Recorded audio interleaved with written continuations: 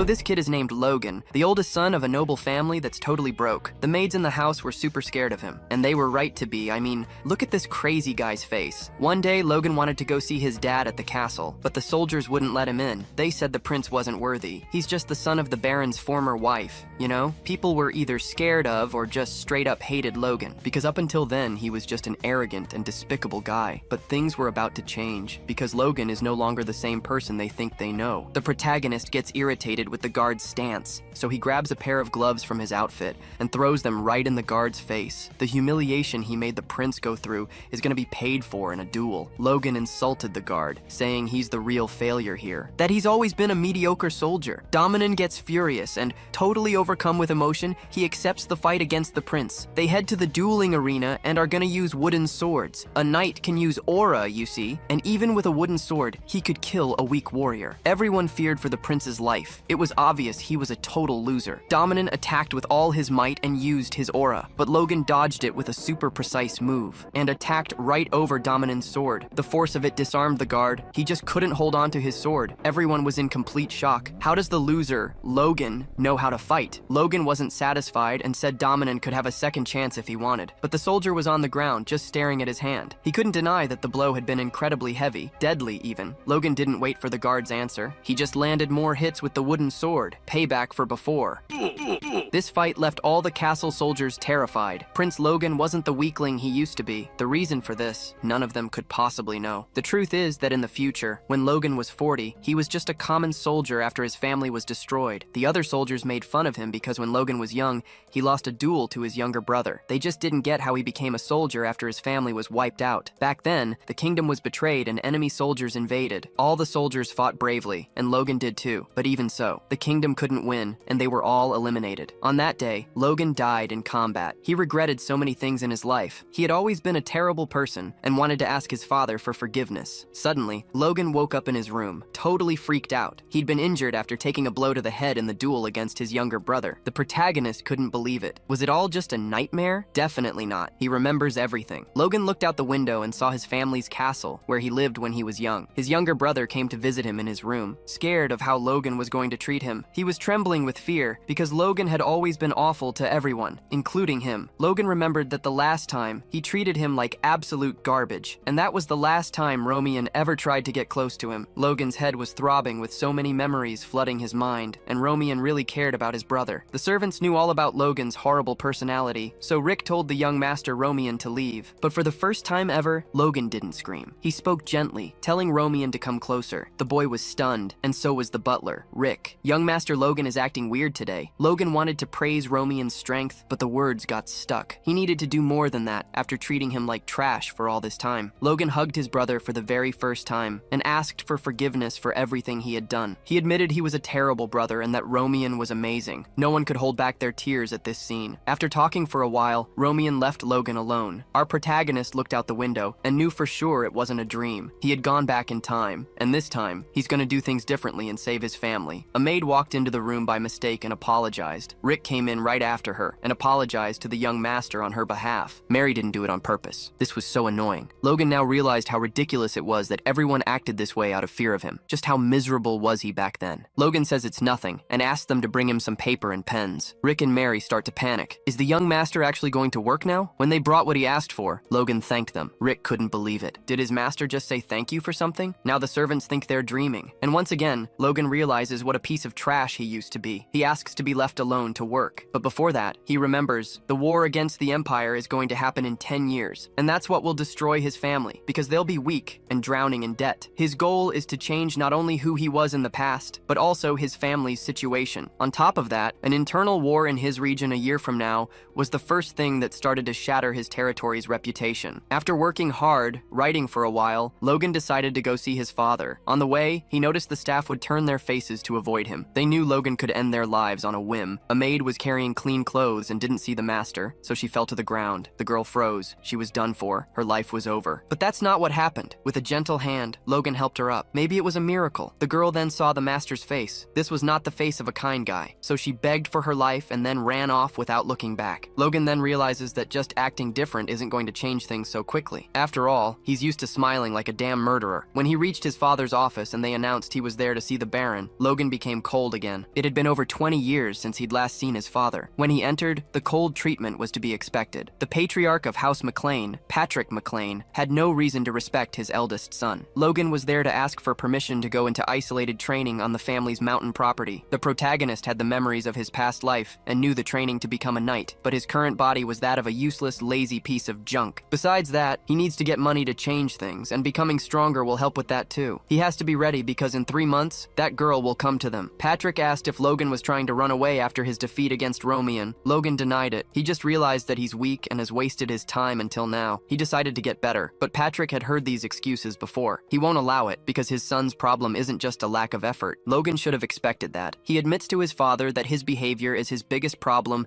and that he's going to change it. His father isn't willing to believe his lies anymore and orders him to leave. The request was denied. This is the consequence of everything. But Logan tells his father that he's been foolish and immature until now, and it's through this training that he'll take the first step to change. Not even the most bitter of fathers can abandon their children. So Patrick says this will be Logan's last chance to change. However, before he leaves, he asks if Logan thinks 3 months is enough time to catch up to Romian. Logan then says firmly that the training isn't to defeat Romian, but to defeat himself. When he left the room, it had been a long time since Patrick felt any respect for his son, and our boy noticed it. Even though his father didn't say anything out loud, Logan felt that changing was worth it. Logan went to the mountains and is going to stay in this place for 3 months. His goal is to train his body and, more importantly, achieve something bigger. True warriors are capable of defeating even a dragon by using the life force in their cores. 3 months went by with the protagonist training every single day to his absolute limit, until, finally, he managed to form his core, something he only achieved at 40 years old in his other life. With this, he could push his body's limits beyond the breaking point. On the last day of training, he stood in front of a huge tree to use his strongest move. By focusing all his aura, he transfers his energy into his sword and muscles. The strike is capable of cutting through space itself to reach the target, and then slicing it in half. This is the power he gained at the end of his life, and now he can do it even at this age. Even though he pulled it off, the toll on his weak body is massive. This should only be used as a last resort. Now he can go back home and start making changes. And the first thing to change is his clothes. He smells like a sewer. When he got back home and went to visit his father to show his progress, the guard, Dominan, denied him entry, because only those with direct McLean family blood can pass without authorization. It was on that day that Logan realized his authority in the family was at risk. It was at that moment that Logan challenged Dominan to a duel and shocked all the castle guards by easily defeating a trained soldier. This was the result of his training and combat knowledge,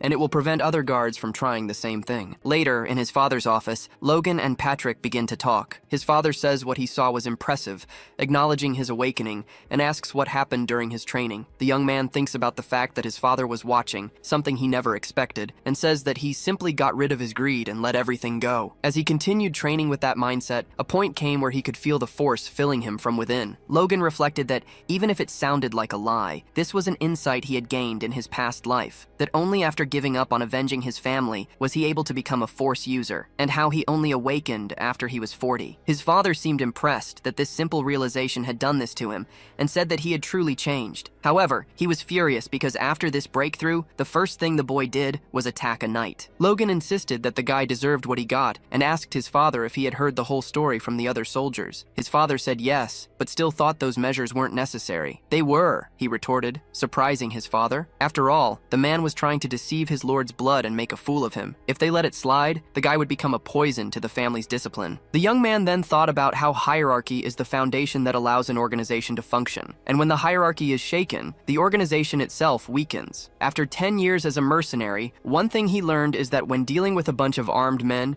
you have to establish order in one fell swoop. What happened today would serve as a lesson for the other knights. His father continued, saying Dominion was largely to blame since he had failed in his duty and tried to trick Logan. But what he did was too risky, and it was best to hold back for now. Logan was shocked by how easily his father forgave him, a stark contrast to his previous life. Seeing his face, his father even joked, asking if he wanted a punishment. "I'm good," Logan replied. His father went on, saying he didn't think what he did was right, and that he should never do something like that again without permission, since he hadn't even officially received his rank. Logan respectfully said he would remember that. Soon after, his father announced that his fiancée, Reina, would be visiting soon. At first, the young man seemed surprised by the news, but it wasn't surprise, it was pure excitement, because the day to get the cash was finally coming. And right on cue, Princess Reina Wolf was introduced. All the ladies present are speechless, and all the guards envy Logan. When she approaches, she greets Lord McLean gracefully, saying it's been too long. wrong and asks about his well-being. The patriarch, stunned by Reina's beauty, comments on how she's grown into a beautiful woman since he last saw her. Rick also watches her from a distance, impressed to see her all grown up. However, he looks over at Master Logan, who doesn't seem the least bit impressed by her presence. Reina says she has a letter entrusted to her by the Count, her father, and then begins to read it. The letter was addressed to Baron Patrick McLean, and it was so boring that over the next 30 minutes, even the guards nearly fell asleep. However, the letter's conclusion brought everyone back to reality, as the final request was that, due to some unavoidable circumstances,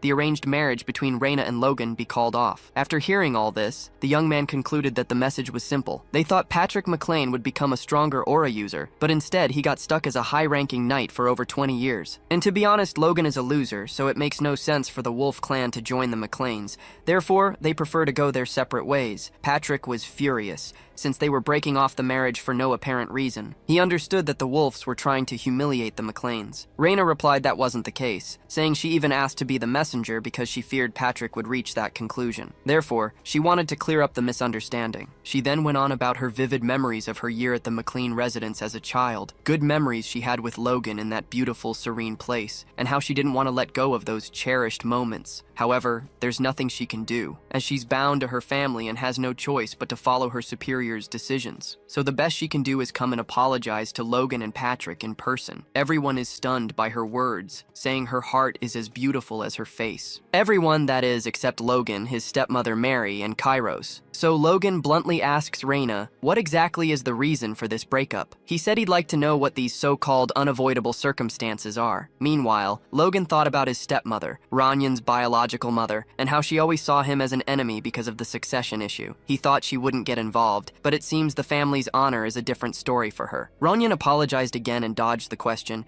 saying she didn't know the reason for the breakup, arguing she was just someone who would marry into another family, so her father doesn't discuss important family matters with her. Mary is furious and concludes that, all things considered, she understands why Reina came to announce the breakup without any apparent reason. Reina, scared to death with her white dress gaining brown stains, looks up at the McLeans and announces that, for the inconvenience caused, the Wolves are willing to pay 3 million gold pieces as compensation for ending the engagement. Seeing this, the financial manager, Dwayne Filsner McLean, nearly has a heart attack, and Logan was thrilled to hear it too, thinking he was about to get his hands on the cash. But no way. Hearing that, Patrick nearly had a fit of rage, asking how she dared to propose such a thing. A knight from the Wolf House jumped in front of Princess Reina to protect her, and begged the patriarch to calm down. Patrick asked if he was a high-ranking knight like himself, acknowledging it was impressive for someone so young to have come so far, and continued, saying that perhaps injuring the rising star of the Wolf family would be a fair trade for the dishonor of the McLean family. The knight replied that his master, Chiron Wolf, considered Lord McLean an honorable man, and that he would never go after the young princess or someone younger. Reina then spoke up, stating she also didn't wish to buy honor with money, asking them to accept the gold as a sincere gesture to maintain the friendship between the two families. Lord McLean gritted his teeth, thinking that if he pushed the matter further, he would become a man without honor. He realized this was exactly why Chiron had sent these young people. Patrick continued, saying a visitor is a visitor, even if they bring bad luck, and stated that the McLeans were not ones to go after their guests. However, he would not accept the Wolf's one-sided offer. House McLean asked for only one thing, that the messenger, Princess Reina Wolf, cordially apologize to his son. Patrick also made it clear he would refuse any other type of compensation. After all this, Logan intervened, saying that as the person directly involved, he had a request to make. Logan ponders that they need to accept the money, thinking that letting them off with just words is crazy, especially considering that 3 million gold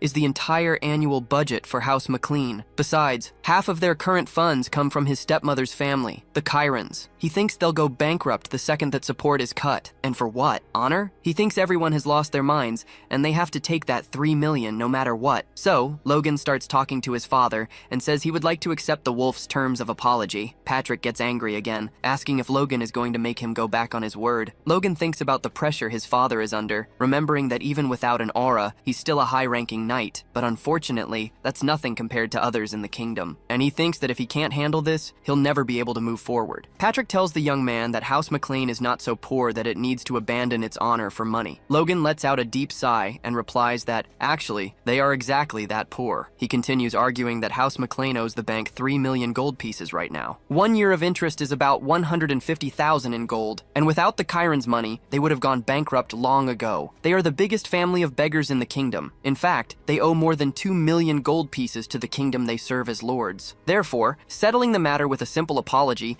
makes him fear that rumors will spread that they bowed down to the wolves. Reina then intervenes, saying that the House of Wolf is not such an irrational family and that they have the utmost respect for the honor of their claims. At this, Logan asks if she doesn't find it ridiculous to talk about rationality, since she's the one who came unilaterally to break off the engagement. A memory from the young man's past life emerges, and he remembers how, back then, he believed Rena was genuinely sad about the inevitable separation. But that was before a certain incident. Rena and Logan are alone in a bedroom, and she thanks him for coming. Rena says that they may be ending things today, but she still wants to create one last memory with him. Logan, thinking his life as a master was over, asks Rena to run away with him that night. That's when she throws a knife at his face, forcing him to draw his sword to defend himself. Rena rips her own clothes and, trying to shame him, asks if he really thinks someone like him deserves someone like her. Then she tells him to learn his place and get lost. She asks why he's even carrying a sword, since he lost to a child, and says he just made things easier for her. Logan doesn't understand what's happening, and Rena starts screaming as a thunderstorm rages outside. Rena accuses Logan of becoming aggressive and trying to take advantage of her, and since his sword was already drawn, it was an easy lie to believe. The young man remembers that he was already blamed for so many mistakes that not even his family believed him, and as a result, the McLeans were forced to apologize to the Wolves and pay a hefty compensation. He thinks to himself that because of her, he could never trust women again, calling Rena a bitch from the streets, but vowing that this time, she wouldn't get away with it. After these events, Logan thinks about his plan and how he was going to change his reputation in the family, figuring that by gradually showing them he'd changed and convincing them they would also change. But it seems the fight with Dominion made him realize something. The soldiers turned a blind eye even when someone disrespected him, and the rumors that he lost to his brother spread while he was away. Therefore, you can't transform the family by winning the recognition of people like them. With only 9 months until the start of the regional war, his reputation no longer mattered. The only thing that mattered was saving his family. Logan put his pride aside and told Rena that he would accept the Wolf family's compensation, ignoring the will of his own family. Rena was speechless. The patriarch was furious and asked how he dared to defy his will. Logan replied that he wouldn't be satisfied with mere empty apologies, leaving his father dumbfounded. He continued, saying that their honor couldn't be bought with words that the wind carries away. The value of it will be as light as those words. Hearing all this, Rena tries to make the best of the situation and says that the Wolf family wishes to obey the will of the Baron, the House of McLean. Then she asks Patrick what he chooses. Logan sees her move and thinks that everything she's saying is to save her father's reputation, and that she's probably scared to death of having to pay 3 million gold. The patriarch, looking down on Rena, states that as the representative of the McLean family, he is satisfied with only a sincere apology. However, he will leave it up to Logan to decide whether the apology is sincere or not. Hearing this, his stepmother Marion is furious. Patrick turns to the young man again and tells him to think carefully, because if he accepts money for his dishonor, he will be opening the door for his honor to be traded in the future as well. Logan, without a second thought, decides he can't give in to his father on this issue and says that as the person involved in the broken engagement, he accepts the compensation offered by the House of Wolf. This surprises Marion and visibly upsets Rena. After Logan made his choice, his father, disappointed, said he thought he had gotten a little better, but in fact he'd changed for the worse. He even adds that it's his fault for not teaching him the true value of honor. Logan, though he doesn't say it to his father, thinks that everything he does is for the good of the family. In his room, after receiving the handsome compensation from Rena, the young man is interrupted by a knock on the door. Thinking it's Rick, the boy invites him in, but instead, Dwayne, the family's financial advisor, enters the room. Seeing him there, Logan wonders what he's up to. An internal monologue from Dwayne unfolds, recalling how he, as the financial advisor, had to manage the McLean estate with an ever-dwindling budget. He had to deal with both the soldiers demanding new weapons and the servants who were running out of supplies for the winter. To make up for the lack of money, he was constantly begging the patriarchs. He wondered if he was a financial advisor or a king of beggars, and he thought that if this wasn't his hometown, he would have resigned long ago. However, now, he had a chance to rest easy for at least a few years. He thought the only person in his way was the idiot, thinking to himself that Logan would have to split the 3 million with him. Dwayne told the young man that he'd only stopped by to greet him, since he'd made such a great impression the day before. Given how he defended himself and didn't yield an inch to unfair external pressure, he was truly an incredible apprentice, worthy of being the heir to the McLean family. As Dwayne said all this, he imagined his flattery had deeply touched Logan. After all, he had never received praise before, before, since he only used to mess things up. He figured it would be easy to take his money, but Logan is not the least bit impressed. Dwayne continues, saying that in difficult times like these, 3 million gold was like rain in a desert, and that Logan's cleverness had allowed the family to breathe a sigh of relief once more. The young man remains stone-faced, saying he doesn't see why the family would be relieved, since that was his money. Hearing this, Dwayne loses all hope. He thinks Logan is really going to use all the money for himself, but he tries to keep his cool. After all, in 20 years as the McClane's financial advisor, subservience had become a normal habit in his life, and this situation was no different. So, he started to cry, leaving Logan a bit shocked, who asked if the family's situation was really that bad. Dwayne went on, saying he didn't know if the other was aware, but the family owed 3 million gold to the Cooper Bank. He wanted to continue explaining that the interest alone was 150,000 gold, but Logan cut him off, finishing the sentence for him. Dwayne, surprised, asked if he already knew about that, and the young man replied that the interest shouldn't be a problem. After all, it was harvest season, and he should be able to pay it off with the harvest money. Dwayne tries to convince him that just managing the barony costs a fortune, that they're always on a tight budget. He tries to say that if he could just help a little, things would change. But he's interrupted again by Logan, who doesn't want to hear it. Dwayne asks why he wouldn't help, since he thought he was against the Baron for the family's sake. Logan agrees. He says he will use the money for the good of the family, but not to cover the barony's immediate expenses. Instead, he needs to prepare for the future. Dwayne, furious, thinks Logan has no idea what he's talking about and should just hand over the money right there. Logan then asks Dwayne if he's correct in saying that even if he paid the family's debts, it wouldn't change the situation much. Dwayne argues that having a larger budget would make managing the estate easier for at least a couple of years. The young man then asks what would happen after that, saying that even if that were true, they would just fall back into debt, since they had no special products to sell. He concludes that it's a vicious cycle, and he's trying to break it with a plan of his own, for which he also needs the money. Dwayne is gobsmacked, wondering if this is really the same delinquent he knew, thinking to himself that he thought Logan was just a kid who couldn't care less about family affairs. The young man says he has a favor to ask of Dwayne, and that if he helps, he might even share a portion of the money, helping to pay some of the family's expenses. Dwayne asks what he needs, and the young man says he needs to gather some mercenaries. Later, he speaks with Rick. It looks like he's preparing to leave again, and Rick asks where the hell he's going, saying it hasn't even been that long since he returned from his isolated training. Logan replies that he's leaving to make money. Rick points out that he already has a good amount, but Logan insists he needs more. He continues, saying that the patriarch certainly won't let him leave now because the mood in the castle is incredibly tense. But Logan replies that he's not going to ask his father for anything. He's going to slip out quietly. Rick is shocked, but Logan doesn't care. He thinks that if he can't change his reputation now, it's never going to happen. So he has to gather forces from the outside. Luckily, he's aware of what's happening in the outside world, just like when he was kicked out of the family in his past life. And he concludes that his first step is to find a certain guy. Rick tries to talk some sense into him, saying he's not thinking straight, and that becoming a fugitive at this point won't do him any good. Logan gets annoyed with Rick's persistence, who asks what he plans to do if he just runs away. Rick even says that if he's really leaving, he might as well just walk all over him, which, by the way, he's close to doing, since he doesn't seem to care at all. The young man replies that everything will be fine for his friend, as he will write a letter to his father, so no one will blame him. Rick asks what he's going to write, but Logan just smiles. Rick lets out a sigh of relief. After Logan disappeared, Rick took the letter to the patriarch, who looked like he was about to make D-Day look like a child's play. The letter began with a formal greeting, and went on to say that, heartbroken over the engagement, he had decided to leave to get some fresh air, but that he would be back soon. Signed, Logan McClane. After that, poor Rick just cried, wishing for the young man's return. A history of the McClane family is then presented, revealing that just 200 years ago,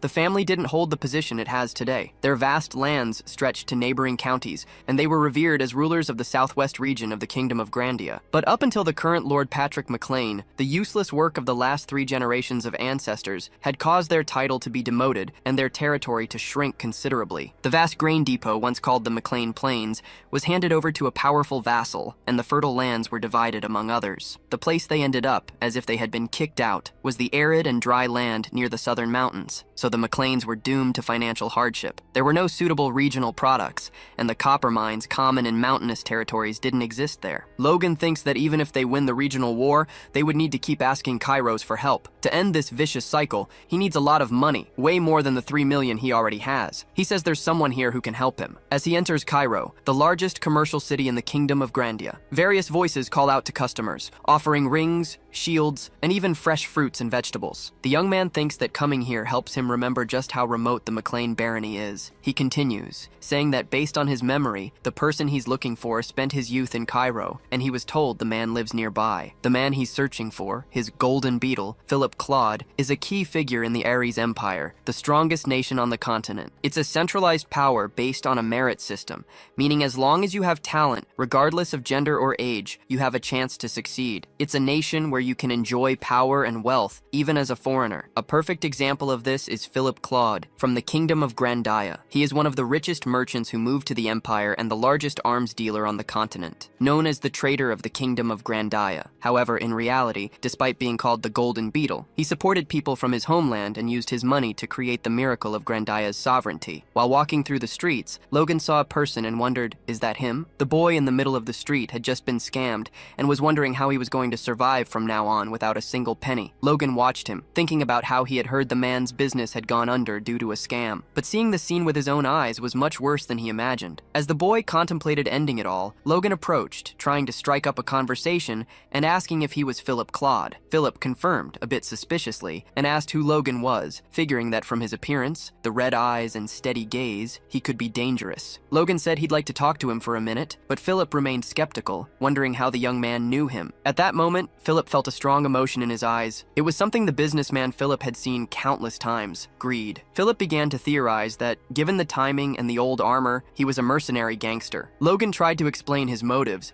but Philip freaked out and started yelling that the payment date hadn't arrived yet, and that the sale of his commercial property would be finalized in 3 days, so he should come back then. Logan assured him he wasn't there to collect any debt, but Philip barked like a rabid dog and repeated that his sales hadn't been processed yet, telling the young man to leave once more. Logan tried to calm Philip down and said he wasn't there to collect anything, but to invest money, leaving Philip in shock. When asked if that's right, investing in him, Logan confirms. Philip starts thinking that if he didn't come to collect money, then he must be a lunatic, crazy for wanting to invest in someone like him, who had completely failed. But at the same time, he wonders if Logan is telling the truth and asks how much he wants to invest. Logan retorts, asking how much he needs, and states that he will help him enough to pay off his debts and get back on his feet. Philip, still suspicious, analyzed the expression on Logan's face and the dirt on his armor, concluding that he must have come from very far away. That's when it hit him. Logan tried once more to ask how much he needed, but Philip cut him off, calling him a disgusting scoundrel. He said that if the plan was to trick him, he should have prepared better, like the other guys who had already made a fool of him. He continued, stating that he was no investor, and by the crest on his armor, he must belong to the McLean barony in the southwest. To Philip, they were nothing but a family of beggars who had to live off their rich relatives. How could they possibly want to invest if this family can't even pay its own debts? Besides, he tells Logan that if he were caught impersonating a noble,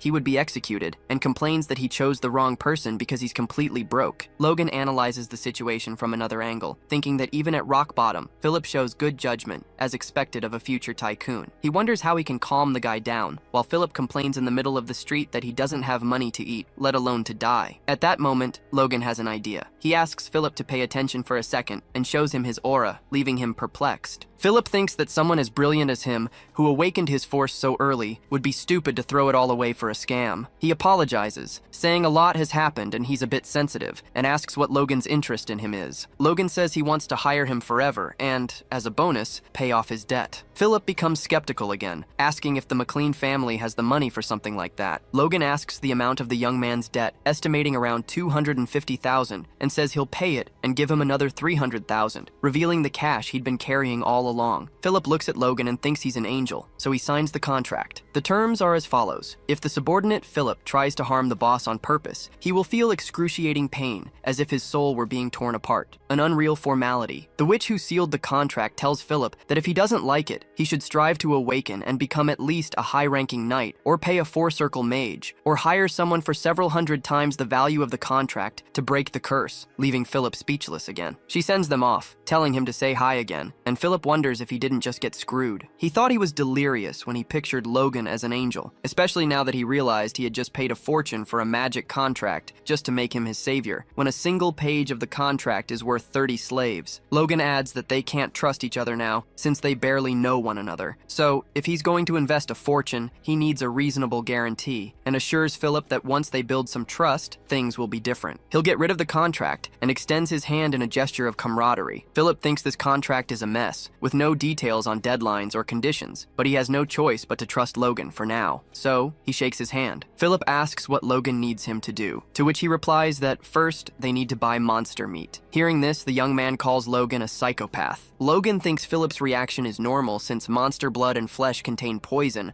so burning it would be the wisest thing to do. However, in a few years, the situation will change drastically. As soon as the news spread that you could make a monster blood neutralizer with common ingredients, some areas with little food began to consume the monsters. That winter, they started treating cases of deficiencies after consuming the Kellogg monster. Even those with injuries in intimate areas that caused sterility began to see results. A year later, the Royal Magic Tower confirmed everything. The Kellogg disappeared from the map across the continent because the species simply vanished after research results showed it was good for virility. And with this in mind, Logan thinks he can easily make 3 million, or even more, depending on what he can get. Walking around with a madman like this, Phillips looks at Logan with disappointment and wonders if it wouldn't be better to just run for it. In a tavern, Philip and the young man start discussing what to do next. Logan tells Philip he wants to buy monster meat worth 1 million gold pieces, and Philip thinks he's completely lost it. The warrior tells him to calm down, assuring him that he'll make money even if he spends more on it. Philip says he's against the idea and asks if he's sure about what he's doing. He says yes. So Philip asks what the price range per unit is to buy Kellogg meat, and he says that Kellogg meat is worthless now, that people are mostly burning it for lack of buyers. So if he sent someone at level 0 to bring the bodies, it would cost about 200 gold because of the kingdom's transport fees. And this fee is charged per unit, meaning if you brought a bunch of Kellogg's at once, the transport would be much cheaper. Philip is impressed by how Logan even thinks about transport fees and agrees that he's right about the costs. He asks if, with this price per unit and a budget of 1 million in mind, he's going to hire a mercenary guild for a kingdom-wide hunt and buy everything for them. Logan confirms he's right and asks if he sees any problem with that. Philip explains that the plan is completely wrong, since all monster meat is being thrown away now. He should hire a merchant's guild for the price of beef, and everything would be sorted. He continues, saying there are merchants out there who will bring and sell anything for money. Even if it's trash to be thrown away, they will offer to get it for him. The young man is so confident that he even says they will probably bring all the Kellogg meat in the kingdom as soon as he asks, all cut up and ready. Logan is impressed with Philip's idea, thinking his investment is already paying off. A bit suspiciously, he calls Philip an adorable punk for some reason. Philip tells him not to worry about money from now on and to leave everything to him. After all, his faith depends on Logan's future. Then, the young man hands Philip a list of several things: ironwood cartridges, springs, and glue. He tells him to stay in Kaylee and buy all of this in large quantities, but Philip is skeptical again and asks if he's trying to open a toy factory, to which the young man replies that he has something even better in mind. In fact, Logan had Philip buy the raw materials for weapons of war, and remembered how armaments made from these materials were used in the invasion of the Kingdom of Grandia in his past life. Depending on the battle conditions, a single soldier could even keep a knight in check with these weapons. He also remembered having tasked Dwayne with hiring mercenaries before he got there, so just putting these weapons in their hands would be enough to gain an advantage in the regional war. But first, he had to find a craftsman capable of making these weapons and an instructor to train the mercenaries. 2 days later in Heron, the city of mercenaries, Logan was talking to Kaisalon, a rank A mercenary, trying to hire him as an instructor. But Kaisalon said he had never productively trained anyone before. Logan insisted the job wouldn't be that difficult, since he would only be training the rank C mercenaries he would hire. Still reluctant, Kaisalon explained to Logan that he didn't know what he had heard, but all he had managed to do was guide some young people, and that he should entrust this mission to professional educators. Logan thought that Kaisalon couldn't fool him, as he knew all about this since he had worked with him in his past life. He recognized that Kaisalon could wield every existing weapon, and on top of that, has great skill with horses. But where Kaisalon really shines is as an instructor. After all, the mercenary squad he trained after retiring due to a serious injury was more skilled than any other, but he doesn't seem very keen on it now. Logan offers 4,000 gold coins for the service. Kaisalon is playing hard to get and doesn't accept the offer. Logan increases the proposal to 6,000, but the guy keeps refusing. So he goes up again to 7,000 and, once more, the stubborn man doesn't budge, trying to explain to Logan that money can't buy everything. But the young man raises the offer again to 8,000. That's when Kaisalon caved and accepted the proposal, even thanking him in advance. They talked, and Logan revealed he was the firstborn son of the Baron McLean family, asking if he wasn't curious about why he was hiring mercenaries from the countryside. Kaisalon replied that he didn't care, as long as he got paid. As they walked through the streets, they saw a man whipping a group of people, shouting that if he was late, he would kill them all. Kaisalon continued, saying that as Logan might already know, Harem is known as the city of mercenaries and slaves, and they would see a lot more of this ahead. From there on, the city turns into a slave market. Logan replies that he's familiar with the situation, thinking of buying a slave in this market as well. A merchant observes him, thinking he must be some clueless country bumpkin, and calls him over to show his wares, saying he offers slaves at unbeatable prices. But upon seeing Kaisalon, he gets terrified. Seeing this, the young man relaxes, thinking it was totally worth hiring him. He arrives at a shop with more guards than the others, and soon realizes this is the right place. An elderly man greets Logan, saying he imagines he knows where he's getting into. The young man replies that he's there to buy a dwarf. The old merchant confirms he's come to the right place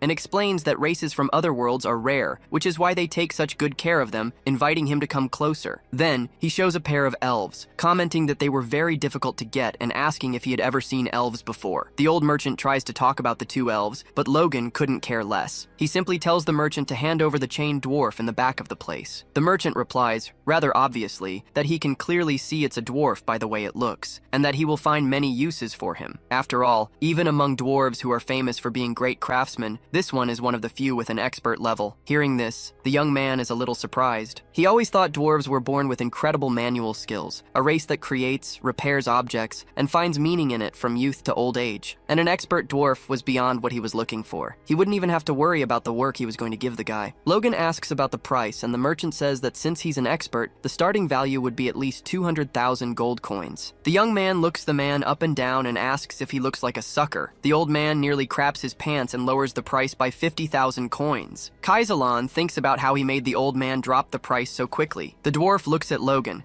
and comments that what he did was ruthless, but the young man thinks it's just basic. The dwarf continues, asking where he's going now. Logan replies that he's taking him to the Mechlin estate in the southwest, and that he will do the things he asked. The dwarf just agrees. It was exactly as he thought. Dwarves are famous for their manual skill, but not slave dwarves, because even though they are the race of craftsmen without passion, they don't create true works of art. Logan wanted to awaken that passion in the dwarf, and said that if he gave his best for the next 20 years, he would send him back to the mountains, since 20 years were nothing to his kind. The dwarf was happy with the promise, and tried to thank him when, suddenly, another slave broke free and started running from his master. The young man watched it all unfold. However, he didn't get very far. A soldier managed to catch him. It turns out Logan found that slave familiar. A slave with blue hair and different colored eyes, also blue. Suddenly, he remembered and ended up thinking out loud, making Kaisalund curious about what he was saying. Logan wondered how it was possible to find the noble slayer here. This made him recall his past life, when there was an incredibly famous aura user in the kingdom. Once a slave, he escaped after killing his masters, embarking on a killing spree, murdering nobles and knights. Finally, he hid for the next 10 years. When he reappeared, he used aura, proof that he had transcended his humanity, making it his life's mission to kill every noble he came across, which earned him the title of Noble Slayer. Logan continues, explaining that the slave escape incident happened about a year after he became a mercenary. So,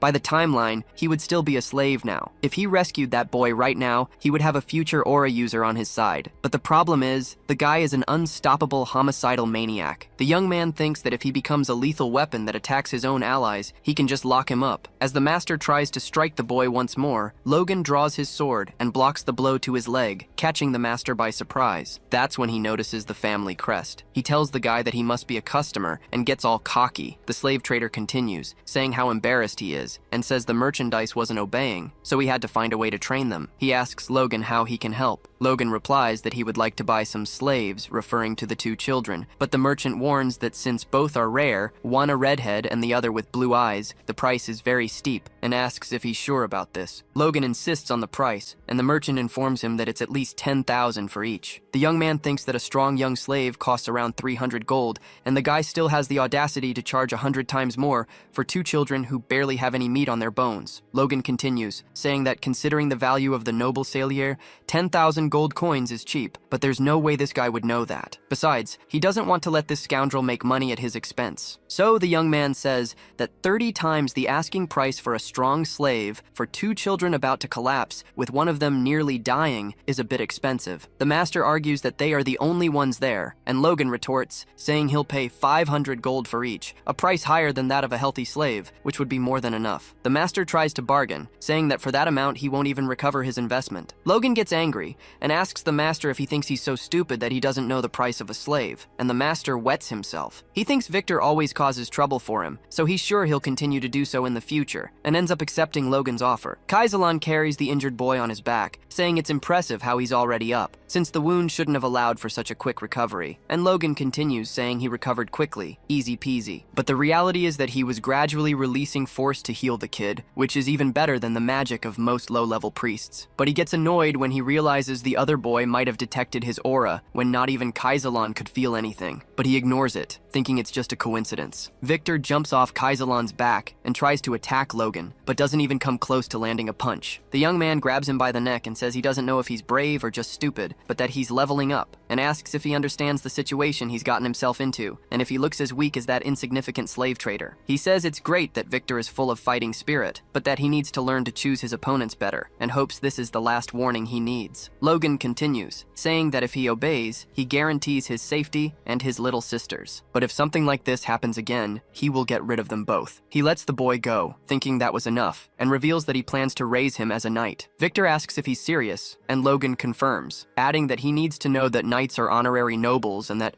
naturally, he should be able to escape his slave status. And not just him, but his sister too. Hearing this, Victor looks at his sister and says he will do whatever it takes. Logan observes the two and realizes his assumption was correct. The sister is the key to controlling the violent nature of the noble slayer. He continues, saying he will begin their training as soon as they get home, and then asks Hamar, the dwarf, to come closer for a second. The young man says he will start drafting the contract, a magical contract that will state the following. If Hamar works for him for the next 20 years, he will send him back to the mountains. Hamar was shocked, not believing that Logan would really send him back to his people. The young man continued, saying it's hard to trust a promise that consists only of words in the wind, and asked if there was anything wrong or if he didn't want to go through with it. Hamar replied gratefully that he wanted it with all his heart and would do anything he asked. He continued to thank him, saying he couldn't believe Logan would do this. Seeing the reaction, Logan thought that if a contract was all he needed to motivate him, then he was the one profiting here, and he continues, admitting that he got everything he could want from this adventure and more, since he managed to get his hands on the noble slayer. He says that the preparation for the war between the clans is going swimmingly. At that moment, however, Logan had no idea that rumors about his strange behavior had already spread throughout the McLean estate while he was away, that his reputation had gone to the dogs and was sinking, and that Rick was drowning in confusion, trying to fix things and thinking, what the hell is Logan up to? Soon after, it seems he returned home and no one in the world is happier to see him than Rick. The young man looks at Rick and asks how he's been. Rick replies by asking Logan if he's serious asking a question like that. Nearly having an attack, he continues asking what Logan has been doing while he was away, and if he's heard the rumors circulating about him, that he's a perverted monster who spends $150,000 on monster meat. It turns out that a few days earlier, Philip had gathered all the merchants he could find and said he wanted to buy monster meat in the name of the young master, Logan McLean. Apparently, even before all this, people had already heard about Logan, how his engagement was broken off, and how he basically robbed his fiancée. Philip himself started some weird rumors about monster meat, trying to get more sellers. He had no idea his master, Logan, had such a past and just thought he was some random crazy old guy. Phillips, however, saw an opportunity in the rumors and dropped the price of monster meat as low as he could, while still making sure merchants would chase after it like it was hot bread, 1 gold piece per kilogram. He figured no merchant would refuse to sell trash to a guy willing to pay for it. He added that if they wanted money,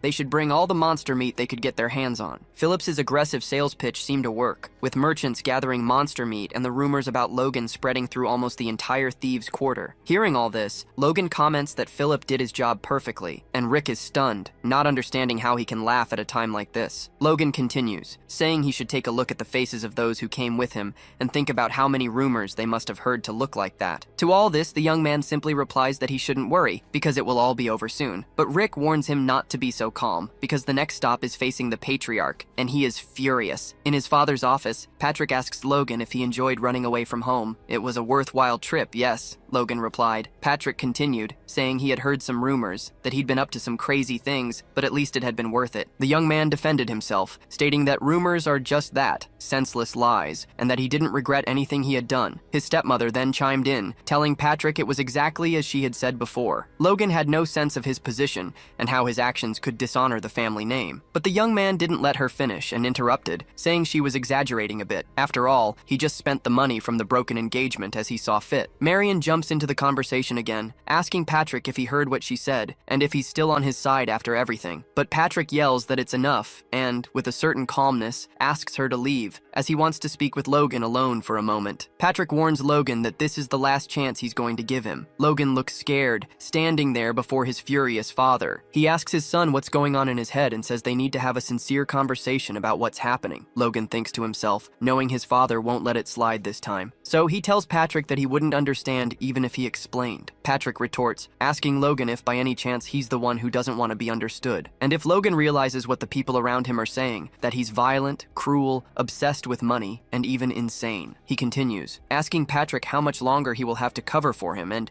if that moment comes in the future, begs him to let him know. That way, he can at least make the excuse that he did his best for the sake of the young man's deceased mother. The young man thinks he can't believe Patrick mentioned his mother, since he never mentioned her in his previous life, not even when he was kicked out, and maybe Patrick hasn't completely given up on him yet. So, Logan asks his father to give him 1 year. He asks that in 1 year, he will prove to Patrick the reasons behind his actions, and once again pleads for this last favor. Afterward, we see Patrick alone in his room, mulling over what just happened, admitting how strange a request for a favor between a father and son sounds, and thinking that if Logan doesn't prove his words after a year, then he will have to make a decision, because he is the patriarch of the McClanes before he is a father. A picture of Logan's mother, Raina, appears, to whom Patrick apologizes, saying he doesn't understand what's happening with their son. Patrick then begins a monologue, saying he promised to protect him at all costs and raise him well. In the end, the whole thing fell apart due to his own negligence. Walking through the castle corridors, Logan runs into his younger brother, and what he sees leaves him speechless. Ronyan had awakened his force. "How did you guess? You caught up to me pretty quickly," Ronyan comments. The young man is happy to see the boy awaken his force so early, at only 14 years old,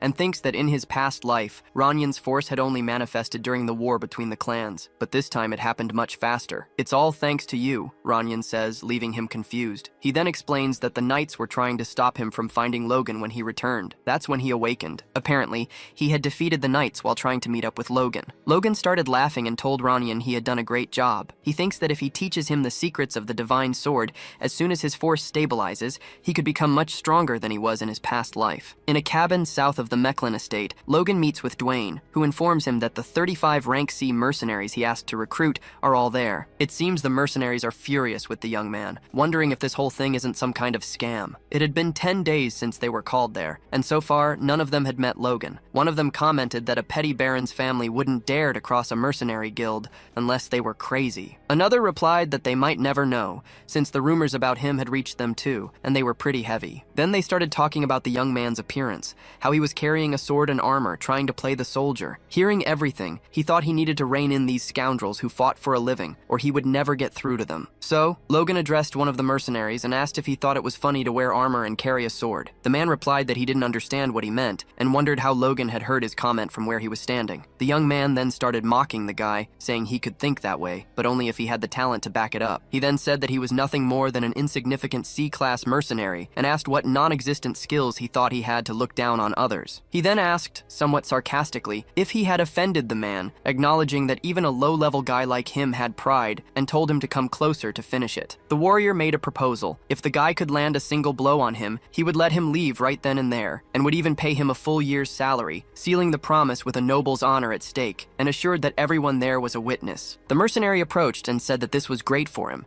since he couldn't go back on his word now, and gave Logan a once-over, trying to intimidate him. But how do you scare someone with that gorilla face? The crowd started commenting on the mercenary's size, wondering if he wasn't a rank B. Another guy replied that he wasn't yet, but that he might get there after this job. Hearing this, Logan scoffs, realizing that must be the reason for the mercenary's confidence. The mercenary tells Logan to attack first, and he replies saying the other will regret that decision. But the mercenary ignores the danger, saying he's been using a sword for much longer, so he doesn't need to worry. He even asks Logan if he needs any advantage at this point. The young man focuses his force and punches the guy in the face. Everyone is speechless at the power of the blow, and it seems Logan ended the duel right there, with the man stretched out on the ground and his teeth flying into the air. The other mercenary looks on in disbelief, while Logan simply stretches his shoulder, scoffs, and asks if anyone else feels like running their mouth. The mercenaries can't believe that at his age, he already masters the force. They think it's absurd. Kaiselan watches him and thinks that he always found him different, but never imagined he was this good. The young man continues, saying that no one else will be making any comments from here on out. After that, he formally introduces himself as Logan McLean, the one responsible for summoning them, and continues, saying that many of them are probably wondering why he's spending money hiring mercenaries. He then explains that he wants to train them to be crossbow knights. Dwayne and Kaiselan seem surprised, and the mercenaries didn't quite know what to think of that idea. One of them even commented that they would just be spending the whole time reloading. Kaiselan then whispered to Logan that crossbows were not efficient weapons for knights to use, but he replied that he already knew that. Kaiselan asked why on earth the young man would want them to use crossbows if he already knew.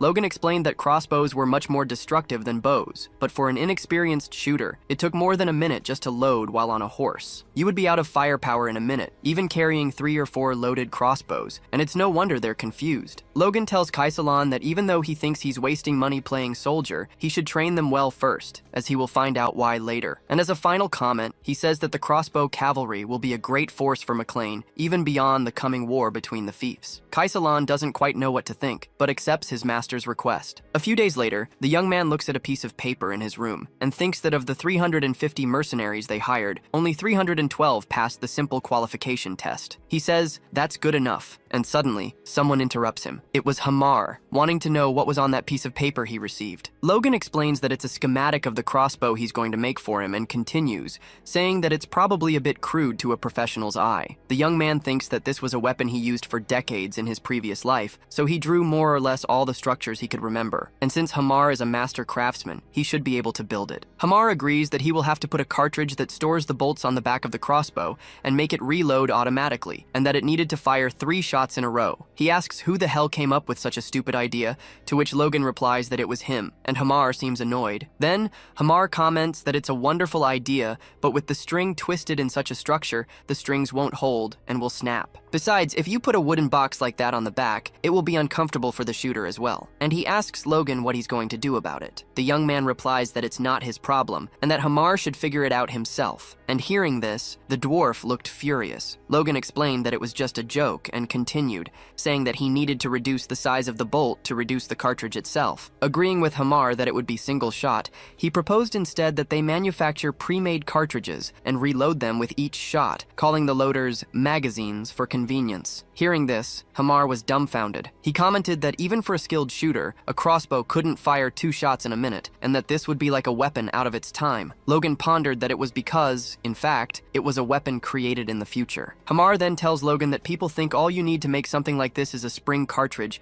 a bit of wood, glue, and a bowstring. This is a motivating challenge for him, and he says he will try. Hearing this, Logan asks Hamar when it will be ready, to which Hamar replies by asking if Logan is asking him to build something he's never heard of or seen with a deadline. Logan then continues, saying that it's still a weapon that humans made. Hearing this, Hamar is perplexed, asking where and who made it. Logan ignores the subject, telling Hamar that he doesn't need to know that, and challenges him, saying that if he thinks he can't do it, he'd better give up. Hamar says he just needs a month, and that in that time, he will build something far superior. Seeing the situation, Logan is pleased to discover what happens when you mess with a dwarf's ego. Later, in the castle's training grounds, Victor is seen running. Logan warns him that he's slowing down again, and that he can do better, so Victor tries to speed up again. Logan thinks about how he has only fed and made the boy sleep for days since he arrived, but can't believe the difference that little bit of food made. He orders Victor to rest. At that, his little sister runs to him. Logan thought once more about the great investment he made in buying Victor. A 14-year-old boy, much smaller than others his age, ran 20 kilometers without stopping, showing great talent. But what he admired most was the young man's grit and perseverance, who seemed to worry about nothing. It became clear to him that he wasn't a noble slayer by nature. This great change in his life probably happened because of his sister. Quickly, Logan interrupts his thoughts and warns Victor that the rest is over and it's time for the next training. He throws a sword into the young man's hands and says that from now on, they would learn the sword technique of the Kingdom of Grandia, which every aspiring knight in the country learned. Soon, the instructor asked for Victor's attention to demonstrate. The young man held the sword firmly and cut the air with force. Victor, however, seemed unimpressed, thinking that all he wanted was to faint and sleep. Even so, he bit his lip and thought that if the price for that good food and a decent night's sleep was exhaustion, he would do whatever it took. So, he took his sword, as Logan had done, and cut the air with perfection. Observing the scene, Logan thought that what he had done before was perfect, just like Victor's strike. Not just the movement, but every breath, and he had only shown it once. That's why he's amazed to see how easily the boy keeps up with him. He comments that not even Ranyan was this good, and they are the same age. Seeing this, Logan tells Victor that if he increases his stamina and executes the sword technique perfectly more than 1,000 times in a row, he can consider himself a knight. Hearing this, Victor's eyes shine, imagining himself in that position. Logan then asks if he can do it, and the young man happily replies, yes. Logan continues, telling Victor that if he needs anything else for his training, he can ask Rick. He would probably sort out most things, but Victor replies that he doesn't need anything. Logan insists, asking if he's sure, and Victor says his only request is that he takes care of his sister. That would be enough. Logan thinks it's perfect. While training Victor, he thinks that maybe the young man isn't ready to go to war immediately, but he will be of great help to McLean in the future. He also concludes that both the mercenary corps and the weapon Hamar will create will be a formidable force. Even so, he shouldn't get too excited. After all, Hamar might not be able to make a decent crossbow, and even if he did, the mercenaries might not know how to use it properly. Since he put everything in someone else's hands, he needed to come up with another plan. Next, Logan went to his father's office and said he wanted to participate in the Knights training, and it seems his father accepted the request. In the Knights training field, Captain Hinckley introduced Logan to the others, warning that he would be participating in the training from then on. Apparently, the Knights didn't take the news well and started whispering among themselves, thinking that Logan might see the knightly order as a joke since he had beaten Dominion. A memory of the captain surfaced. He saw himself in the Patriarch's chamber, where they were discussing the young man's entry into the order. The captain didn't seem happy at all. In fact, Hinckley told Patrick that if he joined, the Knights wouldn't be pleased. But Patrick retorted, stating that he wasn't asking for special treatment. In fact, he asked them to be tough on him, as they would with any other rookie. In the present, Hinckley thinks that even with Patrick's request, he's still the Lord's son, and that it would have been easier if Patrick had asked him to treat Logan with more kindness. Logan notices the captain's concern and reassures him, telling him not to worry. He states that if he falters in any of the Knight Order's exercises during the next week, he will simply pretend nothing happened and get out of Hinckley's way. Hinckley is surprised by the young man's attitude, but ends up agreeing. Hearing this, he decides that for the next week, the Knight Order's training will be 3 times as difficult. Soon after, a knight is seen running with a colleague on his back, wondering what kind of training this was. The warrior yells at his pupils not to die and reminds them that they are cavalry knights, and they can't ignore what it's like to be a horse. He tells them to feel what it's like to be the horse that carries them across the battlefield while fully armored. The knights realize this is the reason they have been training in full armor, and also comment that all of this is happening because of that damned troublemaker. They speculate on how long Logan will last with this training. 1 day? 2? Maybe 3? However, they may all be mistaken, because Logan is running at full speed, charging through the crowd and leaving everyone speechless, even the captain. And to top it off, the young man is smiling while doing it. Hinckley was furious, thinking that at this rate, the knights would fall behind, not Logan. With that said, he ordered everyone to stop and take a 10-minute break. Then, he went to ask how the young man was doing, if he was tired after that run. In fact, what was going through his mind was that it was obviously exhausting, and all he had to do was give an honest answer to get out of that crazy training. But he didn't even finish his thought when Logan interrupted him, saying it was a breeze. Hinckley was gobsmacked. He asked what he meant by that, and the young man replied that it was great training. If the knights go through this every day, there's no way they won't be strong. Then he tells Hinckley that he's looking forward to the next training session, while 2 guys on the ground look like they're about to give up at any moment. Hinckley thinks that's not exactly what he wanted, and Logan, once again, doesn't seem to care. Later that night, the young man looks around and realizes he's alone in the training field. All the knights must have gone home already. He then begins to reflect, thinking that training with the knights is his insurance policy in case all his plans fail. If that happens, he will join the knights and fight on the front lines, so it's better to start hanging out with them now and try to build bonds. Another reason he's doing this is his force, since he can develop it through meditation, but just as important is training his body. That's where the knightly order comes in handy. And as he imagined, as his force core grows and he feels no fatigue, the young man takes his sword and, in a quick blow, releases a force slash, demonstrating his power. He thinks about how he possesses all this strength, and it's all coming from just a 1-star core. He imagines that when he reaches 2 stars, he will have the power to rival a high-ranking knight like his father. The next morning,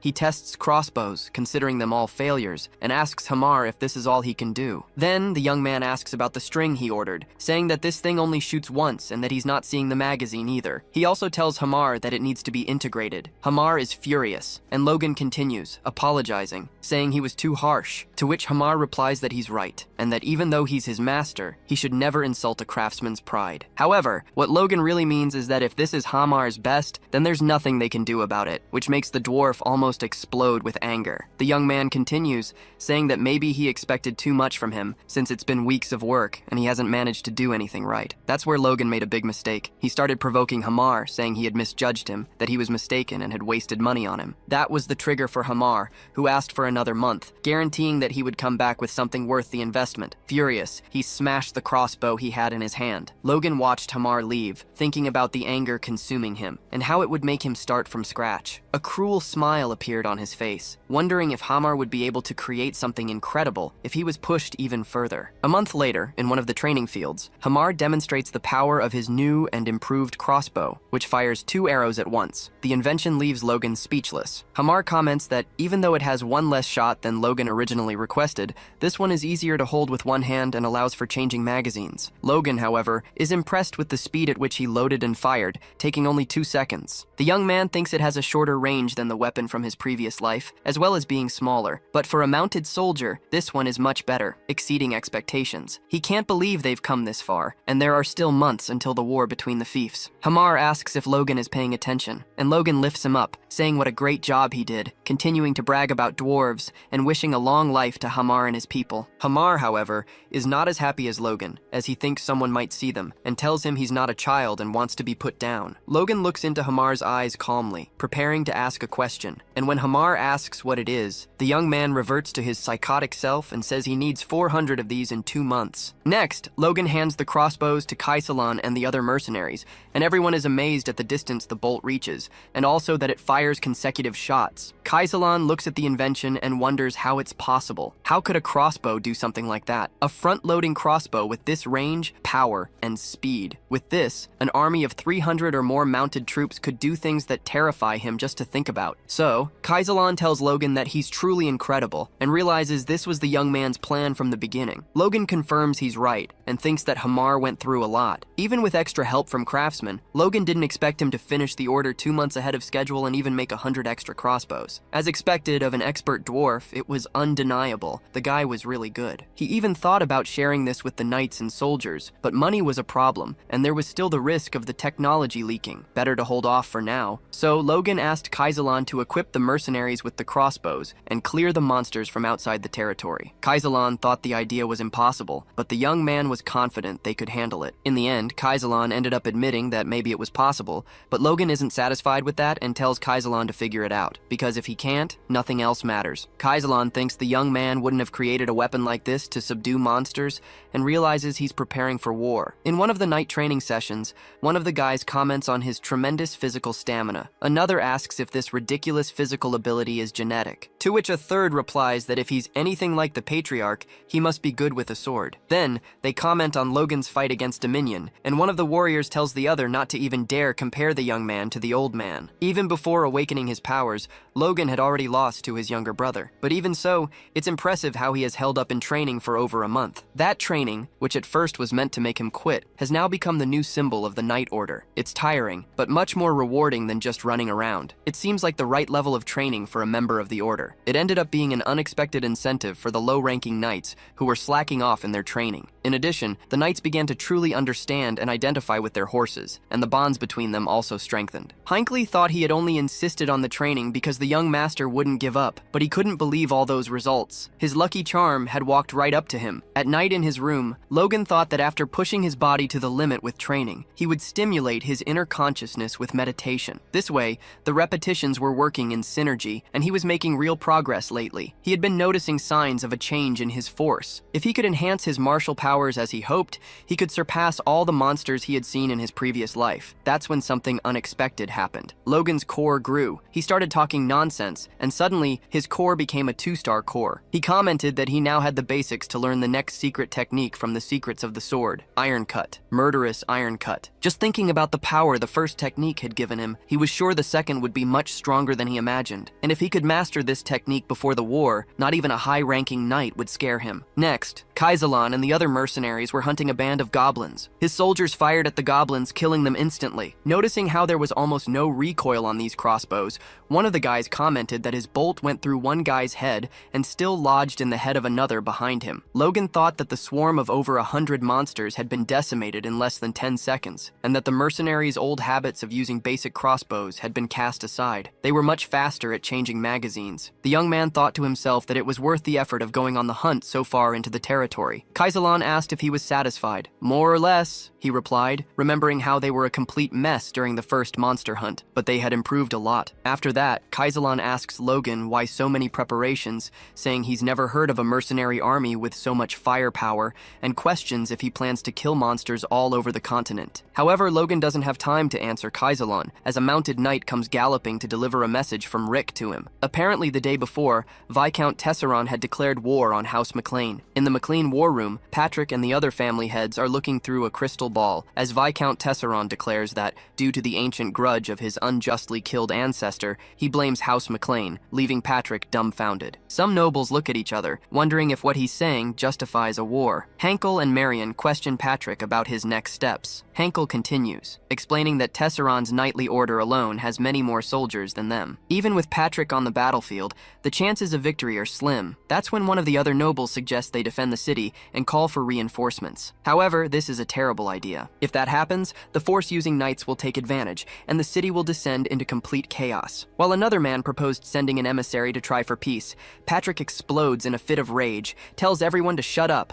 and begins to explain that even though the royal family's authority isn't as strong as it used to be, these people just declared war without even asking for permission. So, it's crystal clear that they planned everything. Therefore, peace is completely out of the question. He orders everyone to prepare for war and tells his generals to come up with a winning plan, as he will not tolerate any disagreement. After all this, in that tense atmosphere, a random noble asks Patrick if the young Master Logan will also go to war, and Patrick confirms. Marion continues, saying that Ronian's forces have awakened, and he is also old enough to do his part. Hearing this, Rick realizes that Logan is not at the castle, and hurries to send a messenger to inform him. Upon being briefed on the situation, he thinks that from his past life's memories, the war shouldn't start for another 2 months, and wonders what could have sped things up. The messenger hurries Logan, warning that the Viscount is breaking all customs and has gone on the attack right after declaring war, so he needs to hurry to at least reach the middle of the conflict. Kaisalan and the others shout that Logan's mercenary troops are ready at any moment. Seeing this, he comments to Kaisalan that he doesn't seem surprised at all by the situation. Kaisalan replies that for a mercenary,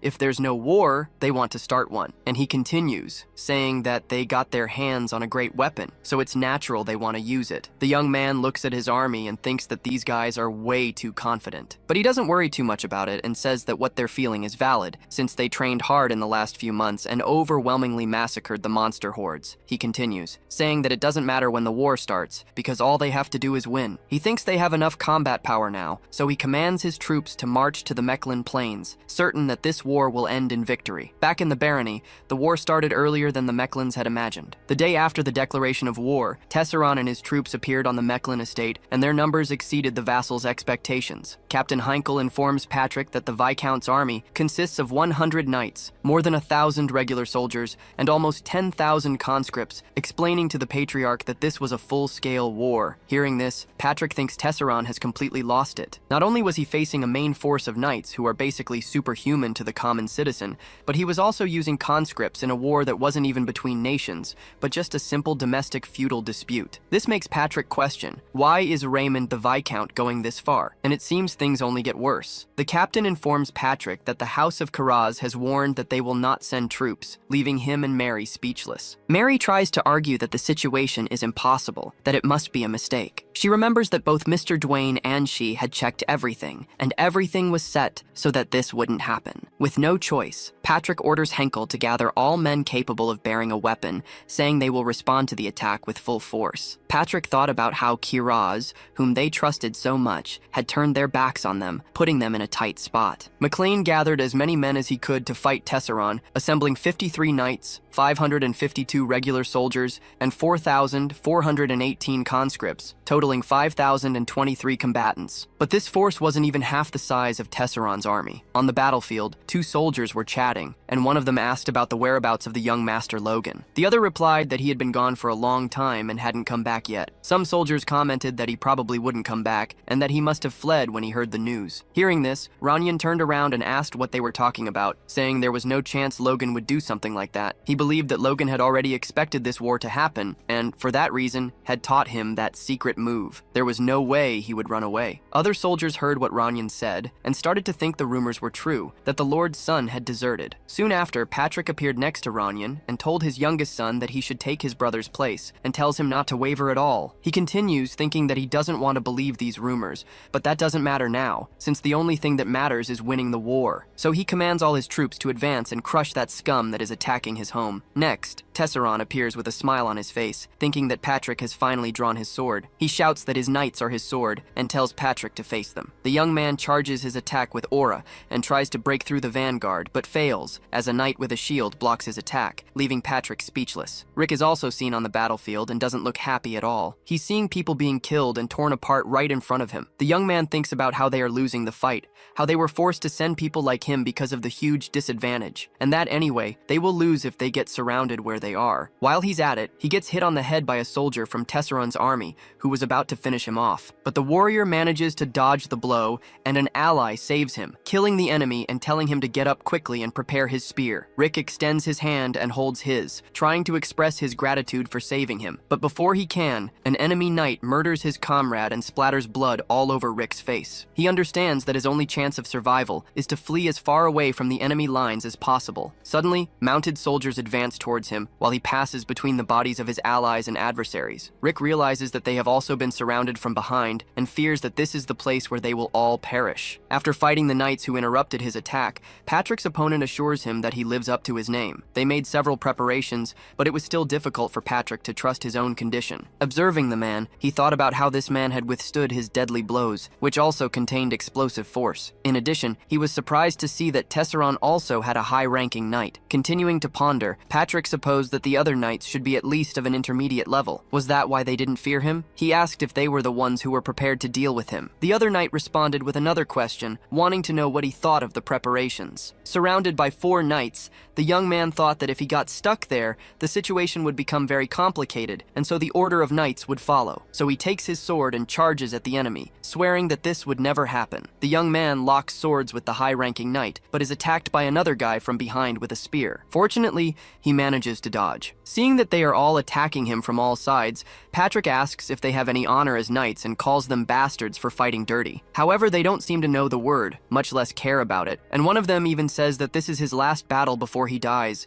so they should just leave him alone. Once again, the warrior charges with all his might, clashing swords with one of his opponents. This time he wasn't so lucky and ended up being hit by a spear in the back of his stomach, being seriously injured. He thinks that while the high-ranking knight blocks his attacks, the others jump in and attack him, an obvious trap from which there is no escape. And since the enemy managed to flank him, he thinks Logan did well to flee. Facing defeat, the warrior hopes that at least Logan can carry on the family's legacy. From a distance, the tyrant watched the battle between Patrick and the knights. He thought he'd made a brilliant move by keeping his high-rank knight a secret. Now all he had to do was finish off Patrick and take McLean Castle. He was about to proceed with his plans when he heard a strange noise from behind, the sound of cavalry troops. A servant rushed over, reporting a cavalry unit approaching from the rear, about 300 of them, maybe more. Tesseron thought for a moment and asked if the McLeans had any other hidden troops they didn't know about. The soldier replied that it was strange. The approaching knights weren't even carrying lances. Their only weapons were small crossbows. Hearing this, Lord Tesseron laughed out loud. He mockingly asked if crossbows meant those little things hunters use, and ordered the soldier to gather the rear guard and archers to get rid of them, calling them a bunch of fifth-rate soldiers. As he spoke, an arrow pierced through his soldier's head, making Tesseron freeze in his armor. It seems Logan had joined the battle, and he was furious seeing what was happening. He gave his mercenaries the order to fire. A storm of bolts rained down on Tesseron's army. The mercenaries' projectiles pierced through the knights, decimating hundreds in seconds and tearing through shields and flesh. One soldier thought about how anyone who didn't raise their shield was already dead, and how he would have been one of them if he'd been a second late. Tesseron's archers prepared to fire back, but their arrows fell short, their bows too weak to reach Logan's troops. The mercenaries fired again, killing even more of the Viscount's soldiers. Watching the chaos unfold, Tesseron wondered how this could be happening. His rear rearguard was in shambles in mere seconds, and Logan's mercenaries weren't even using magic, just those damn crossbows. He wondered what kind of weapon Patrick had created. He then screamed at his knights, ordering them all to the rear to take down those bastards. The cavalry charged at full speed towards Logan's troops, which made Logan smile. He was happy to see them coming right to him. Meanwhile, a fight was about to break out between Ranyan and another knight. Ranyan dodged an attack, and his enemy taunted him, saying he did a good job. As the soldiers began to clash, one told his comrade to stop playing around with the kid, as the fight was getting serious. But the other replied that he was doing his best, and that Ranyan, despite being just a boy, couldn't be underestimated. Hearing their exchange, it clicked for Ranyan. After being exposed to a real battle instead of just training, he realized he wasn't some genius, just a simple boy who had awakened his powers. Still, he couldn't lose. Too much was at stake. He thought of his father, and how he was counting on him to do Logan's part in this war too. He told himself he couldn't afford to falter here. As he was lost in thought, an opening appeared, and Ranyan immediately noticed it. He saw one of the soldiers with his back turned and wondered what the hell he was doing. Whatever the reason, he thought, this was a chance he couldn't miss. He drew his sword in a decisive strike, cleaving through the soldier's body. It was so easy that even he was surprised. He noticed the bolt stuck in the enemy's chest, and looking up, was overjoyed to see his brother, who was shouting his name loud and clear. However, the joy lasted only a moment. Other knights were charging furiously from behind Ragnar towards Logan's position, following the Viscount's orders. Logan observed the kite shield formation the cavalry had adopted, noting it was a remarkable defense, but it wouldn't stop him. His evil plan was about to be revealed. The young man instructed his soldiers to aim their crossbows diagonally at the ground, which made them question his judgment once again. That's when he flashed his psychotic smile and ordered the mercenaries to shoot the horses. This warrior was truly using every dirty trick in the book to win. Hearing the command, the mercenaries got excited, showing the same murderous grin as Logan. A shower of bolts rained down on the cavalry's horses, bringing all the soldiers crashing to the ground. Logan thought that he had made it in time to help Ranyan, but there was still the matter of his father. He reflected on his oath to save his family in this life, and that winning the battle meant nothing if he lost them. He gave an order to Kaisalan and rushed towards his father. Kaisalan told Logan that this wasn't the plan, and started freaking out about what might happen. He felt victory was already in their grasp, and wondered why Logan would risk himself like that. Even if Logan was stronger, running into a mid-rank knight could turn things sideways. Kaisalan finally took charge, and ordered Gerald to provide cover for Logan as he advanced through the enemy troops. Patrick was still dueling the high-rank knight, and things were looking bad for him. The knight taunted him, saying he couldn't believe Patrick charged forward knowing he'd be skewered. At the last second, Patrick managed to dodge the attack and jumped back to get some breathing room. He noticed something strange about the way the enemies were fighting. They were all pushing themselves to the limit, practically throwing themselves at him. Patrick wondered why they were so desperate when they had the upper hand. Once again, he managed to parry two lances that came at him a second later. Suddenly, Logan jumped in front of his father, defeating two mid-level soldiers in the blink of an eye, leaving Patrick speechless. He remembered seeing Logan arrive with a mercenary corps behind the enemy, but he was sure that was far from where they were now. As he turned his head, he wondered how Logan had gotten there, cutting through so many enemies. What he saw left him in shock. Behind him was a sea of corpses. Had his son really taken them all down? Patrick wanted to ask his son how he had gotten so strong, but he knew it wasn't the right time and he couldn't make sense of anything. Instead, he asked if Logan's presence meant they were winning. His son nodded. Hearing this, Patrick rested a hand on the young man's shoulder and said, "You did a good job." The high-rank knight stared at Logan, trying to process what he'd just seen. How could a mere 20-year-old boy from the countryside take down two mid-level knights at the same time? He remembered that at that age, he was working himself to death just to become a knight, but none of that mattered now. He would kill the boy right here. He then ordered his fallen comrades to get back into position. After witnessing what just happened, Patrick thought that Logan was strong enough to handle most mid-level knights, even if he wasn't high rank himself. If the young man decided to take them all on while he focused on the high-rank knight, maybe they had a chance to win, but that's not what happened. Logan stretched his arm out in front of his father and announced that he would face the knight alone. Patrick tried to talk him out of it, saying it was too much for him. He acknowledged his son's progress, but reminded him this was a high-rank knight. Patrick didn't even finish his sentence before Logan punched him in the stomach, knocking him to the ground. The young man said that in his current state, even he could beat his father. He asked his father to trust him and leave this to him. Patrick, though reluctant, agreed. He told Logan to be careful, and the boy replied that they needed to be quick and finish this. The high-rank knight was surprised to see Logan advancing on him instead of Patrick. He got angry, thinking how a brat like him would dare to do such a thing. The warrior charged across the battlefield, channeling his strength,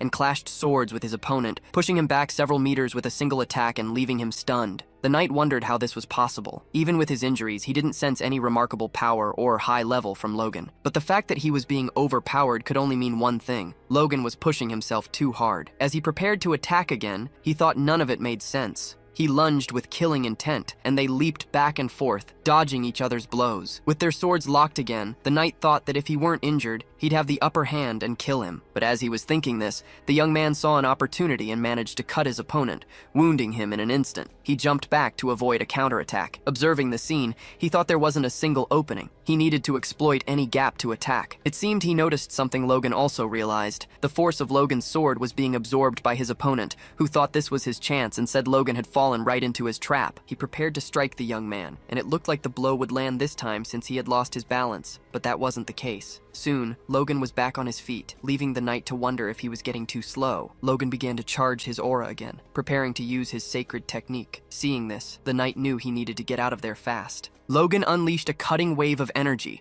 eliminating his enemy instantly and leaving everyone around speechless at what had just happened. Then he roared that he, Logan McLean, had killed the enemy general of Tesseron's army. Hearing this, Tesseron's soldiers were terrified, wondering how such a high-rank knight could have fallen. Since they couldn't even see the Viscount's flag anymore, they began to drop their swords and ask to be taken prisoner. Rick started chanting Logan's name, wishing his master good health, and everyone followed his lead. The Viscount, however, was fleeing the battlefield, wondering where it all went wrong. He couldn't understand how his 3 years of preparation had been for nothing. He had asked for help from other nobles, gathered 100 knights, and that damn redhead with his men and weapons had ruined everything. Thinking quickly, he concluded that he needed to get back to his territory first. That way, he would at least get out of this alive. Upon reaching his castle, he ordered the guards to open the gates, who were stunned to see him there. As this was happening, another guard spotted something in the distance and warned that knights were approaching with Logan in the lead. Tesseron was petrified at the sight. Logan dismounted and told the Viscount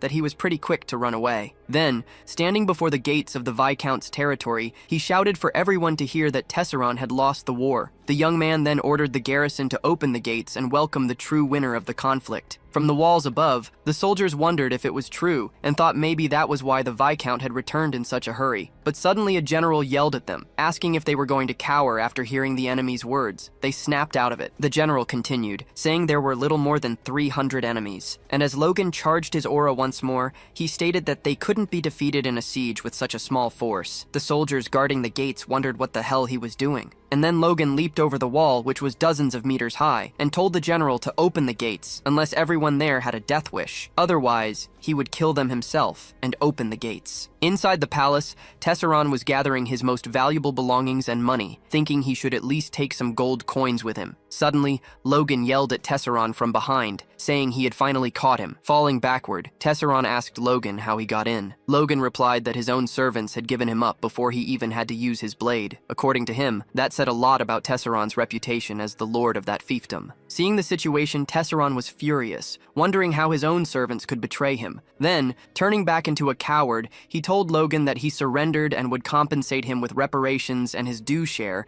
as per the conventions of feudal wars. He begged for him to spare his life and his family's. Hearing this, Logan mockingly asked about conventions. He then looked down on the other man, basically saying, "You have no right to talk about rules," since he declared war out of nowhere and invaded everything in a single day. Logan was furious, a vein popping on his forehead, and asked Tesseron if he had any conscience at all. Tesseron still tried to appeal to the warrior, saying he had to uphold the honor of the nobility and that the conventions guaranteed the lives of all prisoners captured in feudal wars. Logan agreed with the terms and said he would respect the honor and customs of his own house, the House of McLean. Therefore, he would spare the man's life and give him time and permission to take a certain amount of wealth and leave. Hearing this, Tesseron wanted to thank him, but Logan cut him off, saying that if it were his father, he would certainly do all of that. He stated that Patrick is an honorable man, so much so that he would accept an unconditional surrender. Suddenly, Logan noticed a diamond-encrusted dagger in a chest behind Tesseron. Picking it up, he commented on its beauty. Tesseron insisted that the young man keep the dagger, saying it was made by the best craftsman in the kingdom. Hearing this, Logan refused the gift and told him to take the dagger with him. In a swift motion, he plunged the dagger into Tesseron's chest, who took his last breath. Tesseron accused Logan of being a liar, since he had promised to spare his life. Logan retorted that he never said such a thing, only commented on what his father would have done. "But tough luck for you. I'm nothing like him," he added. Tesseron tried to mutter something about the honor of nobles, but the young man interrupted him, asking if he had any idea how many people died because of his greed, and told him to end his filthy life right there. Tesseron fell lifeless to the floor. Looking at the body, he thought the man should thank God for having such a simple death. As he clenched his fist, Now stained with Tesseron's blood, he huffed and said that the crisis was finally over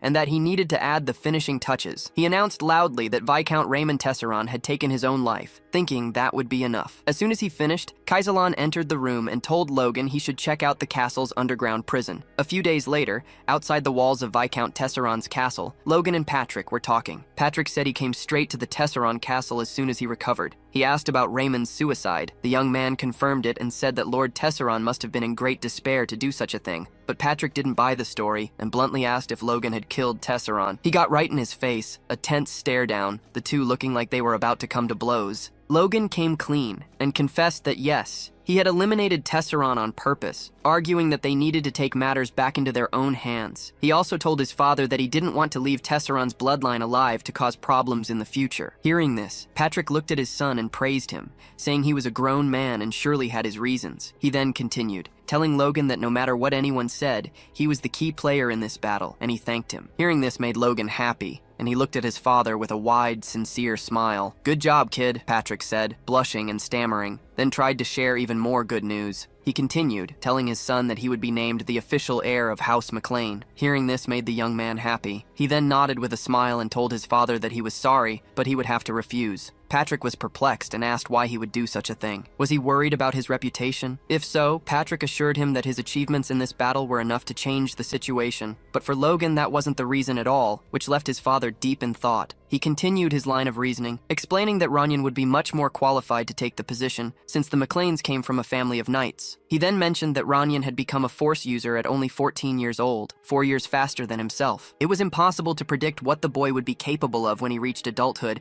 and Patrick was simply speechless. Still, he argued that even if all that were true, fighting ability wasn't the only factor in becoming the lord of a family. Logan then thought that, according to current beliefs, maybe that was the case. But if Ranyan received the title of the continent's youngest force user, as happened in his previous life, there would be no problem at all. Most importantly, there was no advantage for Logan in becoming the successor. He also wasn't interested in wasting time being the next Baron. Logan told Patrick that as the older brother, he wanted to give the younger one a chance. Therefore, he hoped his father would wait until Ranyan came of age to finally choose his successor. Patrick replied that he never imagined Logan cared so much for his brother and said he would grant his wish and postpone the choice of an heir. The decision would be made in about 5 years when Ranyan became an adult. Hearing this, Logan thanked his father. However, Patrick was still going to give him another reward. They would return to the McLean mansion to calculate the profits from the war, which would likely amount to several 100,000 gold pieces. But it seemed Logan already had something in mind for his reward. Suddenly, a guard shouted to open the gates as the McLean knights were back. The townspeople began to comment on how they had returned in just a week after the war, and that they heard it all ended in a single day. 2 guys started talking, and one of them kept wondering how that was possible. He questioned if their knights had always been that strong. The other replied by asking if he had heard the rumors that it was all because of the young master, Logan McLean. He continued, saying that according to the soldiers who returned first, young Logan's mercenaries turned the tide of the battle. They appeared behind the enemies as if they knew exactly what was going to happen. Another guy commented that they annihilated the enemies with a mysterious weapon, and that Logan even defeated a high-rank knight by himself. Then a girl asked if the master had always been this incredible person. Another guy replied that he always thought Logan was just messing around. The citizens began to think that maybe he had bought all that monster meat in the past for a good reason, that he must have had a bigger plan in mind. The crowd started theorizing that maybe the boy had been acting all along, and they all got chills from the idea. They even praised him, saying that prodigies are just on another level, all thanks to the fact that he was now a force user. Logan heard everything and found it super embarrassing to hear people talking about him that way. Then Ranyan asked how it felt to receive so many compliments, and Logan replied that it just made him blush, asking his brother not to exaggerate. But Ranyan insisted it was impossible, since everything they said was true, and that he should smile for the people, as they were very happy to see him. Logan thought for a moment and, seeing all those excited faces, decided to try. He flashed a killer smile, or rather, it looked like he was holding in a poop until he reached the castle. Frankly, he looked like the rich kid, Rich McGee, or maybe Medusa. As soon as everyone turned and saw Logan's smile, they froze, certain he wanted to rip their heads off with his thumb. But the boy had no idea what he had done wrong, and Ranyan just felt sorry for him. Patrick turned his head to look at Logan, looking genuinely proud. He then shouted that the next cheers would be for the champion of that war, and that the grand reception was about to begin. Long live McLean! Long live young Master Logan! Shortly after, they showed the castle gardens, and Logan was strolling through the courtyard, finding it impressive that a welcome ceremony could last until morning, especially for those who had just returned from war. But the peace didn't last long, because his mother, Marion, yelled at him from behind, asking what he was up to. Ranyan pulled her arm, trying to make her stop, but Marion continued, saying she had heard everything. She asked Logan if it was true that he had refused to be the successor, and what the hell he was planning, because he might have fooled the others, but she wasn't an idiot. Ranyan tried to calm the situation, and told Logan that the story of the Kairosi had deeply affected Marion, but he replied that it was okay. He turned to Marion and thought that, despite the grudge she still held, at that moment she had lost all real power, because Cairo betrayed her, and she could no longer be a threat to him. The young man continued thinking that if he handled this correctly now, she might accept his apology. He sincerely admitted to Marion that his actions over the past few months had been untrustworthy, and that even he regretted what he did, driven by jealousy and inferiority. Hearing this, Marion yelled at Ronian that she was right, since Logan was admitting it was all his plan. Ronian interrupted her, begging her once more to stop. He apologized to Logan again and explained that she wasn't herself at the moment. Logan, however, didn't seem to care much about Marion. He then turned to Ronian and asked him to pay attention, because the one who really deserved an apology was him. Ronian was surprised by the statement and asked what he meant by that. Logan continued, saying that he had been apologizing ever since he came back, but he could never say exactly for what. It seems the regrets and cowardice built up over the years weren't so easy to overcome. Ronian then questioned his brother about what the hell he was talking about. Logan implied that Ronian already knew what was up, that for the past few years, he had actually detested Ronian. He continued, saying that he tried to hide his own incompetence by hating his brother, and that he now truly regretted those pathetic years of his life. He asked Ronian to accept a formal and sincere apology. The young man bowed his head and asked for his brother's forgiveness. After all this, Ronian stared at his brother without saying a word, and Logan, still with his head bowed, thought that in the end, the bad things we do aren't erased by the good things, and thought himself naive as ever. Ronian finally broke the silence and told Logan that it was okay. Logan was shocked to hear this. He continued, saying that he believed that as long as he was kind to Logan, even when he was cold, one day the brother he knew would return, and he smiled at the young man. It was enough to make a grown man cry. Logan was happy and wondered if maybe he had hesitated for so long to do something so simple. He then spoke to his mother. The warrior told Marion that he genuinely cared for Ronian, and honestly hoped he would become the successor. He continued, saying that he knew asking Marion to trust him immediately was a big favor, so he asked her to keep an eye on him, since everything he did from now on would be for the greater good of the family. And as Marion walked away, Logan thought that this apology should be enough for now. Next, in some forest, Logan and Hamar were walking together. Hamar asked where the hell they were going right after returning from the war, but Logan said he had rested enough and it was time to get back to work. Hamar replied that he was just anxious about the task, muttering about how he was going to enjoy everything he got this time. But Logan assured Hamar that he would definitely enjoy this task. Hamar hesitated, thinking Logan had no idea what he was talking about. They stopped in a clearing, both looking into the distance, and Hamar seemed to be in shock. Apparently, the young man wanted to open a mine. The discussion about the barony of Tesseron was concluded, and Patrick continued telling what Logan wanted as a reward. It seemed what the warrior desired was the chance to explore the hill near the Tesseron border. Patrick commented that they could call it a hill, but it was actually a wasteland, because there was nothing there. So, he asked the fighter why it had to be that specific place, but Logan just smirked and said there might be gold buried under that land. Apparently, the real reason Tesseron forcibly started a war came to light a year after the conflict ended. It turns out that Tesseron had started exporting gold from a hill in McLean territory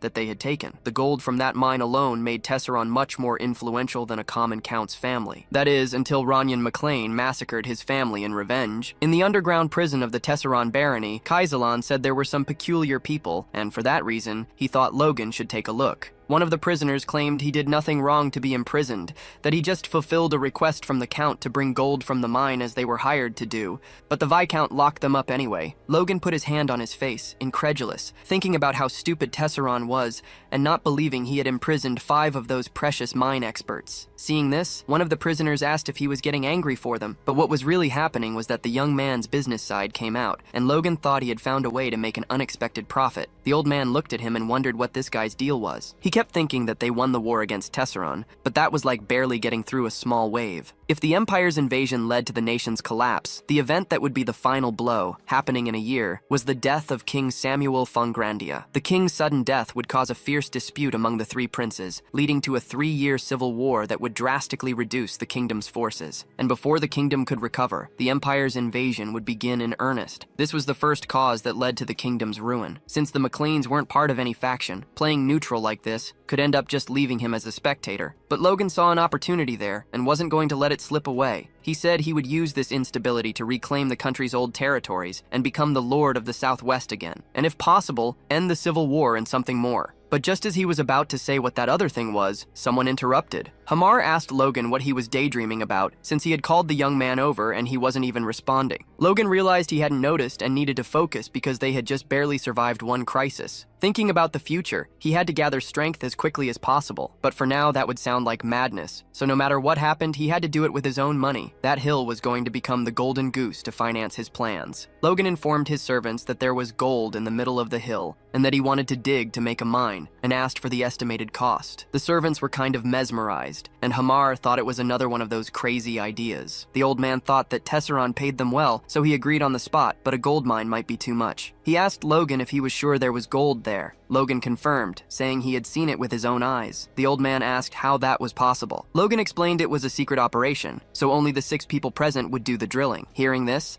the old man thought Logan might be trying to get rid of them. The old man questioned how only 6 people could handle all the drilling, saying he was exaggerating. He wanted to say that even with a Doherty it was too much, but he didn't finish the sentence and prayed that Hamar would do the job. Hamar looked the young man in the eyes and said he might as well prepare to die, sleep a little less, and give up on living like a normal person. Seeing that look, the old man thought he was screwed. Logan thought that, as expected of Hamar, he had the mentality of a worker. The young man said that now Hamar and the old man were ready to work and once again asked to hear the budget. The old man informed him that they needed to drill to get an estimate of the gold deposits within the hill, but the initial investment alone would have to be 5 million gold. Hamar also commented that the safe development of the mine would take a long time. The preparation alone would take about 6 months, and the complete extraction would take another 6. Logan said it was as he imagined, indicating he would need a lot of money and time. But that mine had made Viscount Tesseron richer than other Count families, and he needed to exploit it no matter what. He argued that if he could sell the monster meat now, he would already have enough money, but its effects would only be known in 6 months. However, Logan realized he might not have to wait. If he addressed the toxic nature of the meat, he could use it as a medicine immediately. He thought that since he had neutralized countless toxic agents as a mercenary, he could make one too. If he created the formula and sold it, he would be rich. A week later, in the southwest McLean village, Rick brought Logan the fake medicine made with crushed night herb, web herbs, and drip grass. Logan told Rick not to call the product fake, as it was just a neutralizing agent. He then asked where the monster meat was, and Rick replied that it was in the village warehouse, just as he had asked. Logan commented that was great, and that they would put the medicine on the meat. Hearing this, Rick freaked out and asked Logan if he really had to go with him. Logan confirmed that of course he would, but it seemed Rick was not excited at all and warned that he had never been there, so he had no idea what they were up against. Logan got irritated and wondered why this kid was being so dramatic all of a sudden. But then it hit him. The smell was so strong, it would make a sewer seem pleasant. Logan commented that he knew it would smell bad, but this was making him want to vomit, and it looked like the boy was already throwing up. But Logan found a solution. He used his aura to block the smell of the monster meat. After that, he prepared to go in and told Rick they needed to start. Rick, however, was shocked to see Logan fine,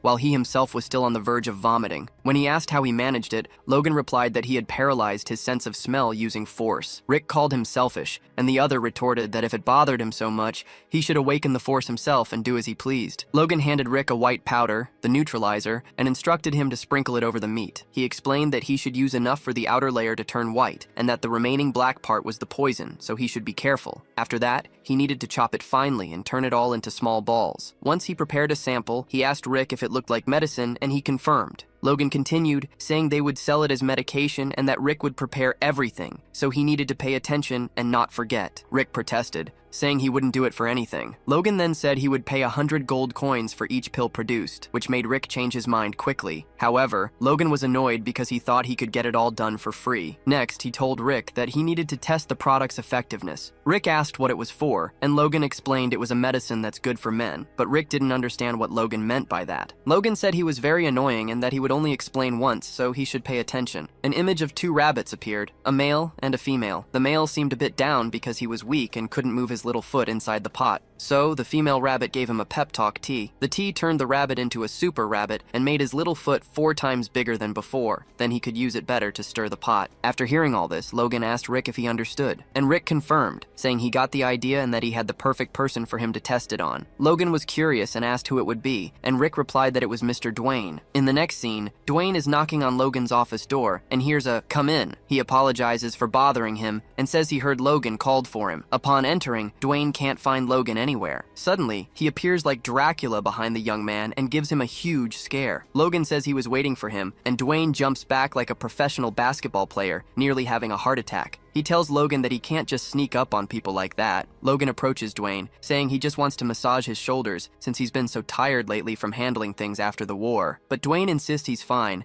and that Lord McLean is having a much harder time. Logan mentions that his father even fainted from exhaustion, but Dwayne retorts that it only happened because Logan scared him. Logan tells Dwayne he knows he's been through a rough time. Suddenly, Dwayne starts shouting that they're broke. They spent every last penny on the war, and the servants and knights don't even know it, but they keep pestering him for money, giving the administration a huge headache. Dwayne says he must have misunderstood Logan all this time, not expecting him to be so considerate of the administrators, but he doesn't get to finish his sentence. Logan cuts him off and asks if that's the reason for his trouble in bed. Hearing this, the poor man freezes like a statue. He lunges for the door trying to bolt, but Logan asks him to at least hear him out and hands him the medicine. Logan tells Dwayne it's a patented product from the Philip Kale merchantry with guaranteed results from just 1 pill. Of course, he immediately thinks to himself that he's never actually tried it. Dwayne reluctantly swallows the pill, eyeing it as Logan continues, asking what he thinks of the deal since he's giving him the pill as a gift before offering it to anyone else. A while later, Dwayne is seen sprinting through the castle hallways toward Logan and Rick. The two turn as Rick hears Dwayne shouting for them, and Logan already knows his plan is working. Dwayne is back for more. Rick starts to lecture him for running in the halls, but the man couldn't care less and immediately asks Logan how much he wants for the pills. The poor guy looked like he would kill for them. Seeing this, Logan flashed a predatory grin and said the medicine was a success. Rick, annoyed by the scene, grumbled that no one was paying attention to him, while Logan told Rick to give him his hand. Dwayne was panting, sweating, and knelt before Logan. It looked like he was about to propose, and Logan looked like he was about to accept, while Rick just watched, dumbfounded. Logan hands a wooden box full of pills to Dwayne, who receives it like it's the greatest honor in the world. It turns out that after the first successful test, men were bowing before him, and the experiments continued a few more times. Sometime later, in the office, Logan talks to Heinkel, saying he heard rumors that he and his wife were fighting every night. Heinkel denies it and asks who would dare spread such lies, but he doesn't get to say anything else. The young man tells him to shut up and shoves a pill down his throat. He was Logan's second test subject. Heinkel swallows the pill and feels the effects instantly. He turns towards the door and tries to say something, but Logan cuts him off, telling him to go see his wife and that he'll handle things with his father. Hearing this, Heinkel thanks him with a smile, and like the force of nature he is, bolts from the room for what we can only imagine will be a great night. Later, we see Patrick in his office. He was the third person the young man experimented on, and Patrick also seems satisfied with the results. Looking toward his father's room, Logan thinks to himself that he feels bad for Ranyan. Looks like he's about to get another little sibling, and he won't be the youngest anymore. Seeing all the chaos, Rick got mad and asked Logan why he never asked him to test the pill. After all, he was the one who worked the hardest. Logan gave him a blank stare, glanced down at his private parts, turned his back, and walked away, while Rick shouted, asking what that weird look meant. Logan stopped, still facing away, and replied that he wouldn't have a chance to use the pill anyway, so it would just be a waste. He even told him not to follow because he stank. At this point, you could swear Logan enjoyed torturing the poor guy. Next, he's seen talking with Philip through a magic orb. Philip admits that if the medicine is as good as Logan claims, there will be a huge demand. He asks how much the young man plans to charge, and Logan replies that it'll be 100 gold for a pill and 10,000 for a set of 10. Philip seems hesitant about the price and asks if he thinks the nobles in the capital are fools, warning that he'll get into trouble at this rate. Logan confidently replies that they aren't. He explains that in his past life, the medicine was so successful that the price skyrocketed. He insisted that if Philip supplied only a small, limited quantity, the product would sell for even higher prices. Philip listened carefully and agreed it made sense, then paid for another 10 minutes of communication. Logan continued, certain they would achieve incredible results if a famous person tried the product and gave a testimonial. Someone famous who needed that medicine. Philip was at a loss for words, arguing that no noble would be willing to announce that his impotence was cured after taking a pill. Logan then comments that they don't need to announce anything. So many people are watching the nobles that even if a secret rumor spreads, they'll come running like bees to honey. Hearing this, Philip gets an idea and tells Logan to go to the party in the capital. Logan is furious and asks if Philip is serious. He points out that the only party he's ever been to was with mercenaries after a war, and his family didn't even have the money for parties. Philip continues, saying parties are great for making contacts. Even if it was for business, it would take time, and it's not like Logan could sell the medicine at the party alone. But this ends up giving the young man an idea. Philip quickly asks if he's really thinking of doing something like that, saying his family would be shunned by high society. Logan replies that, of course, that won't happen if he doesn't sell anything. He then tells Philip about a great informant in the capital and asks him to find the guy and get all the information he needs. Philip is reluctant, asking what informant he's talking about and what he's planning this time. Logan just replied that he would be heading to Gran soon and would tell him everything when he arrived. Hearing this gave Philip a bad feeling. A week later, Logan arrived in the capital city of the Grandia Kingdom, Gran. Philip looked at him in disbelief for actually coming and asked how he got his family's permission. A noble's son coming to the capital to sell aphrodisiacs wasn't something you saw every day. The young man assured him he didn't tell his family the truth, though bringing about 3,000 boxes without a servant was a bit of a problem. He thought to himself that his father let him go easier than expected, probably because of his achievements during the war. Philip comments that, come to think of it, Logan didn't have a servant when they first met either, and asks if he's sure it's okay for a noble to walk around like that. The young man replies that having a servant actually slows you down, not to mention the servant has his own work to do. He thinks of Rick and the great task he entrusted to him. He continues, saying that even though he treats him harshly sometimes, in both his past and current life, Rick did everything for him, and he's grateful. And a picture with Rick in his monologue is shown. That's how Rick stole a bunch of pills from Logan. Annoyed, Logan warned him that if he shook him and any pills fell out, Rick would get a punch for each one. That's what I call tough love. Then, Logan declared that he had made up his mind, as he just had an idea. In a flashback,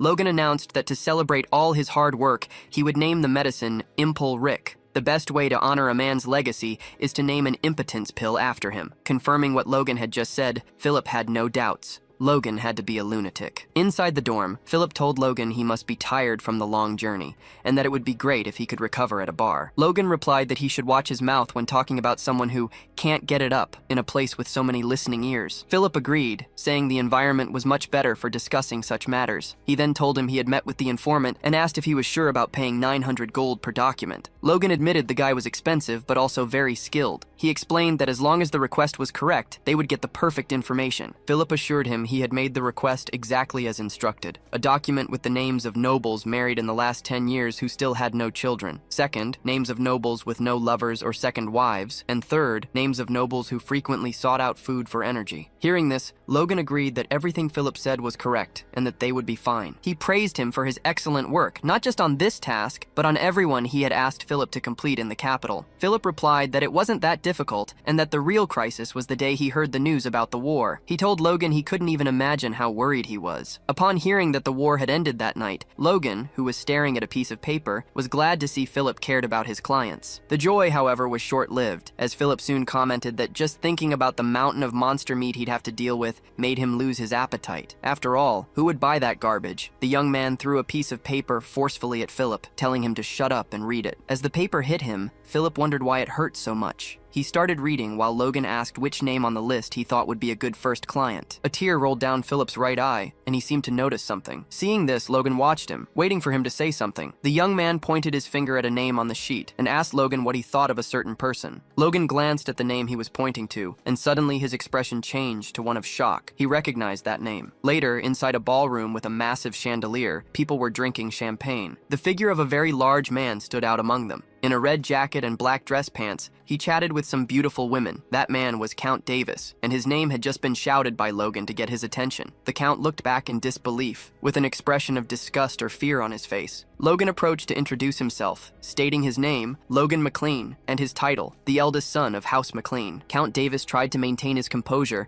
and hold back a laugh, greeting his new guest and welcoming him to the party. Looking at Logan's clothes, he found them tacky and wondered what farm he came from, thinking that must be the fashion in the Southwest. Logan thought that he was wearing the clothes Philip had recommended, and, as he expected, nobody liked them. He concluded that the clothes were a good choice after all. He didn't have time to make useless friends at a meaningless party like this, and his only target was Count Davis, the fallen one. Despite being an important figure in the Grandia Kingdom's treasury and getting married at 20, he was a guy who still had no children to this day. Logan was shocked when Philip pointed him out on the list, since in his past life he had become quite famous. Not for a good reason, but for being the Count who killed himself because of his wife. An old fight between Count Davis and his wife was shown, with her screaming and calling him an impotent bastard in the middle of a party. Because of that incident, the bomb his wife dropped at that party drove him to take his own life. Logan commented that reputation and others' perception were very important, and that in any case, he fit all 3 conditions he had given the informant. He was perfect to be Impul Rick's first client. The young man addressed the Count, saying he came to the capital on a business trip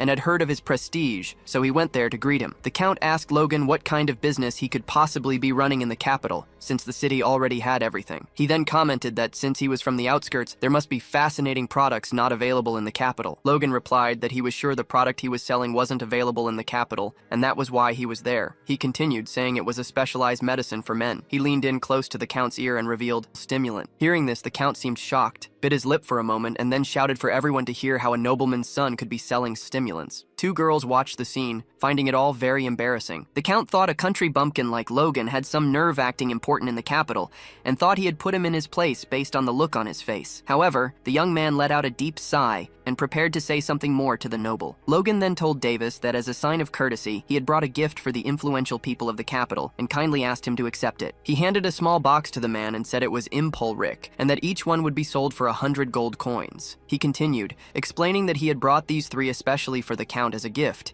and guaranteed it was a great medicine with no side effects, stating this with his honor as a noble on the line. Davis listened to all of this and started to sweat. A few days later, Logan's doorbell rang. It was a servant of Count Davis, sent to buy more of the Impul Rick medicine. Logan and Philip greeted him, confirming he was the Count's servant. Later, he can be seen leaving with a leather briefcase, with Philip right behind, thanking him for his purchase and inviting him to visit again. Philip returned to the room and counted the money for Logan. They had made 10,000 gold from 10 boxes, saying it wasn't bad for the first sale. Logan, however, wasn't as pleased, saying they needed to do more than that, since the rent for that little shop alone cost 10,000 gold. Philip, on the other hand, commented that this was to be expected, since they were in the center of the capital, and Logan had no idea the trouble he went through to rent the place. He then continued, saying that strategically, they needed a store, since seeing people gather with their own eyes has a much greater impact. Logan agreed with Philip and announced he was heading out to a party now. Philip didn't seem happy, complaining that he had gone to parties almost every day since arriving in Gran, and sometimes he even went to 2 parties a day. The young man explained that having Count Davis as the first client wasn't enough, and that he had to go promote the store to as many people on that list as possible. A week later, Count Davis's servant was walking down the street, unable to believe the Count had asked him to buy that medicine again, especially after seeing that no health foods had worked for him in the past. When he arrived at the shop, he was shocked. A huge line of men wanting to buy the medicine stretched down the block. Observing the people in line, the servant wondered about the huge crowd until it hit him. He recognized every one of them. One of the men was Viscount Talon's chamberlain, and the guy in front of him was Count Hamel's butler. Adjusting his hat to cover as much of his face as possible, he thought this would generate unnecessary gossip, and that he'd better just buy the medicine and leave. As soon as he did, Philip came out of the store to address the people in line. He told them he was sorry, but unfortunately, the stock prepared for today was sold out. Hearing this, the servants waiting to buy medicine for their masters were shocked. One of the guys went to talk to Philip about it and asked what he meant by sold out, since no one had said anything before. Philip apologized again and began to explain that Impul Rick was super popular, but production couldn't keep up. So sales were limited to 50 boxes per day. 2 guys got super tense hearing this, begging Philip to sell them some, since if they returned empty-handed, their masters might not be so understanding. While this was happening, another noble, accompanied by his servant, passed by and saw the commotion. The noble sent his own servant to check out what was going on, and Logan watched everything, satisfied, from behind a building corner. He thought that by limiting the supply, customers would be more stimulated to buy, and seeing the crowd would pique the curiosity of other nobles. Everything was going exactly as he had planned. Philip shouted for everyone to hear that the day's stock was gone and insisted they come back tomorrow. The next day, he sold out again, and the situation repeated on the 3rd day, leaving the nobles wondering for how many consecutive days this would happen. The young man continued, saying it was incredible, as daily sales had been booming for over a month, and today they had sold out as soon as they opened. He commented that at this rate, 4.5 million gold in a month might not be so impossible. Hearing this, Logan sarcastically asked who knew the capital had so many impotent nobles. He commented that they had tripled the price since mid-year, but people were still willing to pay more, which made him worry about the kingdom's future. After saying this, he stared at Philip with a serious expression. Suddenly, he broke into a maniacal grin like someone who just found their next victim and began to laugh loudly. His voice echoed out of the shop, making people on the street turn their heads. In the end, he was just very happy. He grabbed Philip by the neck and started messing up his hair, saying he was an admirable brat and had done a great job. Philip, meanwhile, was starting to turn purple from lack of air. He bowed and thanked Logan for all his effort. Logan looked down at Philip and said it was great that he recognized his work, and that starting next week he would receive 1% of the total sales for himself. Suddenly, Philip started shouting that he would do his best and tried to kiss Logan. All of this happened while a mysterious figure watched from the street, his wrinkled face covered by a hood and a blonde beard. Next, in a sorcery shop, Logan used the communication line and shouted from the back of a room that it would be at least 10 tons of gold per year, making everyone look at him. He quickly fell silent, staring at the door. He asked the person he was talking to if he was serious, and that person was Amar, who confirmed the information. Amar explained that according to the miners,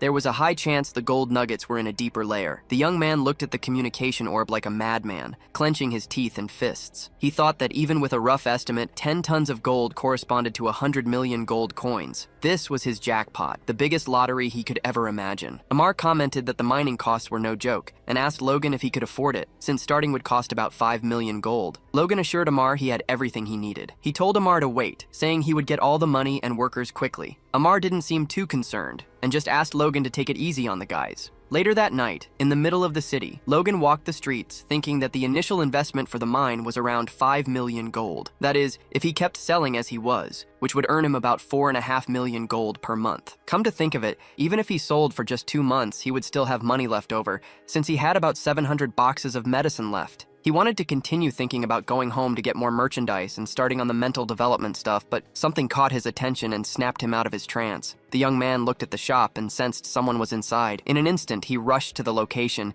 thinking it might be robbers. The warrior kicked the door open violently, sending it flying against the wall, and began to search everywhere, but apparently, the room was empty. Logan drew his sword, wondering if the culprits could have vanished, but reminded himself there was only one door. They had to still be inside. Just as he thought that, a shadow zipped past him. The young man realized it too late and swung his sword at the cloaked figure, but missed. He shouted, demanding to know who was there. When he turned around, no one was in sight. He stood still, his sword pointed at nothing. Impossible, he thought. He was sure he felt someone there, and there it was again, that feeling. He looked up, thinking the thief might be on the roof. Without hesitation, he leaped upwards. Aiming at the cloaked figure, he brandished his sword, ready to pierce the culprit, who moved at the last second. Logan faced the figure on the roof, sword in hand, ready to attack again. Once more, the young man demanded to know the man's identity, but got no response. Instead, the figure simply vanished without a trace. Logan was stunned by what had just happened. He kept thinking that there was no sign of a presence, even though the guy had been right in front of him just a moment ago. He looked at his own hand,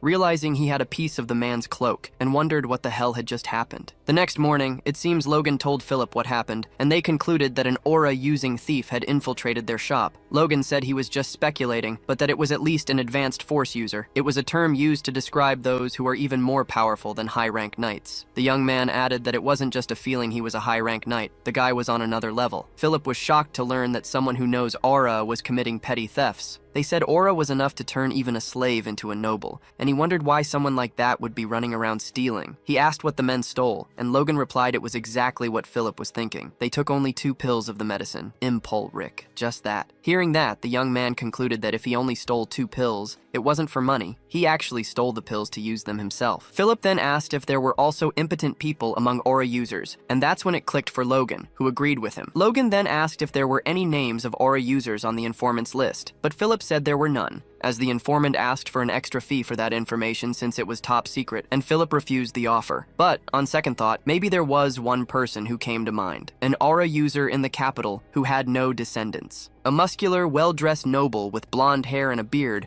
walked the streets with his wife. Watching some children play, his face was gentle, and his light blue eyes seemed full of longing for a child. He was startled when his wife asked what he was looking at. He turned and told her he was just admiring the scenery outside, sweating. She didn't seem to buy his lame excuse. The woman asked if he was staring at the children again. He tried to convince her he was just enjoying the view and wasn't thinking about such silly things. He then hugged his wife and said they should go home. However, she kind of ignored him and replied that she was very happy to have met him, asking if he knew that. The man looked at his wife with happiness in his eyes and a slight smile at the corner of his mustache. He hugged her even tighter and said he felt the same. This man was Felix Esperanza, the kingdom's greatest swordsman. It turns out the deep sadness and remorse in his heart began with an injustice he suffered as a young man. Fighting for the country, he was wounded right between the legs. It was just a wound of honor for a knight who fell in combat, and since he was young, he didn't think much of it. However, Felix reflected on what the point was of having the title of Duke and being known as the strongest in the nation without a son to succeed him. To him, it all seemed to have been in vain. A scene from the past is shown, with Felix explaining the situation to his wife, who was much more understanding than he expected, so much so that he was shocked. His wife acknowledged he must have suffered a lot and asked, with tears in her eyes, if he was okay with it, saying she would like to serve him by his side. Seeing this, Felix wondered if there was any way to repay the immense love he received. There was Felix, walking with one of his servants on a path in the castle gardens. The servant warned that the family meeting was about to start and asked if he was sure he didn't need to hurry. Felix replied that there was no point in arriving early because the only thing that would happen was him being pressured to have an heir. The servant, somewhat hesitantly, looked at the young man and carefully commented that a very effective medicine had recently started circulating in the capital. Hearing this, Felix sarcastically asked if that was really true. The servant continued, saying that apparently the thing even cured physical injuries,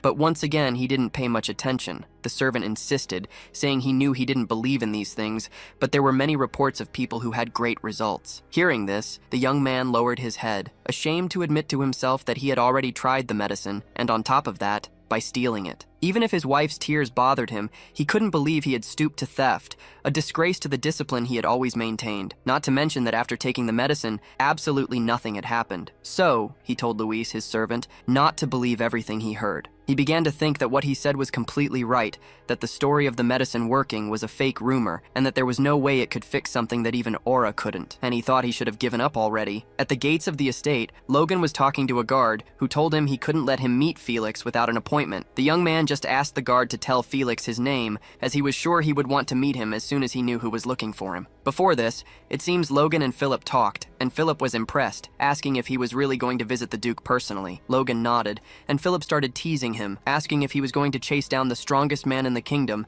to ask if he stole something or if he was impotent. Philip freaked out and asked if that was Logan's plan, but he calmly just asked if the other was imitating him. Philip said he should act as if nothing had happened, otherwise he would get into trouble for no reason, saying that if things went south, they were screwed. Sitting in a chair in a hallway, the young man thought that Philip wasn't wrong. But if the guy from yesterday was really the Sword Duke, he couldn't let this chance slip away. A butler came out of a room, opening the beautiful wooden door, and told Logan to enter. Inside, Felix was waiting for him by the window. As he approached the Sword Duke, Logan thought that this was his opportunity to create a positive connection with one of the strongest people in the kingdom. The young man greeted the Duke elegantly, stating his name and that he was the eldest son of House McLean. He looked at Felix and noticed something. Even though he was around 70 years old, he looked much younger. Logan thought he must be suppressing his aging using his powerful aura. The Duke confirmed that House McLean was in the southwest region and asked why Logan had come from so far. The young man thought he didn't need to reveal the reason right away and said he had recently opened a business in the capital, so he brought the products as a gift. Logan slid a small box across the table towards the Duke, explaining that it was an excellent medicine for men, with proven effectiveness in countless nobles. The Duke observed the box, asking if it was true, without giving any hint that he already knew something. Logan kept his head bowed, finding it all very confusing, not knowing for sure if Felix was really the thief from yesterday. He decided to take it to the next level. He continued, saying that a superhuman like Felix wouldn't need such things, so he brought something more special,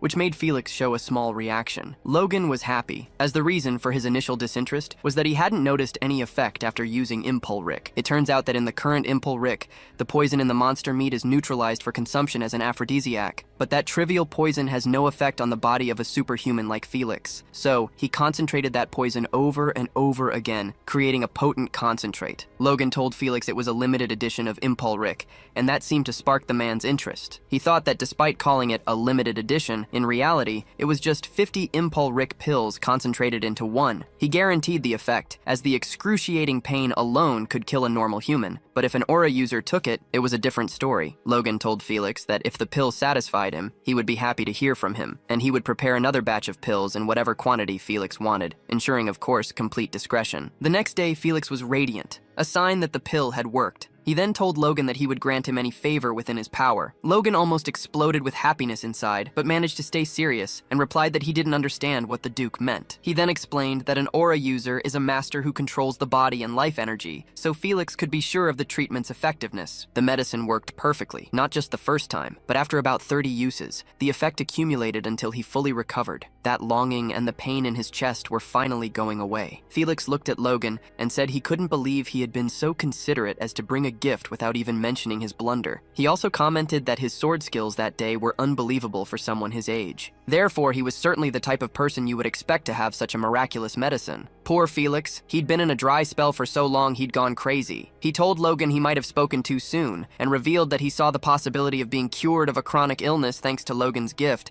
so he would like to repay him. He then asked again what he desired. Logan stared at the floor with a cold expression and replied that, in that case, he wanted a useless book on swordsmanship. Felix searched the library and got a book for the young man, warning that training by only following what was in it would hurt his body, but it was worth reading. After that, Logan thanked Felix and asked for one more favor, to write a letter as proof that he took the book. Felix replied that it would be no problem at all. Logan thought that now he had what he needed, and commented that it was a shame he was only taking one book on swordsmanship, just when the Duke was willing to give him anything. But his real goal was different. As soon as Logan finished that thought, Felix said he had thought about it and that the situation didn't seem right. The young man asked what he meant by that, and Felix replied that he would personally teach him a sword technique, leaving the young man speechless. The kingdom's greatest swordsman offered to teach him. Felix continued, saying he understood Logan's desire to be humble, but giving him just a low-level swordsmanship book wouldn't put his mind at ease. Logan thought that even though he had the secrets of the divine sword, he didn't need to refuse when the strongest man in the kingdom was offering something like this. Ecstatic, he thanked Felix for the opportunity, thinking he'd hit the jackpot once again. In the training grounds, Felix and the young man stood face to face. Felix commented that assessing the talent of remarkable youths was one of an old man's pleasures, so he told Logan to focus, as he wouldn't be going easy on him. Logan readied himself, steadying his stance. Felix told the young man to draw his sword, but he was frozen, overwhelmed by the master's aura. A massive force crushed down on him, preventing him from even touching his weapon. This was the power of a true aura user. The young man wondered if they could all do this, imagining if this ability to paralyze the body was common among them. If so, all battles would boil down to a duel of auras. He concluded that this wasn't pure brute force, but some special technique. Finally, he managed to draw his sword slightly. Logan thought he needed to use his force to sharpen his senses,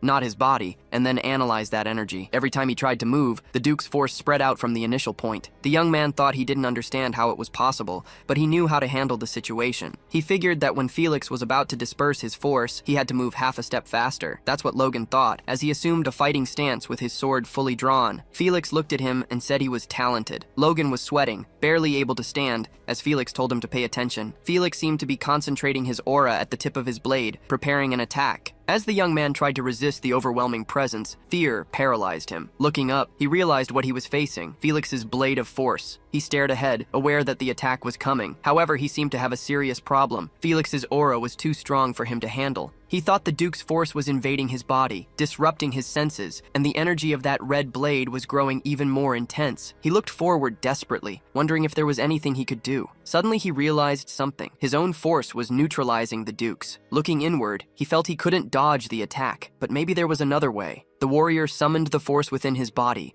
shaping it into a protective circle around him. Seeing this, Felix was stunned, wondering if he was really going to use force against his attack. Immediately after, the fighter took an aggressive stance, his sword behind his back, charged with energy, ready to take Logan down. He stepped forward and leaped towards the young man with a murderous look. Logan, in a defensive stance, his blade in front of him and enveloped in his protective aura, felt a shiver of fear. As expected, Felix's blow hit him squarely and sent him flying backward. Logan slammed into the wall, and even his sword seemed to have taken some damage. Felix, on the other hand, didn't even seem to break a sweat. He was calm, looking at the fighter with a cold gaze. Using his sword as a support, Logan tried to get up, but he was still shaking. His sword was in pieces, and all he could think about was what had just happened. Felix turned to him and asked if he really thought he would teach him something he couldn't figure out on his own. He then revealed that he had seen everything and pointed out that, without even realizing it, the young man had gotten serious at the end. With a proud look, Felix praised Logan, amazed at how he faced the attack head-on, thinking that some are just born to stand out. As the young man passed out, Felix commented that it would be fun to watch him get even stronger. A little later, Felix's butler asked Logan if he was leaving already. He continued, saying the Duke had invited him to stay until he fully recovered. Logan replied that it was okay, and that thanks to the potion the Duke gave him, he was completely fine. Hearing this, the butler told Logan he would walk him to the door. Outside, the butler wished him a safe trip, and he thanked him. After that, the young man quickly walked away, disappearing from the butler's sight, who wondered where Logan had vanished to so quickly. Logan turned a corner, still limping from the pain of Felix's attack. It hurt like hell, but he wasn't going to waste a potion like that on a silly wound. He couldn't believe the Duke had given him a superior grade potion, practically impossible to find, as if it were nothing. The young man continued, saying his power had evolved precisely to heal his internal wounds on its own, but the ones the Duke caused would be difficult to handle. In the end, he looked at the potion and said that either way, he had gained more than he lost. Then, the warrior took out a note from Felix, giving the coordinates of the mansion's communication channel. He said that if Logan had any problems, he just had to get in touch. Logan was happy, thinking who knew Felix would see him in a favorable light. To him, Felix was practically treating him like a disciple, and this relationship would surely be very useful in the future. As soon as he had that thought, Philip appeared from behind, taking Logan completely by surprise. He turned his head, asking what Philip was doing there, and Philip replied that he was waiting at a distance for him to appear. As soon as he showed up, Philip asked why he was so pale. Concerned, he practically shouted at Logan, wanting to know if by any chance he had done or said something rude to annoy the Duke. The young man replied that it was quite the opposite, that he just had a little swordsmanship lesson with the noble. Suddenly he coughed and blood spurted from his mouth, scaring Philip badly. Seeing that, he said he was going to prepare everything for them to flee, and that he would get the fastest horses. Logan tried to explain that he was getting it all wrong, but Philip kept muttering, not listening. A week later, at Logan and Philip's shop, a notice on the door informed that Impul Rick was out of stock, asking customers to come back later. Inside, Logan appeared with a victorious look, announcing that the total profit from Impul Rick sales had reached an impressive 4.1 million gold pieces. Impressed, Philip replied that if sales continued at this pace, surpassing 4.5 million gold pieces in a month wouldn't be difficult either. They exchanged confident glances and let out a cheer of joy that echoed outside the shop. But the celebration was short-lived, as Logan, ever serious, asked Philip if he was so happy that he didn't need a bonus this month. Philip, quickly snapping back to reality, begged him not to ruin his daydreams. Then, the young man commented that he had ensured the monster meat he bought at the market would be handled without problems, and Logan praised him for a job well done. Next, Philip suggested that Logan think about buying a house in the capital to offset accommodation costs. But he dismissed the idea, explaining that they would only be in the capital for another year and a half, so it didn't make sense to commit so much. He advised Philip to focus on Impul Rick for now, adding that they would have to move eventually. When Philip asked what Logan meant, he simply replied that it was something he didn't need to worry about. Finally, Philip asked Logan to take care of his health, as he was shocked to see him cough up blood, to which Logan replied by saying that was why he had locked himself in his room for a whole week. Hearing this, Philip asked if Logan was really concentrating on his recovery, since every time he entered the room, he saw Logan at his desk doing something. But again, Logan cut him off, saying it was none of his business. Philip complained that he kept too many secrets, but Logan was glad that, even while grumbling, the young man didn't press the issue. If it had been Rick there, he would surely be digging to find out everything. Philip then asked if he was going home already, and Logan confirmed, asking him to find a way to calm the customers until he sent more Impul Rick. And besides that, Logan still had one more thing to tell Philip. He instructed him to send food rations worth 100,000 gold pieces per month to the Tesseron and McLean estates. Hearing this, Philip was stunned and asked if he intended to feed the entire region with so much food. The young man replied that was enough muttering and that they needed to do this for a whole year, so Philip should start looking for a supplier. Philip realized Logan was serious and commented that he never imagined he valued his people so much. However, that didn't seem to be the case. As he prepared to leave, he thought that he didn't value his people, but that was precisely what he needed to do. It would take at least a year to solve the food shortage in McLean. The young man said that the people's labor was a big part of his plan, so he couldn't let them starve. Logan got ready to leave and casually told Philip he had work to do, so he was heading out. Philip, however, didn't even bother asking for details, knowing it was just another one of his secrets. Elsewhere, a group of poor people huddled on the cold floor of what looked like a warehouse, using any piece of cloth they could find to keep warm. A guy, bleeding from his face, stared at the floor sadly. Meanwhile, Logan was in a magic shop, handing a piece of paper to a sorcerer. The wizard, glancing at the paper, asked if the young man really intended to find the people on the list. He hesitated, explaining that with only names and a few characteristics, the task would require searching the entire continent. The warrior, unfazed, asked the sorcerer if he could do the job or not, adding that he would compensate him generously. The sorcerer, sounding uncertain, looked at the paper once more and, after a pause, reluctantly agreed. As Logan left, he thought that, as expected, it would probably be difficult to find them. After all, even the names he had could be fake. Still, the young man knew he had no other choice. He needed to gather all the independent superhumans, whatever the cost. Those who reached that stage in his past life, but never joined any organization. Each of them would be a crucial ally in the approaching war against the Empire, especially a certain mercenary who had once fought for the Empire. As he walks, Logan suddenly stops. He exhales sharply and realizes he's been rushing things too much. With everything going well in the capital, he was moving too fast. The young man looks up at the sky and remembers that he has plenty of time. He can afford to take it slow. However, this belief that he has plenty of time might not be true. In a dark room that looks like a dungeon, a man tries to calm a furious elder chief. The old man is possessed, complaining that someone is mistreating his disciples and wanting to know if the man has other henchmen, mentioning some tower master. The man explains he's only there to relay information, but the elder doesn't care. His fury remains uncontrollable. Then the elder asks why his disciple was called this time. The man replies that the young man was sent to the countryside in the far southwest, to the McLean region, for a 6-month business trip. Hearing this, the elder places a heavy hand on the man's shoulder and declares he won't let the magic tower master get away with this. This time he insists the matter must be resolved once and for all. Next, we are introduced to the grand location of the Earth Magic Tower in the Kingdom of Grandia. Inside, a man approaches a desk where another man is fast asleep. He greets him, and the sleepy attendant blinks, looking up to see who it is. As soon as he recognizes the visitor, he stands up cheerfully and offers a welcome. Curious about the young man in front of him, the employee wonders what his deal is. At first, he thought he was a noble, but seeing him now in a cheap suit, he starts to doubt it. The man in question is Logan, who came to the tower to research magic scrolls. The attendant deduces that there's no way he's there to meet a high-ranking mage, hoping Logan would buy some basic scrolls. With a smile, the attendant listens as the young man asks for 150 scrolls of destruction magic, which catches him by surprise. However, his expression remains cold. Then,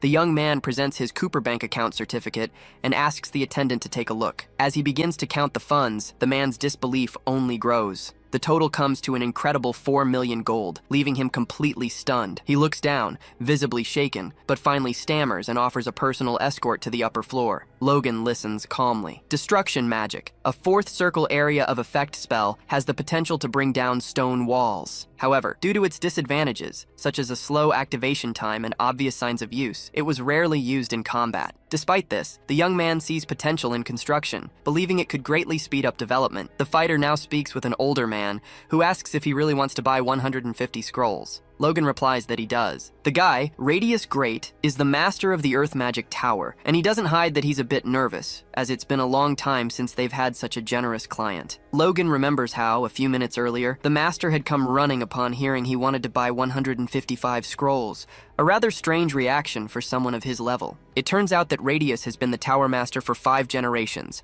but he only has 1.5 million gold, which shows the tower's dire financial situation. Logan thinks that this vulnerability of the master plays in his favor, so he tells Radius that his own house, McLean, is nothing but a bunch of petty thieves from the southwest, and he understands if the master has never heard of them. Hearing this, the master apologizes to Logan, acknowledging that his young apprentice made a mistake, and assures him that he will give him a stern scolding. However, Logan dismisses the apology, saying it's unnecessary. The master then replies, saying he is very generous. All this while, the guy at the counter thinks he's lost. The master, however, seems quite irritated, as he almost lost an easy prey like Logan. Despite the young man's insistence, the master reflected in silence. In these peaceful times, earth magic was more useful for agriculture or construction, so he wondered which noble would spend so much on expensive scrolls for something so trivial. Frustrated, he thought about the fools who gossiped, saying the magic tower had weakened since he became its master. Furthermore, it seemed he had depleted the tower's budget faster than he should have. Assessing the situation, he thought it was fortunate that Logan seemed like an easy target. He decided he needed to handle the young man carefully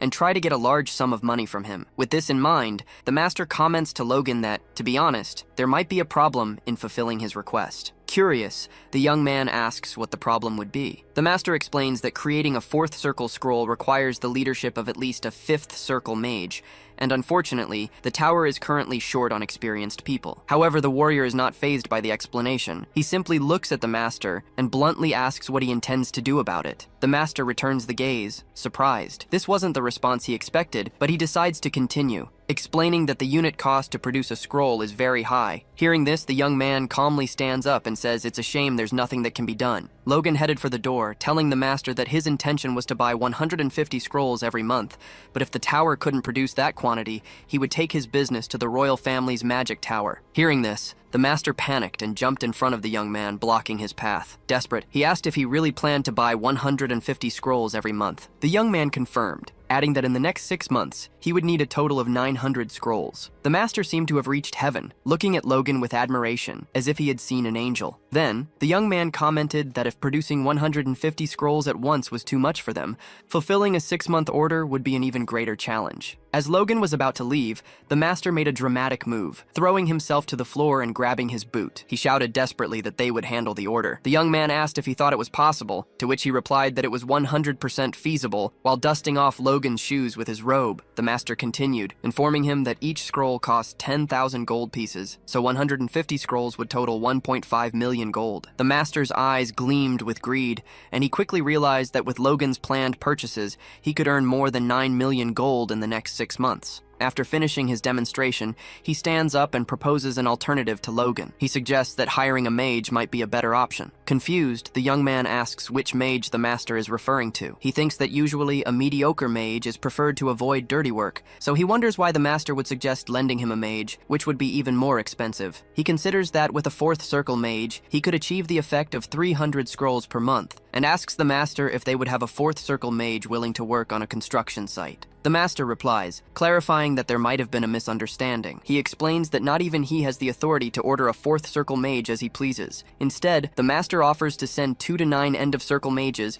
and 1 to 3 RD circle mages. He explains that these mages are disciples with vast experience in teamwork. In return, the master asks Logan to reduce the number of scrolls. Logan ponders the offer, thinking it might be a good deal. Sending a team of mages could be more advantageous. However, the young man hesitates to hire mages specialized in construction, wondering what kind of people they would be. Suddenly, a group of exhausted and ragged men appears before him, led by the mage Grease. The guys look like they just got back from the war, and he's shocked by their condition. The warrior struggles to find the right words. It's at this moment that the master interrupts, telling the group they could return to their quarters. The men ran off, visibly scared, leaving Logan a bit lost. Annoyed, he turned to the master and commented that they looked like they were about to collapse. The master agreed, but assured him they were the youngest people with the most construction experience in the magic tower, experts in the field. The young man reflected and thought that, despite their appearance, the mages seemed quite capable. With the master of the 3-art circle and several experts among them, all in their 20s, they represented promising talents. Despite the success, Logan remains suspicious. He doesn't trust that the master will actually send his disciples to the countryside, so he confronts him, saying that exchanging 2nd circle mages for the scrolls doesn't seem like a fair deal. The master replied, assuring Logan that the team of 10 mages would be sufficient. Hearing the response, the young man once again displayed that characteristic murderous smile. Still smiling, he began to negotiate with the master. He proposed that the 120 magic scrolls and the dispatch of the 10 mages would be for the price of 1.2 million gold per month. The master tried to remain calm, but was visibly shaken by what he had just heard. The young man thought it was almost a steal,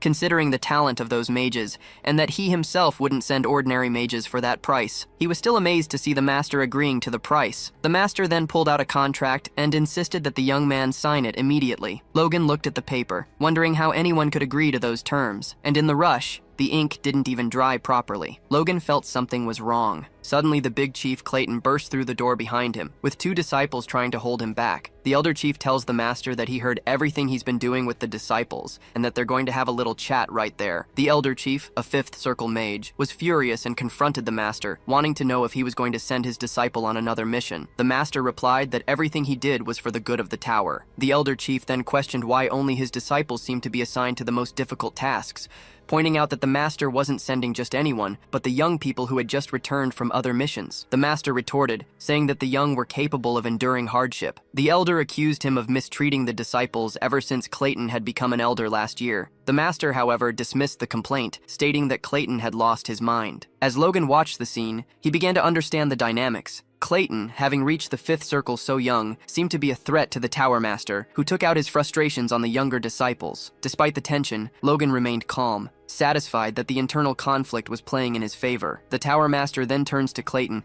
and coldly declares that if he's not willing to follow orders, he doesn't care about their fate. He tells Clayton and his disciples to leave right now if they want, and the Elder asks if he's serious. Upon hearing the ultimatum, Clayton begins to channel his magical powers, clearly ready for a fight. Even with the imminent conflict, the Master remains impassive and asks Clayton if he really wants to go through with it, while already charging his magic. The ground around the two begins to shake. One of the disciples realizes the danger and says they need to stop those two. Clayton then shouts at the Tower Master, telling him to get ready. The Master just watches Clayton get into a fighting stance when, out of nowhere, Logan slams his hand on the table with force. Everyone's attention turns to the young man, who seems completely unfazed by the commotion. The two of them were speechless at what Logan was doing, and the young disciples were also in disbelief at what had just happened. The young man showed the other man the piece of paper he had just stamped. It was the contract he was going to sign with the Tower Master, now finalized. He then simply told the 10 people waiting in the room to follow him. He also addressed Clayton and the Tower Master. He told them to sort it out and warned that the contract would still be valid, even if the Magic Tower Master changed. Thus, there would be no problem with the business. The Tower Master admitted how pathetic they both had looked in front of the guest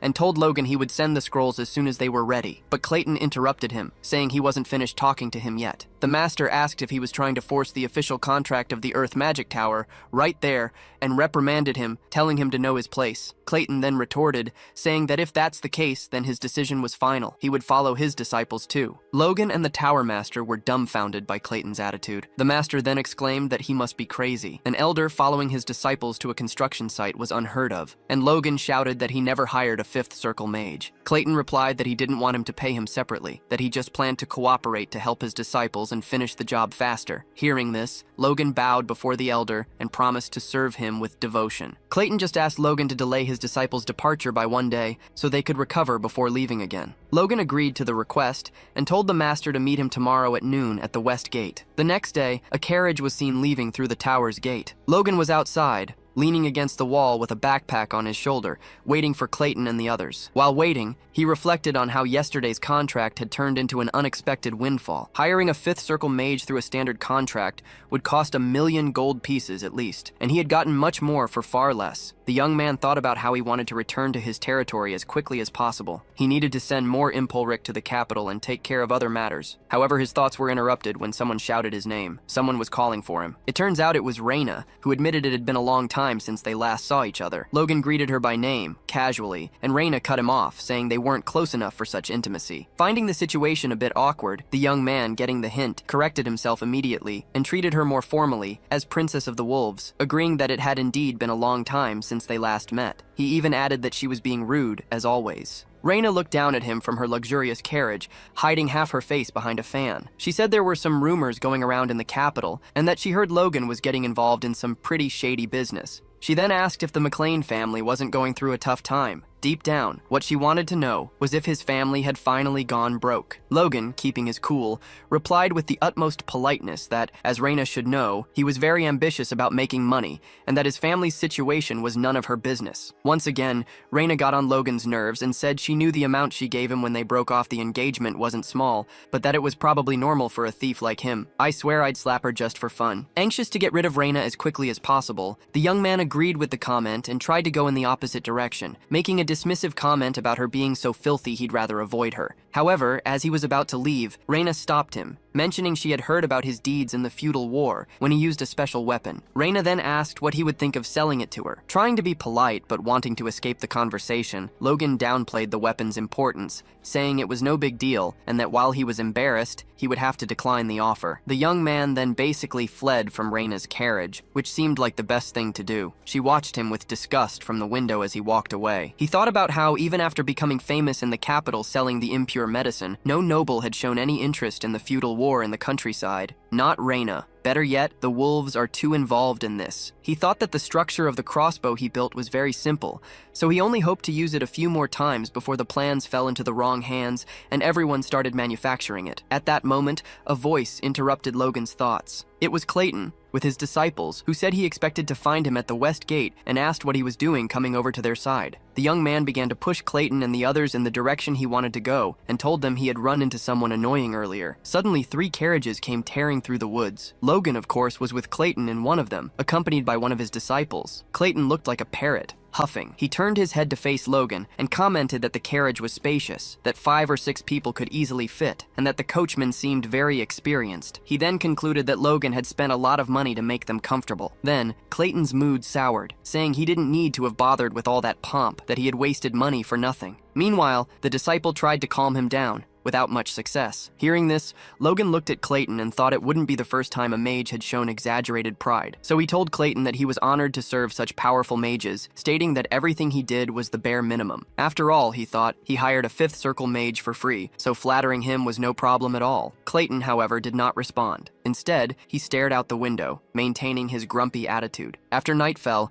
Logan and the others seemed to have set up camp. The young man commented that it was too late to travel, so they would rest there and continue their journey tomorrow. After that, Logan lit a fire and began to meditate, when suddenly a man with a knife appeared, ready to attack. He threw the knife at Logan, who sensed the danger, and ducked his head to dodge. Then, without interrupting his meditation, he asked who was there. One of the men stepped out of the shadows and praised his dodge. Logan stood up and the man continued, saying he had heard all the rumors about him in the capital, and asked Logan if he wasn't the one who made a fortune selling a weird drug. Logan was surrounded by 5 guys, and wondered if they were robbers. He huffed, annoyed, and said he just wanted to practice what he had learned by meditating, but this was the perfect opportunity. Since they had interrupted him, he took his sword and warned the bandits that they would have to be his training partners. One of the bandits mocked the young man, laughing and jeering. Logan, unfazed, remained silent, and without hesitation, quickly slit the bandit's throat, silencing his laughter instantly. 2 of the others looked at their fallen comrade, not understanding how he had moved so fast, and called him a bastard. One of them jumped to attack him. Seeing this, the young man took an aggressive stance. The moment the bandit got close, ready to plunge his knife into him, the fighter dodged and cut his belly in a swift motion, sending him flying through the air. Seeing this, the other bandits lost their composure,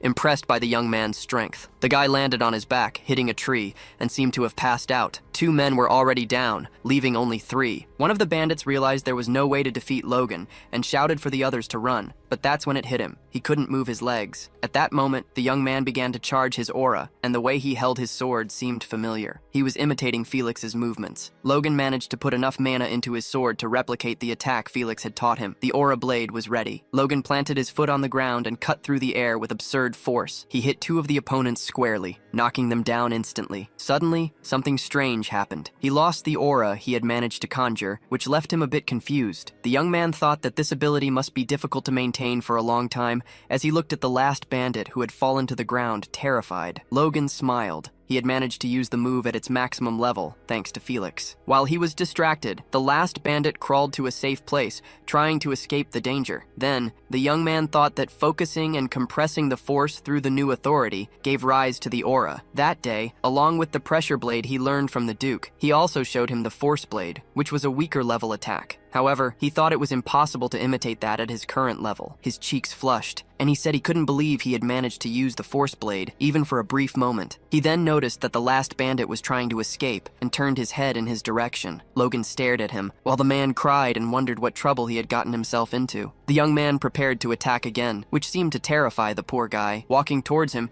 he explained to himself that using the force emanating from the sword to dominate the enemy creates the ability known as the pressure blade. And just as he was about to stab the last bandit, Logan flashed that predatory smile again. He said this ability should be enough to use in a fight. Then, he glanced at the bodies around and wondered if he had overdone it a bit. Suddenly, a voice came from behind him, taking Logan completely by surprise, saying that he had witnessed everything. The speaker was Clayton, and he seemed very furious. Logan looked at Clayton, somewhat confused about the reason for his anger, and wondered if Clayton thought he had gone too far, even though the guys were robbers. If Clayton decided not to work with him anymore, Logan would be in a tight spot, but that's not what happened. Clayton looked at the young man, and, to his surprise, praised his skills, saying he was incredible. Logan was stunned, speechless for a moment. Still grumpy as ever, Clayton added that, although he didn't understand much about Force users, what he had just witnessed was not normal for someone of Logan's age. The young man thanked him for the compliment, admitting he was being too generous, and realized that Clayton wasn't really angry, it was just his face. Clayton and Logan walked together through the forest, and an awkward silence hung in the air. Logan glanced sideways,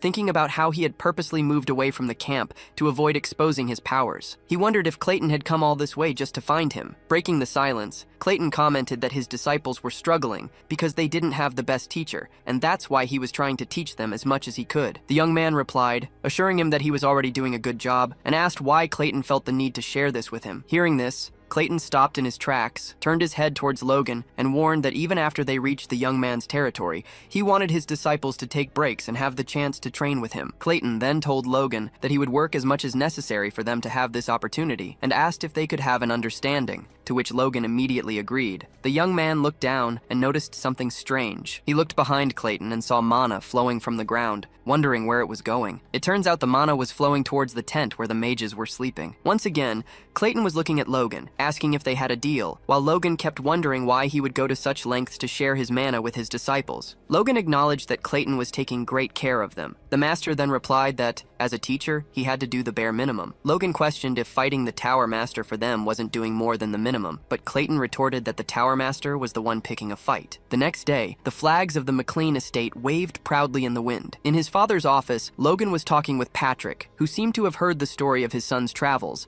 and asked if he had gained much experience during his time in the capital. Logan replied, informing his father that everything he learned was of immense help. Patrick said that in that case, it was fine, and asked if his son had anything else to report. Hearing this, Logan thought he could have approached the subject in a better way. He casually mentioned to Patrick that his business in the capital was thriving. This left Patrick speechless. Standing up from his desk, Patrick asked Logan what business he was referring to. Logan explained that he had been selling the medicine he had given him before. Patrick looked like he was about to faint, and asked if he really went all the way to the capital to sell a stimulant. Placing a hand on his forehead, the father reminded the young man that despite his promise not to interfere, this was still a huge surprise. Then, Patrick asked him to be more careful with the family's reputation next time. Logan quickly promised his father he would, feeling relieved that Patrick was handling the situation better than he had expected. Patrick, however, raising an eyebrow, asked if Logan had answered without much thought. Once again, the young man gave the same affirmative answer. He then informed his father that he had also befriended the Sword Duke. Hearing this, Patrick was stunned and immediately asked if he was referring to Felix Esperanza. Patrick, furious, then asked if he had also sold the medicine to Felix. With a smile, the young man replied that he had done exactly that. Enraged, the father shouted, demanding to know how far he planned to drag the family's reputation through the mud. Unfazed, Logan calmly took out a book that Felix had given him and said that in return, he had received a valuable intermediate-level sword technique. Patrick, now calmer, took the book from the young man's hands and read the title aloud, The Iron Blood Sword. He commented that it was a genuine intermediate sword technique, guaranteed by the Sword Duke himself. However, the young man knew this wasn't entirely true,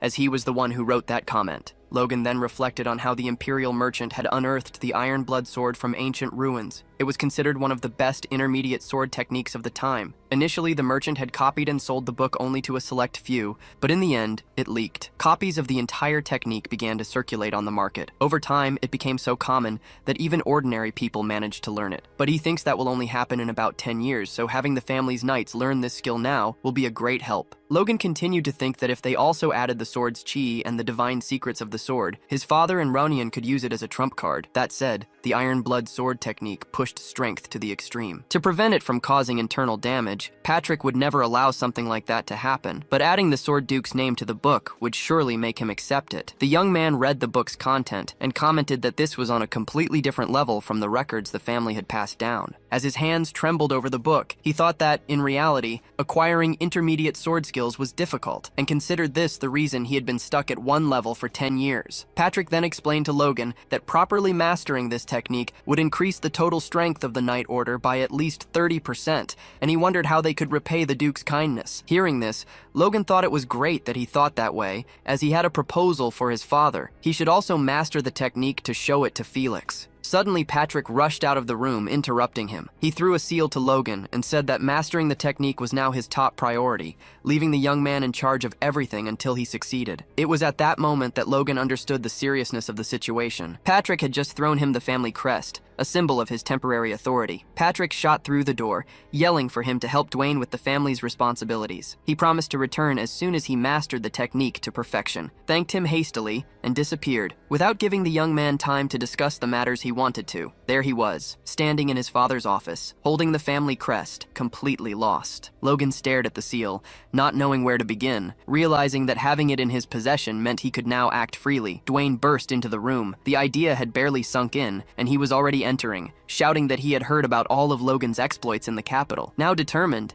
the young man silently swore that he would accomplish everything he wanted before Patrick returned. Dwayne soon began to beg for money. Suspiciously, he asked if the other hadn't already received funds from the battle with Tesseron. Dwayne shouted, frustrated, explaining that those funds were nowhere near enough to maintain the two fortresses. The battle had caused a huge labor shortage, and production was going to drop drastically this year. To make matters worse, the Kairos had also cut off all aid. Desperate, Dwayne dropped to his knees and begged Logan for money, saying he had heard about the fortune he made in the capital. But Logan just smiled and said he was sorry, but he'd already spent all the cash. Hearing this, Dwayne couldn't believe it, and asked where on earth he had managed to spend all that money in such a short time. Logan just looked down at him, smiling, without saying a word. Dwayne looked up and told the young man to stop with the shenanigans, but the young man maintained his composure, staring down at him. Seeing this, Dwayne started to sweat. He then asked if the warrior was serious, and Logan nodded. Dwayne bowed again, desperate, and asked where he had managed to spend so much money. The fighter replied that he had spent 1.2 million gold on scrolls and magic images, and had also bought construction materials and food. In other words, there was nothing left. Dwayne looked at Logan, repeating what he had just said, and mentioned that buying a little food and giving it to the people wouldn't make a difference. But that's when Logan dropped the bomb that he had spent 1 million gold just on food. Dwayne wasn't sure if he had heard correctly, and asked Logan to repeat it, and he did, that he would be distributing 1 million gold worth of food every month for a year to the people. Hearing this, Dwayne started shouting, asking if the young man had eaten something that made him go crazy. Logan thought this was a normal reaction. After all, him becoming a war hero wasn't going to change Dwayne's opinion of him.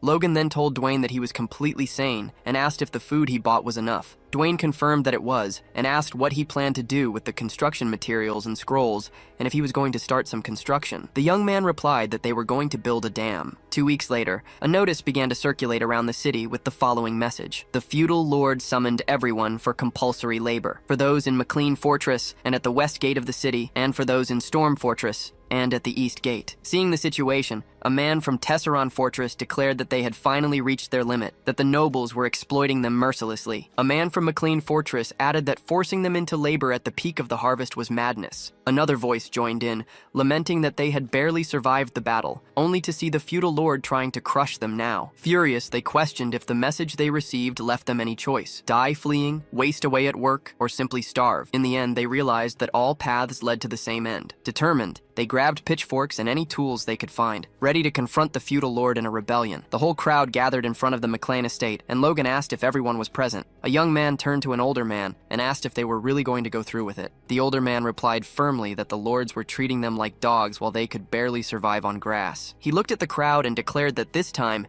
it was worth picking this fight. A drop of sweat trickled down the young man's forehead as he agreed, saying he'd rather take the opportunity to fight. At that moment, the castle gates opened, and the people, driven by determination, took their positions. When the gates opened completely, the silhouettes of several knights became visible. One of the knights shouted for his comrades to prepare for the distribution. The crowd, which had been leaning towards a fight, calmed down and began to wonder what the noble meant by distribution. The elder stepped forward, warning the people that it was all a trick. At that instant, a man placed a sack in front of him, and the noble explained that, by order of young Master Logan, those who participated in the forced labor would receive a month's worth of grain. He told everyone to line up at the gate for the distribution to begin. Hearing this, the crowd dropped their weapons and rushed to form a line. The old man clutched the sack tightly, silently staring at the ground. He trembled for a moment, then raised his head and shouted for all to hear, "Hail Logan McLean!" The people turned in his direction, and he repeated the cry. A smile appeared on their faces, agreeing with the old man, and soon everyone began to hail Logan. Meanwhile, high on the estate walls, Dwayne and he were talking.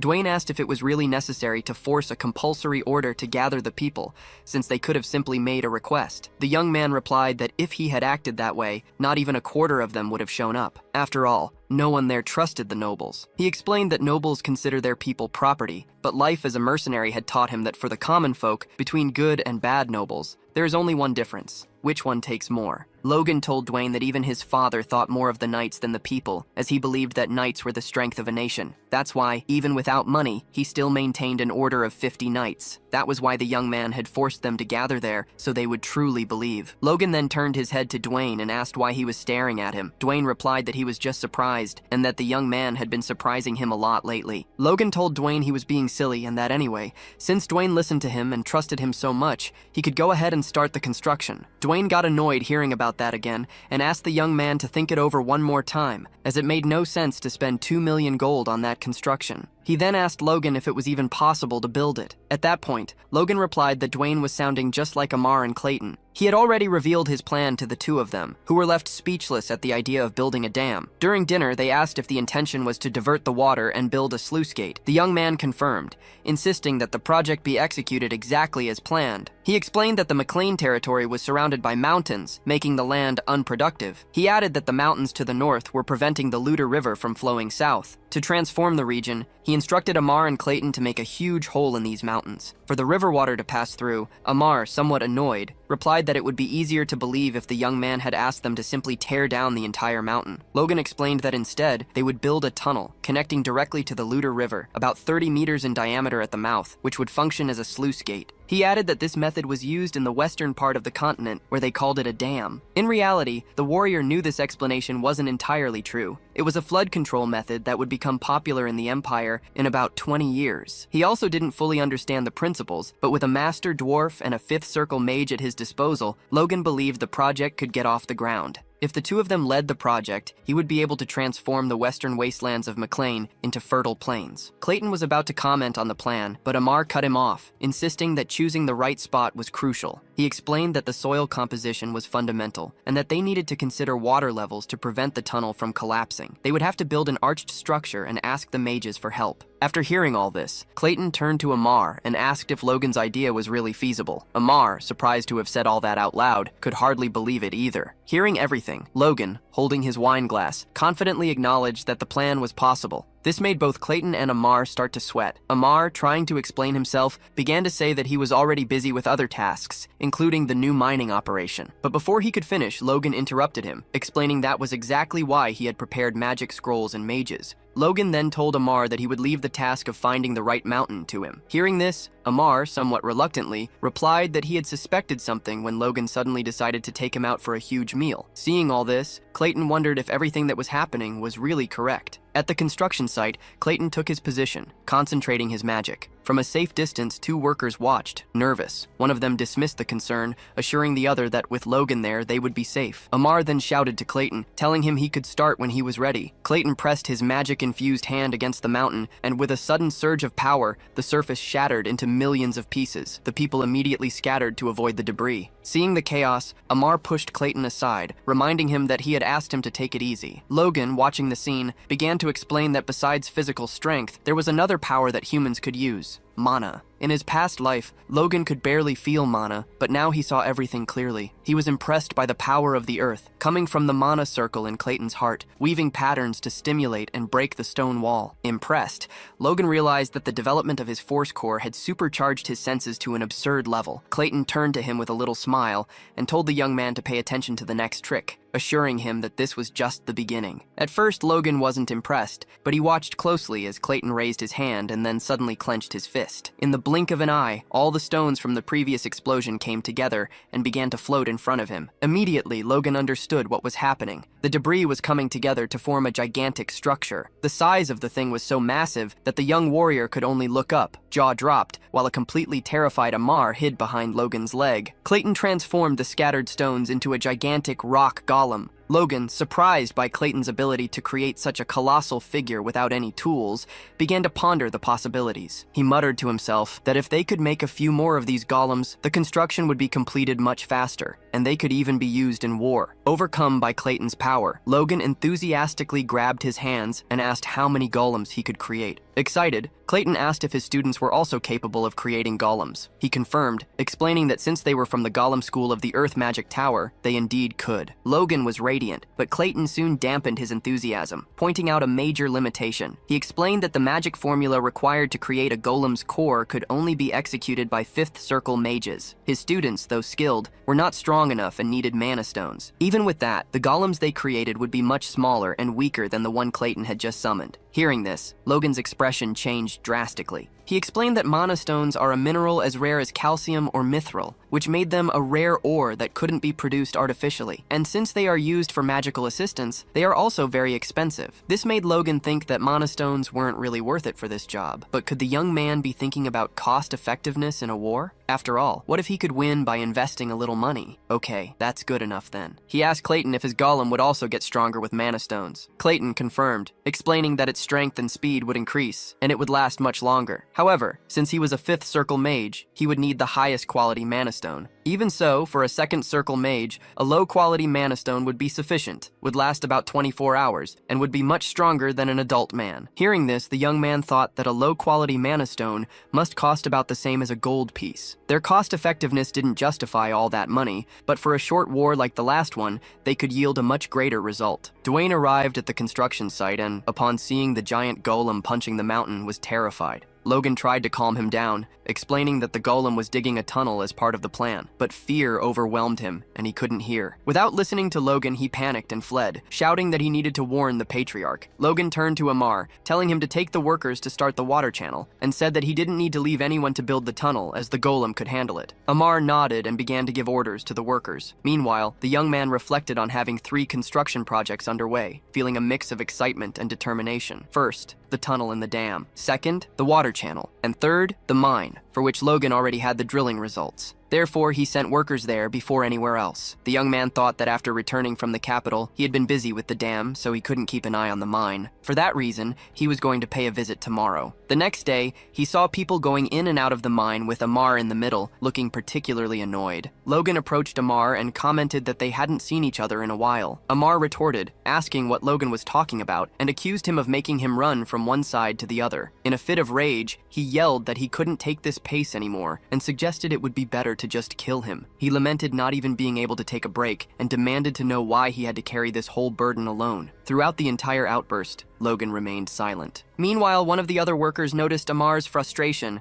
and told the others they needed to intervene. Amar threw himself back on the ground with tears in his eyes. Logan gently placed a hand on his shoulder, trying to comfort him. The young man acknowledged the hard work he had been doing and told Amar that from now on, he would let him manage and administer everything by himself. The young man's expression changed to disbelief, and he asked Logan if he was serious, wondering if Logan really intended to dump all the tasks on him. Logan felt a pang of sadness upon realizing that Amar had figured out his intention. With a somewhat playful gesture, Logan extended his pinky finger, promising Amar that as soon as the construction was finished, he could rest as much as he wanted. Amar, feeling overwhelmed, tried to push the young man's hand away, but Logan held his finger firmly, almost making the poor dwarf cry out in pain as he threatened to break it. Amar, standing there on the ground, annoyed, saw Logan simply turn his back and comb his hair, saying he was just trying to be funny. He then looked at the mine, thinking that it would be exploited much faster than last time. Even without being sure about the dam, he hoped it would work out. It was the only way for his plans to succeed. Then, Logan activated a communication channel to speak with Philip. His buddy informed him that the construction materials would be delivered without any problems, and also mentioned that he had closed a deal for the wood,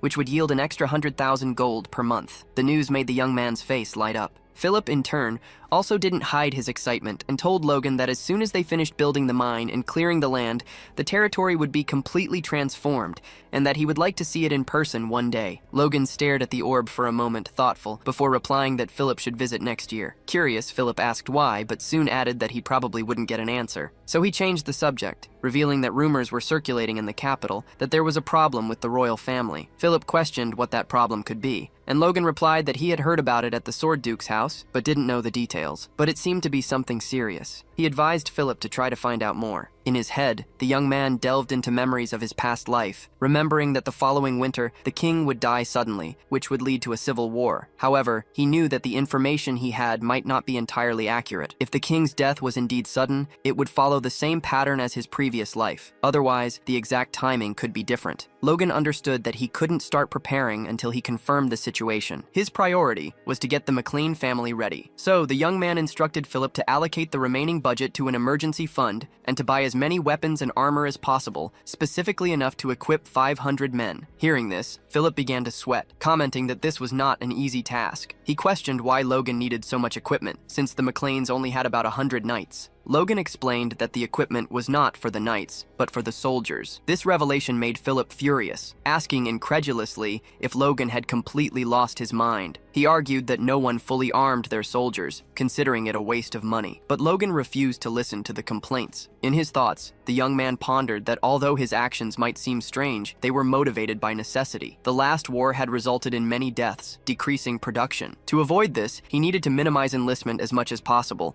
while at the same time increasing the strength of his knights and soldiers. Arming the soldiers was crucial to this strategy. Logan then asked Philip if his judgment had ever failed, to which Philip reluctantly replied that it hadn't. He then smirked and told Philip that, in that case, they should proceed as planned. Philip said he understood and that he would discreetly find out more about the rumor. With that, Logan stated that the next step was to secure funds through the mine, the food supply with the dam, and improve the soldiers' weaponry. The basic preparations for a leap forward were progressing well. A huge pile of papers was on Logan's desk, overwhelming him. Dwayne was beside him, directing his attention to specific papers. "Read this, sign the other, and so on," said Dwayne, before adding that he would bring the next set of documents. Reading one of the papers, Dwayne informed Logan that he had once again signed a document without checking it properly, questioning if he intended to continue with this carelessness. So, Logan really had to get a grip on the territory's affairs. And just then, the door burst open, and he immediately started yelling at Dwayne. Dwayne, insisting he wasn't the successor, just asked if anyone else agreed with that right at that moment. That's when Casalon rushed in,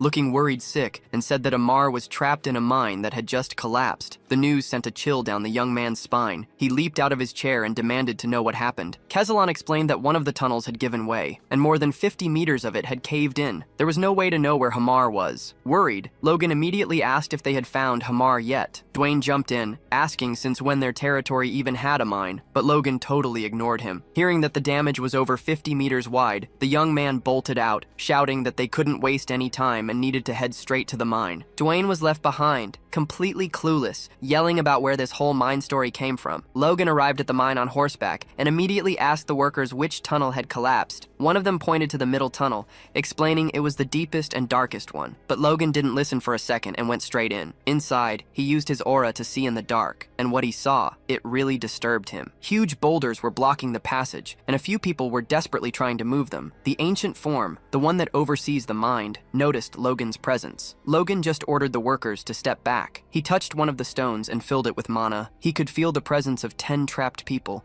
one of them with the same energy as Hamar. He told the foreman they had escaped the worst of it, but there were still many victims. The foreman, totally puzzled, asked how he could possibly know that. The kid just ignored the question and wanted to know how long it would take to clear the rocks. The foreman estimated at least 3 days, and that got Logan seriously worried. He knew the longer they took, the slimmer the chances of survival for the trapped people. Outside, Logan asked for help from Clayton and his apprentices. He begged them to rescue Hamar and the trapped workers, promising they'd be rewarded handsomely. Clayton realized Logan was talking about the place where Hamar had been working. He decided to help, but made it crystal clear it wasn't for the money. It was because people were hurt. Logan thanked him and promised to return the favor. Clayton thought it was weird, that Logan, who was always so secretive about the mine, was suddenly giving up its location just to save a slave and a few workers. He used his magic to support the tunnel, and his disciples used mana stones to summon golems. The disciples, holding their crystals, threw the stones at the rubble, and the rocks transformed into stone golems, which immediately started clearing the debris. The miners were terrified. They just weren't used to seeing magic that powerful. Logan was amazed by their efficiency, watching them clear several meters of rubble in mere seconds. Clayton hurried them along, and Logan didn't just stand there watching. Oh no. He joined the workers and the mages, carrying rocks and helping with the removal. Clayton was shocked to see Logan, a noble, working so hard to save commoners and a dwarf. For him,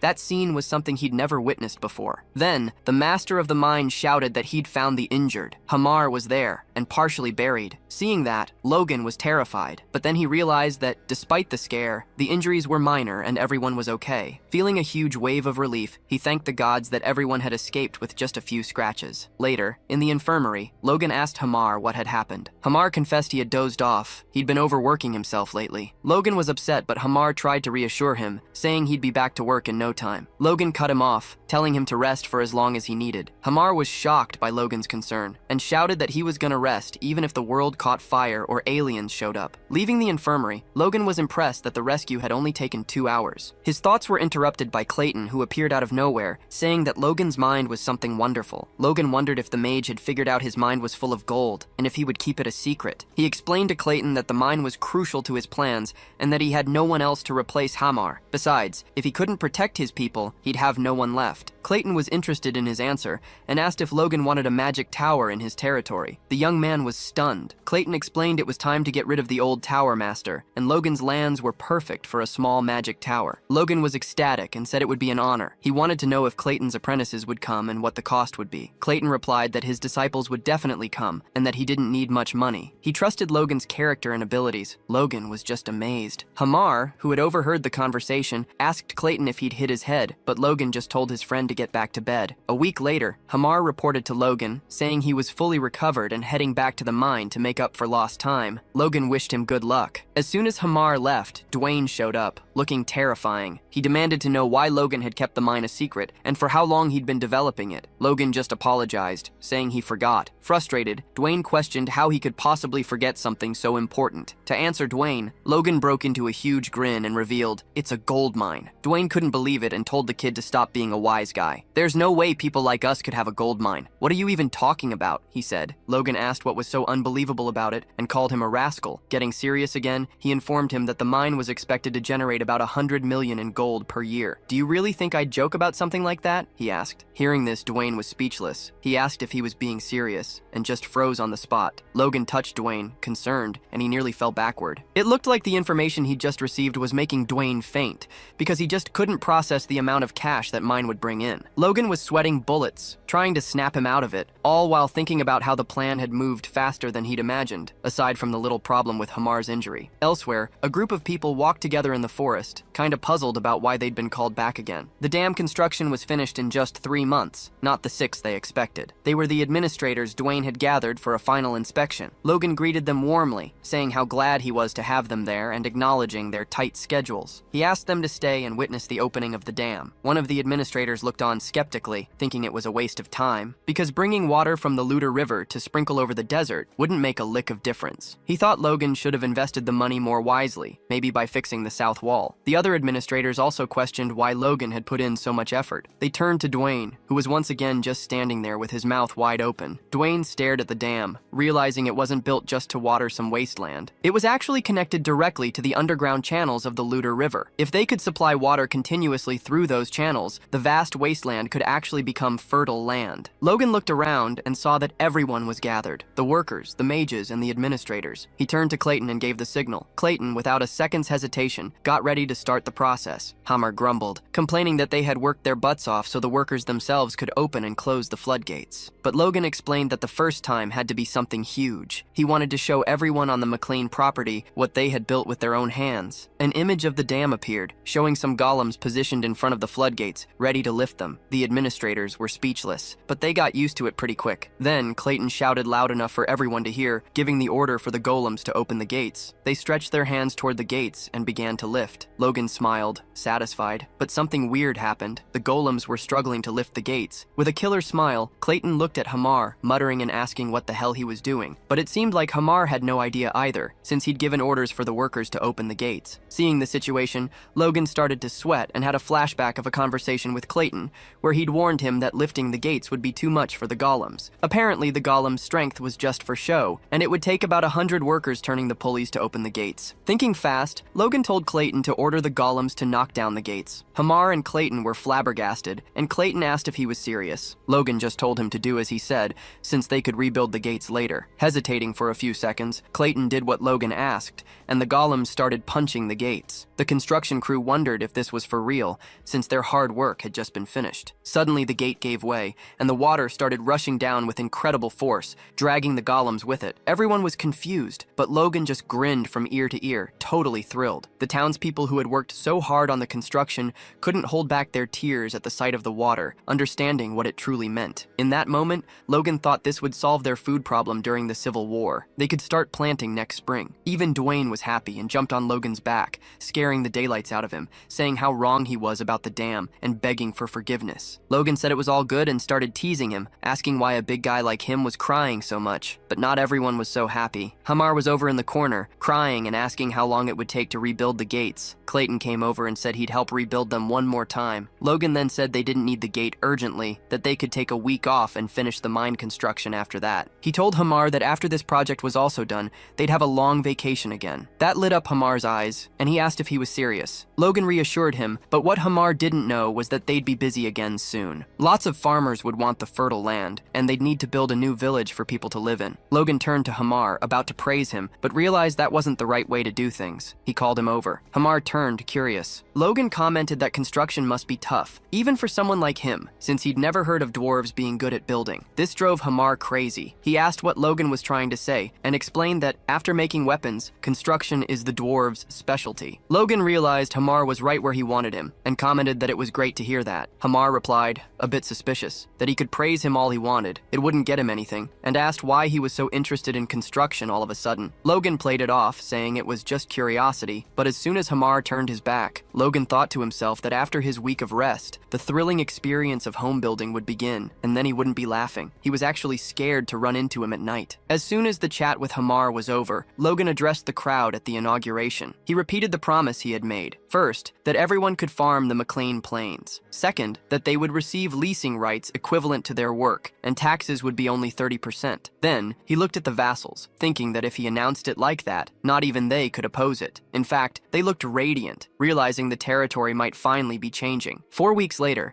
Logan was in his office with Rick, reviewing a plan sent by Hamar, who had already finished the village layout and a model house. Logan commented that he knew he'd chosen the right person for the job, and Rick replied that Hamar is amazing. Logan thought he never imagined Hamar would accept the task when he approached him a few weeks ago, since he was a bit hesitant at first. In the background, events from 4 weeks ago are shown, when Hamar asks Logan if he's crazy for wanting to build a village, and Logan teases him, saying that dwarves are supposed to be construction experts. Hamar planned the streets in a cross pattern and placed houses of the same size, with wells, community bathrooms, and sewers. Logan thinks he tried to replicate the city plan he saw in his past life. Suddenly, a strong smell hits Logan. He turns to Rick and asks why he stinks so bad. Rick says it's all Logan's fault. He asks why that drug is selling so well, and says if it weren't for that, he wouldn't be suffering like this. Just then, Dwayne bursts into the room, screaming for Logan. The young man asks Dwayne if he's ever going to knock again. Dwayne doesn't care and starts telling him something about Hamar. Suddenly, Dwayne's expression turns to pure joy. He tells Logan that Hamar sent word they can start mining the gold now, and shows him nuggets, explaining they found the treasure just like that. Logan tells Hamar he did a great job, and Dwayne hugs him, asking how they got so lucky to have him around. But Hamar just wants to rest, and his eyes show he's been awake for a long time. Logan then asks Hamar how much they can start extracting. Hamar replies that everything is on schedule, a ton of gold per month, which should last at least 10 years. He again insists that the young man go rest. Logan hesitates, arguing there's still so much to do, like building the city, more beasts, and new weapons. He asks Hamar if that would be possible. Logan's request hits Hamar like an axe blow, making him sweat and grab his head. Then, Hamar just lies down on the floor to rest. Dwayne bends over him, calling him the treasure of the territory. Logan thinks he'll be the only one moving forward since there's still so much work to do. He tells Hamar he'll keep his promise and that he can take his time off. Hamar starts screaming with happiness and bolts out like a flash of lightning. Logan wonders if he's awakened some kind of power because the kid was way too fast. Behind him, Dwayne starts crying with joy. Logan asks what happened, and Dwayne explains the mine will bring in 100 million in gold a year. Dwayne tells Logan to hell with the Kairoses and that their territory is saved because they won't have to worry about anything anymore. Logan teases him, saying he's crying more than when the dam was finished. Then, the young man looks calmly at Dwayne and drops a crucial fact. The only one you should fear is me. Stay sharp, because that mine is also mine, Logan warns. Dwayne is terrified. Logan explains that, of course, he'll pay 30% in taxes to the family, but that's it. Dwayne gets up, bewildered, and kneels before Logan, saying he trusts his judgment. Logan warns Dwayne that they have to keep the mine a secret, because if word gets out, the Befros, Kalea, and the Margrave will cause trouble. Dwayne says he'll take care of it, which makes Logan a bit uneasy. He thinks his father is going to be a handful, since he made a lot of changes before his return. A week later, Logan and his father are walking by the river, admiring the beauty of the place. Logan notices that Patrick has become an advanced knight. Patrick acknowledges that while he was away, Logan managed to accomplish a lot. Logan tries to defend himself and explain his plans, but Patrick cuts him off. Patrick says that having water flowing through that wasteland is incredible, and that Logan is much better at managing managing the property than he ever was. Logan tries to be humble, but Patrick says he managed to do more in 3 months than he did in the last 10 years and thanks him. Logan wants to say he's grateful too, but is interrupted again. Patrick announces that from now on, Logan will handle all the duties of a lord because he wants to focus on training the Order of Knights. Hearing this, the young man is in shock. Patrick interrupts him again and asks if he knows what he realized during his training. "I got old," he says. Patrick explains that he couldn't master the secret techniques, and now it's up to young people like Logan and Ragnar to try. He says Logan helped him break through a barrier that had blocked him for years, and that he wants to step back and be a guide. Logan nods and accepts the proposal. Patrick then turns and calls for Marianne, asking her to help Logan fulfill his role. Marianne agrees. Patrick gives Logan a little nudge, encouraging him to talk to his mother. The young man approaches Marianne, who is in a beautiful dress holding a parasol. She begins by saying that Logan's achievements are enough to prove his ability to be the successor. She calls him young master and says that now she only wishes for Ronyan's success. Logan apologizes, but she interrupts him, saying she's the one who should be sorry. She admits her vision was limited and hopes Logan will be generous. Marianne continues, saying that Logan is teaching Ronyan how to fight and that he's never been happier. She asks him to continue looking after his brother. Logan isn't happy with where this conversation is going and shouts that parents shouldn't use respectful titles with their children. He calls her mom, which makes her stop, emotional. She turns and says goodbye, walking towards Patrick. Patrick signals to Logan, showing his approval of his son's action. Logan watches his parents walk away, and in what seems to be the state of Tesserana, he and Patrick are talking. Logan says that as soon as the city is ready, they'll start clearing the brush for farming. Patrick worries if the residents will move easily. Logan says yes, because they'll give priority and rights to those who move to the new city, and the new houses will be better. Logan informs him that he asked Dwayne to recruit soldiers, and Patrick agrees to train those who become knights. Patrick praises Logan's work, but points out there's still one problem. He turns and stops in front of the Knights of the Order, and calls them lost causes. He asks since when they have 2 orders of knights, and says his face alone gives him the chills. Logan recognizes them as the McLean Knights, who deserted from Thesseron. They act like they're on opposite sides. Logan tells them to get a grip. Patrick comments on how he and Logan have been killing themselves training, while the Knights are fighting like children. Logan says it's his fault for being negligent. The Knights shout that it's not true and ask Captain Heinkel to get them out of there. Heinkel turns his head to Patrick and asks if he's become an advanced level knight. Patrick says he's going to straighten them out,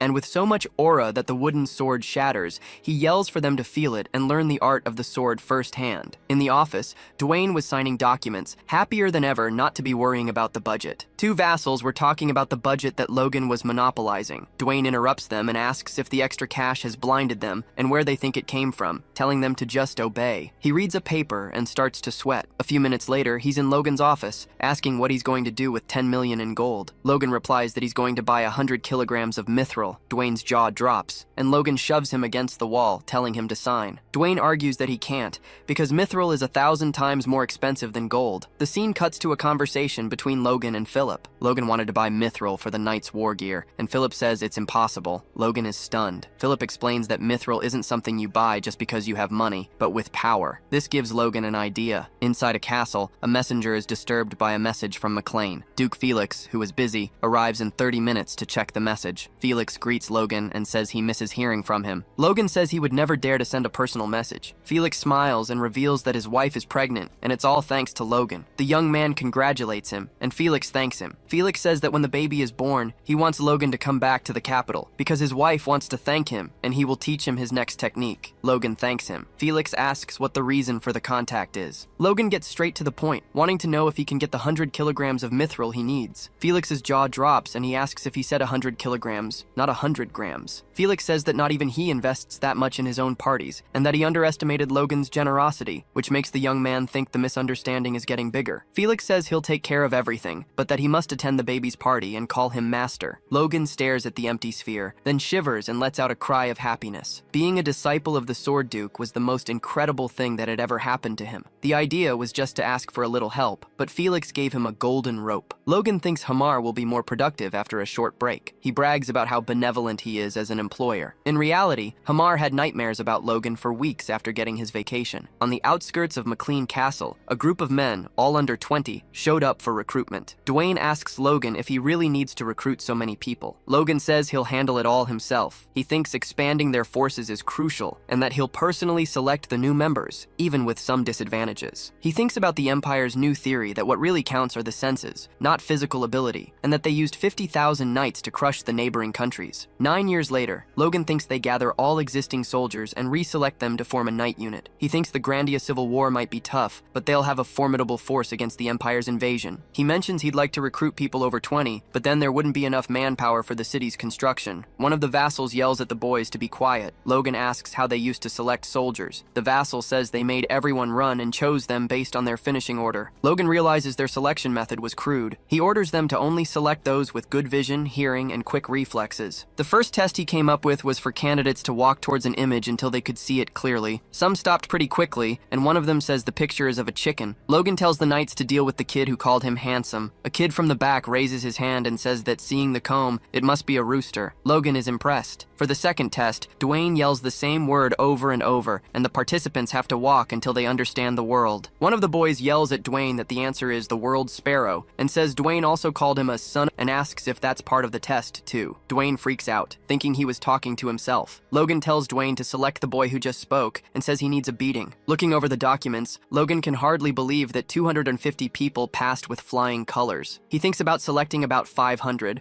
no holding back, to form a force of 1,000. On the training grounds, Victor is training with his sword. He swings the blade with force, catching the attention of some knights. Victor can only think about what Logan told him. If he can perform the sword technique 1,000 times without a mistake, he can become a knight and awaken his inner strength. He grips the sword hilt and tells himself he needs to become a knight as soon as possible. Victoria, his sister, watches him with concern. Victor thinks that Logan wouldn't wait for him forever. Just then, Victoria spots Logan. He signals for her to stay quiet because he wanted to check on Victor. Logan thinks he has a lot of talent and that even while swinging the sword wildly, he maintains a correct basic stance. He shouts to Victor and informs him that the next day, he'll be leaving the McLean Castle property to train soldiers in the Thessalon territory, which will last until winter. He invites Victor to come with him. Victor asks if he can bring Rhea along. Logan questions if it's a good idea to bring his sister to a training camp full of men, but Victor yells that it is. Logan sighs and tells Victor that Rhea can come, and he points a finger, warning that if there's any trouble, it's on him. Victor replies that he'll take very good care of his sister. Logan asks if Victoria is really that precious to him, and Victor hesitates, but then lets it all out. He tells Logan that his parents died because of him, and that Rhea has no parents because of him, so he has to protect her. Logan looks at him without saying a word, then puts a hand on Victor's shoulder and says it's okay, and to keep up the good work. A few days later at Thessalon Castle, Kezalon is grilling the kids Logan selected. He makes them run 5 laps around the wall, and as punishment, the last 100 will have to do 2 more. The kids are terrified, but Kezalon yells at them to stop messing around and start running. Logan compliments Kezalon,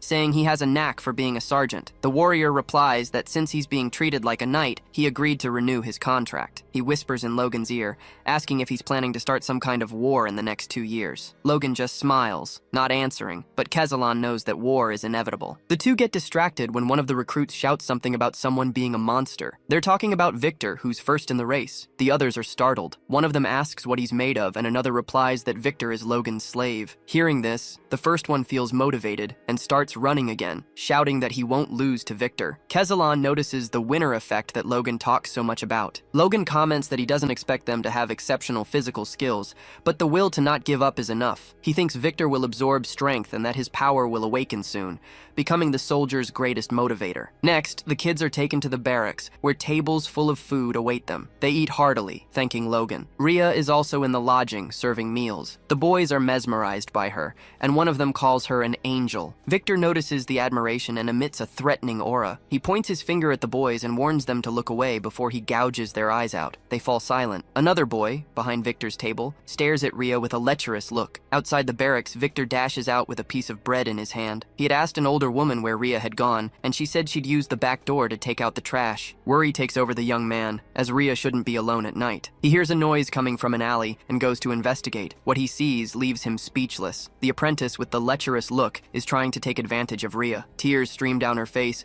and the bread in Victor's hand falls to the ground. The rookie stammers, but Victor is already in action with a powerful knee strike. He shatters the guy's nose and sends him to the floor. He stands in front of Rhea, ready to attack again. The apprentice spits, calling him a bastard, and demanding to know how a mere slave dares to touch him. But Victor lands another blow, almost knocking him out. Rhea lets out a startled scream, paralyzed. Victor grabs the man by the hair and starts punching him relentlessly, growling for him to die. Around a corner, another apprentice witnesses the scene and runs for help. Victor sees nothing but red. Each punch brings flashes of his past, memories of the night he and Rhea lost their parents. Suddenly, a voice shouts from behind, snapping Victor out of his rage. He turns and sees Logan. Logan tells him to get a grip and look around. A maid enters, gently guiding Rhea away. Kezalon tries to process the chaos. Logan points to the lifeless body and tells Kezalon to deal with it. Victor keeps his head down, waiting for his punishment, and apologizes. Logan asks if he regrets it, and Victor says no, but he's sorry for killing one of Logan's soldiers without permission. Logan acknowledges that he's not entirely wrong, but points out that he should regret bringing his sister to the camp. Logan explains that his stubbornness almost got Rhea hurt. He continues, saying it's better to leave Rhea in a safe place than to bring her into danger. Logan allowed Victor to bring her so he could learn the consequences of his actions. He asks Victor if he understood the lesson. Victor nods silently. Logan tells Victor that although killing is a crime, Rhea was a victim, and he did well to protect her. But he warns him that next time, he should ask for permission before taking such a drastic step, as he doesn't want his future nights delayed because of some pervert. Inside the castle, Kezalon and Logan are in a deep conversation. Kezalon questions whether Logan should really decide this issue on his own. Logan replies that Victor is his property, and that he used him to rid the world of a disgusting criminal. He frames it another way, saying he used his property to get rid of a criminal, and asks what Kezalon thinks of that version of the story. Kezalon asks if Victor killed the recruit under his orders. Logan nods and starts to detail his plan. The apprentice's crimes will be exposed, and his body will be hung from the castle gates as a warning. He instructs Kezalon to inform the soldiers. Kezalon changes the subject, noticing that Logan is marking something on a map. He asks what the young man is up to. Logan replies that it's a surprise. The markings on the map highlight areas where monsters have been recently spotted. News of Victor's actions spreads, and when they find out what the dead recruit intended to do to Rhea, the shock turns to fury. The crowd wanted to dig up the body and finish him off again. Logan listens to the conversation and thinks the situation resolved itself quite well. Time passes. 3 months later, snow covers the trees, heralding winter. Logan and Kezalon talk, observing the landscape. Logan comments that the new year is near, and Kezalon talks about how time has flown. In 90 days of training, the group of 1,000 apprentices has dwindled to 987, with 1 death and 12 dropouts. Kezalon is satisfied, noting that no one else is giving up. Logan thinks the basic training is finally over. He has already asked Hamar to make 400 more crossbows. He asks if the apprentices are ready for combat training. Patrick confirms and suggests the forest at the base of the mountain range as a suitable location. He says it's time to advance the training, as the knights will need real combat experience. Logan asks if they have mastered the Iron Blood sword technique yet. Patrick replies that true mastery will only come with fighting. Logan's smile widens with a psychotic touch, and he agrees. Kezalon turns pale, and a drop of sweat runs down his face, realizing where Logan got his intense and slightly crazy tendencies. A few days later, in the heart of the southern McLean mountain range, Patrick appears, all decked out in his armor. He orders the knights to draw their swords and control their breathing. They focus their aura, and at Patrick's command, they attack the giant trees with their blades. Even the knights are stunned by the power they just unleashed. Logan, beside his father, watches with satisfaction, but Patrick remains serene. The apprentices, however, are ecstatic, whispering among themselves, wondering if they'll ever reach that level. Logan yells for the apprentices to stay alert, reminding everyone that this is no ordinary forest, but a monster-infested forest. As if on cue, goblins start emerging from the shadows, and the knights, eager to fight, waste no time. The knights charged against the goblins, striking with precision and ferocity. They cut them down like a storm. The goblins, overwhelmed by the knights' power, tried to flee in panic, but Logan had already anticipated this. He ordered the troops to ready their crossbows. At his signal, a shower of arrows rained down on the battlefield, eliminating any goblin that tried to escape. The cavalry laughed, mocking the fear they had once felt for the creatures. Their joy was short-lived. A massive, terrifying paw appeared before them, and the knights prepared to attack. A pack of wolves charged forward, but these weren't ordinary wolves. They were horned wolves. The knights formed a defensive line. In an instant, one of the wolves sank its jaws into a knight's sword. The situation got tough for the knights. Suddenly, Kezalon ordered the cavalry to use their crossbows. Arrows cut through the sky, hitting the wolves, who let out horrible horrible screams of pain. But the arrows seemed ineffective and shattered on impact. A soldier, trembling, exclaimed that the arrows had no effect. Logan yelled for the knights to hold the formation. The mission was clear. No wolf could get through. The winner of Stan leaped forward, determined to test his strength against one of the wolves. The blow was so strong it sent the wolf flying several meters back, but a blood-curdling scream cut through the air behind him. When he turned, he saw a wolf sinking its teeth into a recruit's leg, while another stood paralyzed with terror. A flaming strike cut through the air, and Logan unleashed his fury on the wolf, finishing it in a single blow. He ordered the terrified apprentice to pull himself together and take the wounded to a safe place. The recruit responded immediately and ran. Logan thought that, as he suspected, most of the apprentices weren't prepared for chaotic skirmishes, but those who ranked in the top 100 in the census test stood out. One of the apprentices, cornered, noticed another wolf approaching from behind. Victor appeared out of nowhere and slit the second wolf's throat. Victor looked at the bloodied sword, and a faint smile formed on his face. The other apprentices stared at him, dumbfounded. Logan saw the scene and realized that Victor had finally broken free from his limitations. The battle was nearing its end, and the last wolf was taken down by Patrick. Logan asked the captain if that was all of them. The captain confirmed. Patrick commented that it had been a month and a half since the combat training began, and clearing all these places took much longer than expected. The captain agreed, explaining that discovering 3 cities infested with thousands of monsters was monumental. The young man shuddered at the thought of all those monsters invading the castle at once. He thanked God they had discovered the threats in time. Logan was coordinating the knights and soldiers, insisting they hold on just a little longer, and instructing them to finish felling a huge tree trunk and transport it to the construction site. The knights, however, grumbled about how they were felling monsters and trees non-stop, without a single break. Logan ignored the complaints and commented on how absurd it was that such valuable trees were left unused just because there were monsters nearby. With his characteristic killer smile, he thought the situation was perfect, as he was managing to train the soldiers and collect wood for the city at the same time. Patrick watched it all and thought that Logan seemed more interested in getting wood than in training the troops. Logan continued to wonder if awakening one's strength didn't require a sixth sense, a survival instinct. If everything went as planned during the Grandia Civil War, they could quickly reinforce their forces for the inevitable conflict with the Empire. Hamar noticed a smile on the young man's face and asked what was amusing him. Logan ignored him and changed the subject, saying that with enough wood, they could move forward with the construction of McLean Town. Logan asked if Hamar could finish the project on time, and Hamar nodded confidently. He explained that with the support of the mages and the motivation of the workers, the task would be manageable. Logan wondered if Hamar had always been so reliable and credited it to his vacation. But just when Hamar's confidence was at its peak, Logan reminded him of another task, the Magic Tower. Clayton cast a spell, conjuring a wall of earth, and the workers watched, stunned. Logan urged them to stop admiring and start collecting the soil, as planned. Logan approached Clayton, thanking him for fulfilling his requests. Clayton brushed off the concern and said that with the promise of an annual support fund of 10 million gold, it hardly mattered if the place was a small town. He said that if everything went as planned, the city would become the center of the region. Logan interrupted him, stating that his only goal was to make the city a nice place for people to live in peace. Clayton was stunned and exclaimed that McLean was truly a territory for the people. He shouted dramatically that Logan had his vote. Logan ignored the comment and told Clayton that the earth walls were good enough, as this place would never become a battlefield. "Because I'll never let that happen, after all. I plan on invading someone else before that happens," he said. In the silence of the night, Logan stood in the forest, holding his sword in an unusual position. Suddenly, with an explosion of energy, he lunged forward. A single radiant beam of light shot from the sword, tearing through the darkness. The beam exploded, and when the light faded, it was clear the young man was aiming to shatter a massive rock. Logan inspected the result, and noticed that the beam had not only pierced the rock, but continued through the trees behind it. He thought that the technique he had just used was the second form of the divine sword secrets. He needed to get stronger. 2 months later, the village construction is finished. Families start moving in, and the beginning of summer brings a sense of vibrancy to the new settlement. In the office, Logan and Dwayne discuss the city's progress. Dwayne reports that the area's recovery is going well, but notes a labor shortage. Logan reassures him, saying that refugees are constantly arriving, and instructs Dwayne to accept all newcomers. Dwayne asks about Hamar and is told he is still on vacation. Logan wonders if he gave him too much time off, but quickly dismisses the idea. Dwayne asks about a rumor that Hamar received a large amount of mithril before leaving. Logan confirms this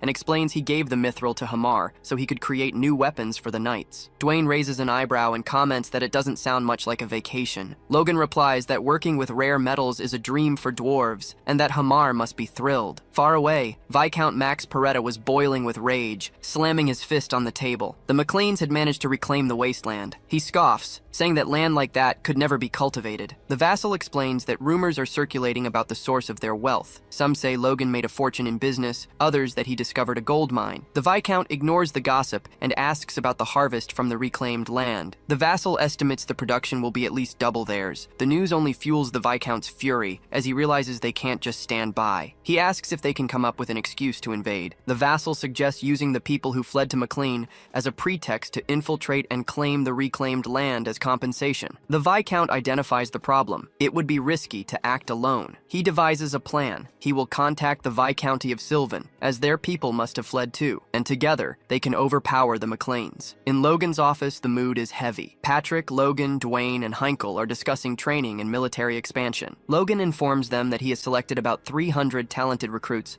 and Patrick questions whether he truly believes they are worthy of becoming knights. Logan nods, and Dwayne comments that it seems like too many people. Heinkel calls the number absurd, arguing that even with intense training for 10 years, only 1 in 100 awakens their strength. Logan is unfazed and states they will maintain the training system. Dwayne yells that he's throwing money away, but Logan replies that the neighboring territories will provoke them anyway. Patrick asks him to explain. Logan clarifies that with McLean City in full swing and the fertile land, there's no way the vice-counties of Sylvan and Parita will stay quiet. Heinkel interrupts him, stating they have no excuse. Dwayne shouts, cutting Heinkel off, and insists the real issue is the influx of refugees. Logan asks his father to consider the number of refugees they've been receiving, and to wonder how many might have come from Parito or Sylvan. Dwayne, furious, yells at Logan, demanding to know why he didn't prevent the situation. Patrick seems to be putting the pieces together, and asks Logan directly if his goal was to start a war. Logan's answer is blunt. They are enemies, and we'll have to deal with them eventually. So why wait? Silence fills the room, and everyone from Heinkel to Dwayne is disappointed. Patrick wonders if he gave up his authority too quickly. Rick bursts into the room looking for Logan, and says that Sylvain and Parita have sent a voice message. Logan says things have already started,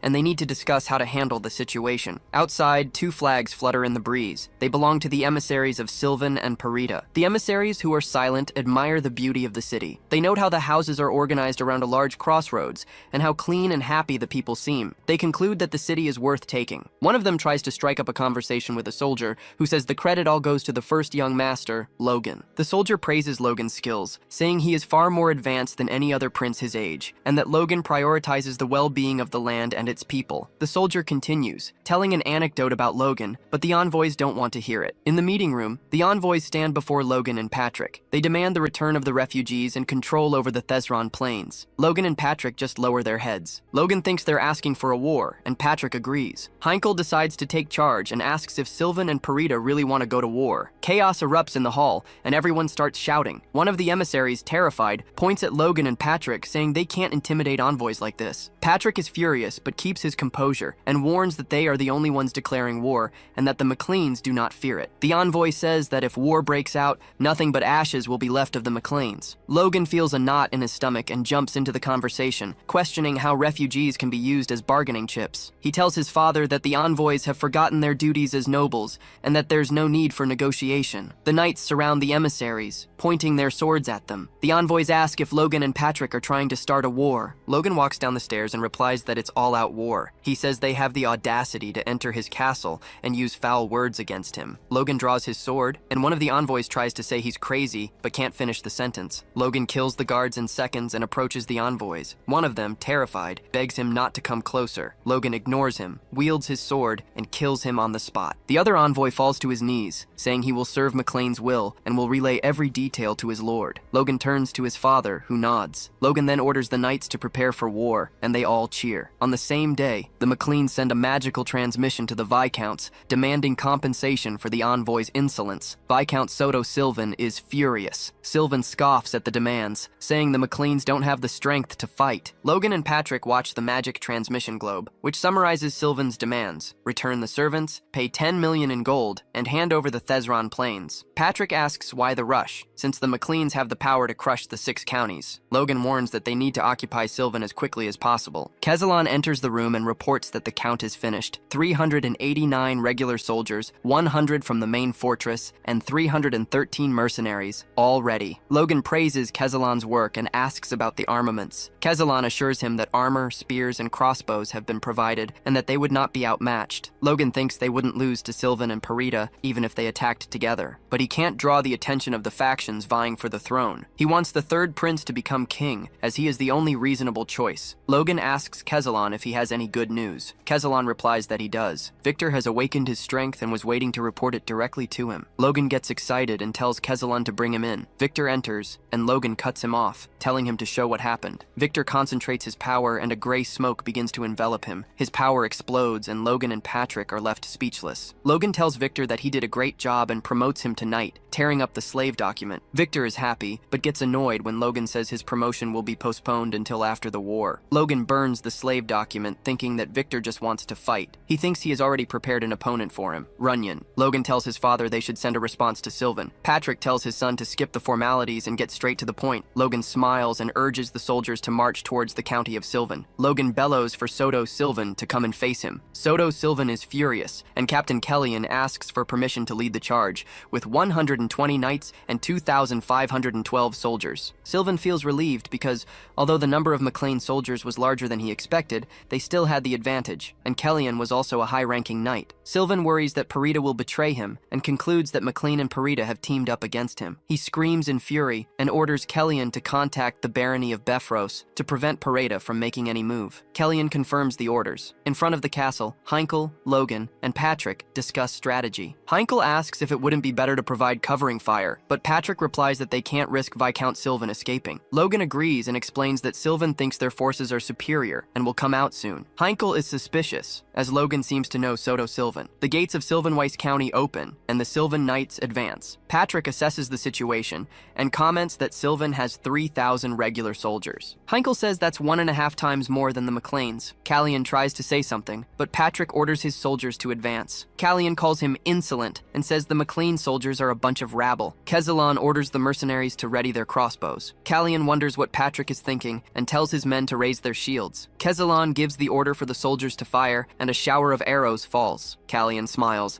thinking they would have no effect, but the arrows pierce the shields. Kellyan is furious and yells for his men to advance with full force. Kezalon orders everyone to spread out, which confuses Kellyan. The crossbow cavalry splits and targets the soldiers, and Kellyan wets himself in fear. He thinks about retreating, but it's too late. Patrick appears and challenges the Sylvan Knights to face him. Kellyan is stunned by Patrick's power, who takes down 4 knights at once. Kellyan realizes that Patrick has reached the advanced level. Patrick gives the order for the McLean soldiers to annihilate the opponent. The McLean Knights charge with everything they have and slaughter the Sylvan enemies. Heinkel acknowledges that 2 months ago, the Sylvan Knights were a match for them. Heinkel smiles, happy to see his knights getting more powerful. He then looks at Logan and Patrick and comments that their lord's training was not in vain. On the battlefield, Reiko is in a duel and Samora arrives to help him. They didn't count on Reiko's strength, who disarmed 2 of them. The knights realize that Reiko is a high-ranking knight, thanks to learning the Iron Blood sword. Logan charges at Kellyan, who realizes he's in trouble. Logan remembers his training, having completed the second form of the Divine Sword Secrets and his barrier. Logan and Kellyan wield their swords. Kellyan retreats with each attack, annoyed,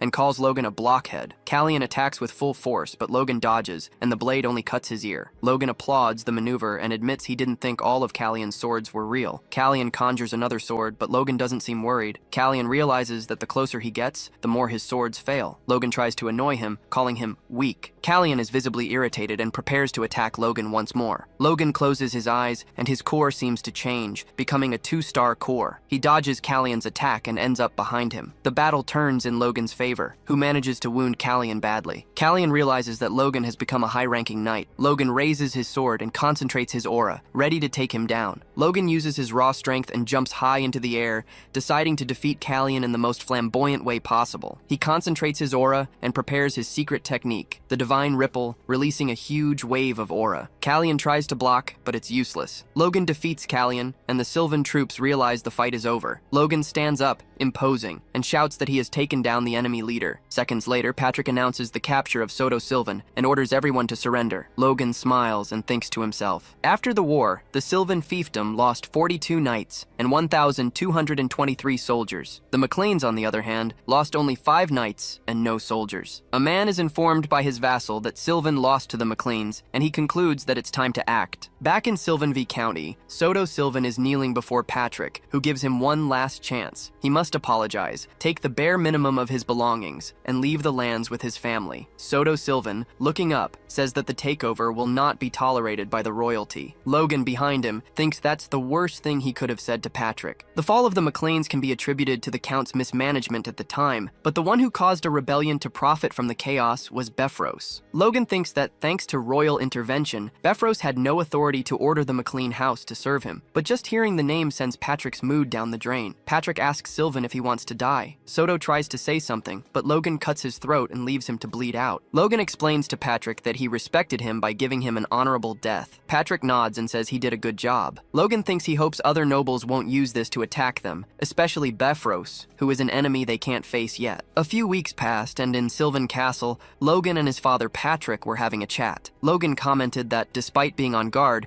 Perita had shown no signs of attack. Patrick then asked if there was any reason for her to do so. The young man responded with another question. What if Perita attacked Tesseron Castle? Patrick downplayed the concern, telling Logan to relax since Clayton was there. The young man agreed that brute force wasn't the only thing that helped them defeat Viscount Sylvan. The truth is, they won because Sylvan underestimated them, while the McLeans went all in, using everything they had. Not to mention their ace in the hole, Clayton himself and his stone golems, hidden in Tesseron Castle. Even with all this help, Logan knew that managing 3 castles like that wouldn't work. They needed a way to optimize things. The young man proposed to his father that they move the center of their lands to the cities, which would make managing the 3 castles much easier. 2 nearby vassals agreed, as they had cleared the monster-infested woods and leaving minimal forces in McLean wouldn't be a problem. They could keep the knights in the cities, ready to march to Tesseron or Sylvan at a moment's notice. Patrick thought the idea was great. Logan, happy, said that now he wouldn't have to handle everything alone. His father then congratulated him and asked how many knights they had captured. Logan replied that it was 75, all imprisoned in cells, with 8 of them being intermediate knights. The young man asked if he could try to convince them to serve the McLeans. Logan thought that a single battle had yielded so many knights that it was more efficient than selecting young talents, but also considered that if Sylvan had been more cautious, they would have had many more casualties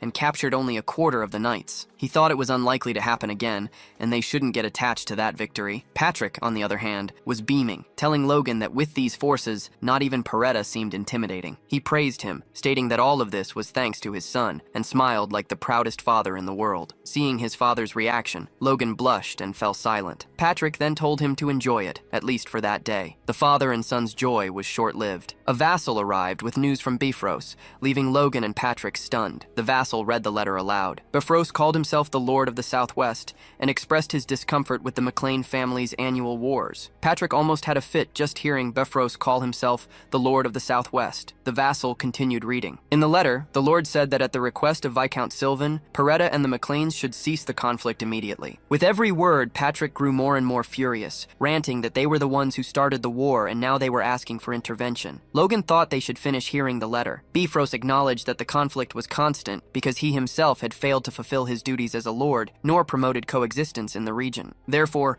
Roger Befros, on his 50th birthday next month, was inviting the heirs of each family in the Southwest to discuss the future of the region. Patrick lost his composure, calling it all nonsense and tearing the clothes off the vassal reading the letter. He continued shouting that there would be no trip, as the McLeans did not serve Befros. The letter ended by saying that not attending would be seen as a refusal to dialogue, and Patrick declared they would not bow to threats. But Logan went against his father, thinking the invitation sounded interesting. Patrick stared at his son with an expression he had never seen before, and despite saying he respected his wishes, started yelling again, tearing the last piece of paper covering the vassal. He swore the McLeans would not kneel before Befros even if he died. It was then that Logan picked up a plant and asked his father if he wanted a burial right now. But one of the knights accompanying them stopped the fight, saying there would be no patricide there. Patrick calmed down, took a deep breath, and asked Logan what he was thinking. Logan explained there was no way to beat Befros now. The young man acknowledged the truth. They had about 200 elite knights, over 500 high-ranking ones, and a total of over 300 knights, and that was just a fraction of Befros's forces. Things looked good for the McLeans, but they were walking on eggshells. They needed time to unite the Sylvan Knights and make Perita serve them. Furthermore, Logan needed time to learn the third style of the divine sword secrets, and for the other knights to train. Patrick understood everything, but warned that the Southwest was different, because unlike other lords, Befros couldn't demand loyalty from other nobles. Logan disagreed, saying that in the capital he discovered that Percival and Rothman had had sworn loyalty to Bifrost a long time ago, which left Patrick in shock. Logan smiled, glad to have permission to go. He told his father not to worry, that he knew his abilities and that they would see the trip as a chance to see how their ancestral lands had changed. The next morning, back in McLean City, Logan was approached by H. Hamar. Hamar asked if it was true he was being sold to the enemies, but Logan had no idea what he was talking about. Realizing the situation, the warrior Logan got annoyed. He punched H. Hamar in the face and told him to stop believing stupid rumors. H. Hamar then replied that most rumors about Logan were true and that it wasn't his fault. Logan was at a loss for words. H. Hamar took something from his back, unwrapped it, and asked Logan to take it. It was a sword of pure mithril, which left Logan speechless. On the Bifrost estate, Plone Parita, heir to the Parita estate, arrived by carriage and noticed something strange. A man in a cloak, traveling alone. He soon realized it was Logan McLean and was shocked that he had managed to occupy the Sylvan Barony. He thought the McLean family must have suffered heavy losses for Logan to be traveling unaccompanied. Plone got out of the carriage and asked why he was receiving the same treatment as someone who seemed to be a nobody. A guard tried to intervene,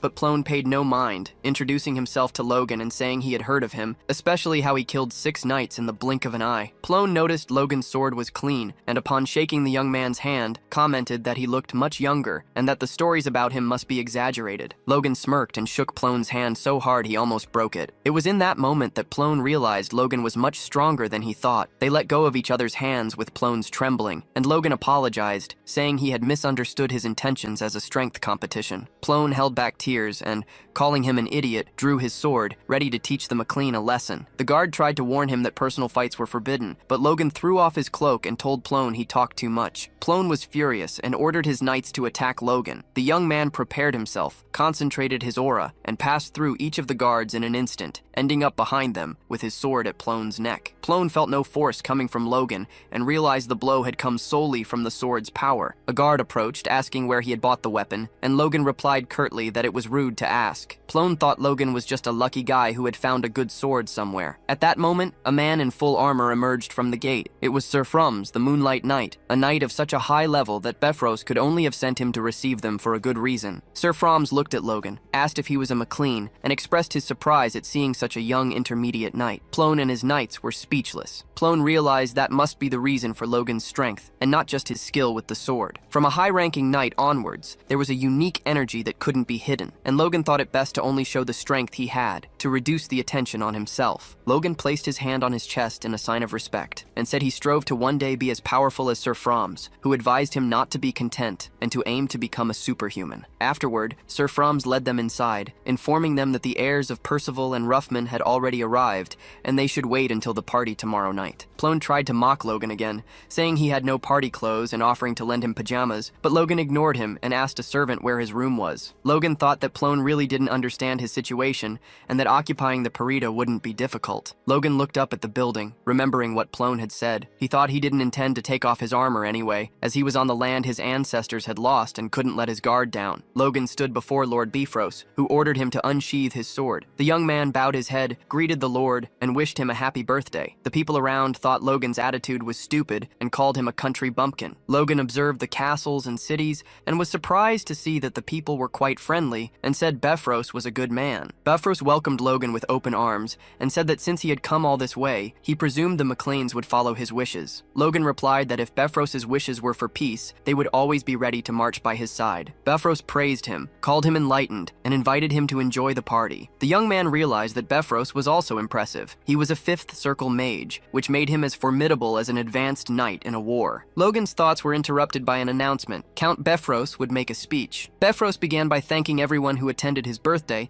and also the second prince, for granting him the Sun's Tear. People were shocked by the intimacy Bifrost had with the prince himself. Bifrost continued, saying it was time for the Southwest to leave traditions behind and unite, as the second prince, the top contender for the throne, wished. Logan thought this was just an elegant way for Bifrost to tell everyone to place themselves under the prince's command. Bifrost finished by saying that Logan was a great young man, the standout who led the McLeans to victory in 2 wars, and a genius who became an intermediate knight at just 21. Bifrost extended his hand, saying he didn't intend to force such a talented man, but merely to make an offer. He revealed that Count Valtramine, the second prince's grandfather, was looking for talented guys like Logan to be his pupils. The young man was at a loss for words, but replied that he felt honored, but already had a master. Bifrost asked if it was his father, but Logan said he was trained by a great man and regretted having to refuse. Bifrost commented that youth really does act fast and said that the flaming heat sword himself would appear soon, and asked Logan to receive some instruction from him. He warned that he would make the same offer to all the heirs present, and that Logan could even call his own teacher to the lesson. The young man then stopped caring about the teaching, and more about the fact that Bifrost was trying everything to rope in the McLeans. Logan thought it would be difficult to refuse again, and, luckily, had already taken precautions. He thanked him for the compliments and said he couldn't refuse the request, since Bifrost was so insistent. Bifrost thanked Logan for accepting, and said that his choice would be the first step in uniting the Southwest. He added that Percival and Ruffman had already agreed to join, and that in gratitude, he would personally gift those heirs. Vassals brought a table into the room with 2 artifacts, a sword and a hammer. Logan thought that, of course, the Count would give a gift of at least 12 million gold. He wondered if Bifrost would really give something like that as a gift, and, as if reading his thoughts, Bifrost called Ramon Percival and Eric Rothman out of the crowd. He asked if they would swear loyalty, and the 2 knelt. Bifrost then bestowed upon Ramon the sword of Lambton, and upon Eric the hammer of Jackson. Bifrost promised that those who served him would receive their due reward, staring at Logan. Parita, drunk, emerged from the crowd and asked if Logan's sword didn't look better. He insisted that Logan's sword looked much better, further insulting the Count. Logan thought that Parita had dug his own grave. The sword, named Lux, had a strength that matched most artifacts. Logan thought that in the worst-case scenario, he would use the sword to negotiate or buy time. But Parita had ruined everything. Bifrost asked if Logan's sword was so extraordinary, and the young man replied that he was lucky to get a weapon forged by dwarves. Bifrost asked if he could inspect the sword,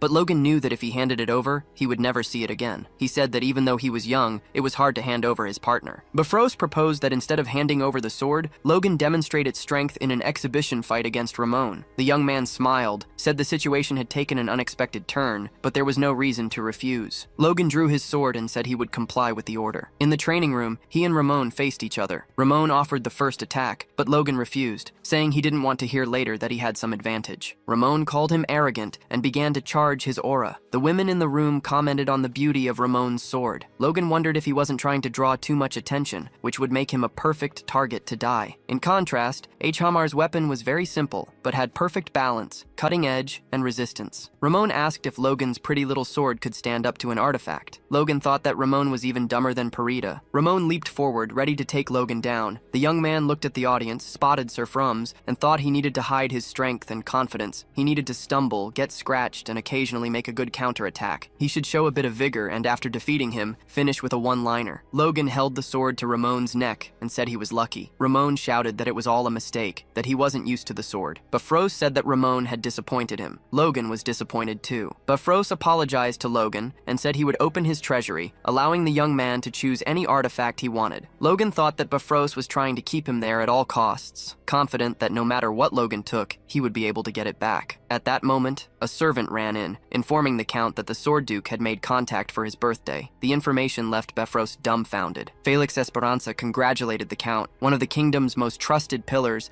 and regretted not being able to attend. Bifrost thanked him. Suddenly, Felix noticed Logan in the background and asked Bifrost if it was really him. Everyone in the room was stunned. Bifrost started to sweat. Logan realized his request had been granted and stepped forward, calling Felix master. Everyone was gobsmacked. Felix turned to Bifrost and asked if it was true. Bifrost changed his mind and said that if the sword himself desired Logan, he could postpone his own needs. Logan thought he had made the right move by asking for Felix's help, who, being a neutral superhuman, couldn't have his orders denied. Felix winked at Logan, saying he couldn't wait to see him in the capital. Logan bowed his head and thanked him. Bifrost almost had an aneurysm. The next day, Logan was in Bifrost's artifact room. A guard informed him he had 1 hour and could choose only one treasure. Logan observed the 30 or so artifacts, skipped the weapons, and noticed that all the force was converging on a pair of armored boots in a glass cabinet. He was skeptical, as he felt no magic emanating from them, but realized they continued to suck his energy. He wondered what would happen if he kept feeding them his strength, and, surprisingly, his energy began to be sucked away like a wave. Logan shouted defiantly, "Let's see who wins!" He continued pouring more and more energy into the boots. Suddenly, a wave of energy emanated from the boots, and Logan was thrown backward. His strength returned. At that moment, he realized something. That night, Bifrost asked if Logan McLean had already left. With 3 days left until the party, he concluded the young man really wanted to screw him over. Furious, Bifrost ordered his knights to follow him and retrieve the artifact. Logan was relaxing by a campfire. Suddenly, he felt a murderous intent event that made him jump up. Looking at the trees, he realized it was a pursuer from Befros. A hooded man emerged from the bushes,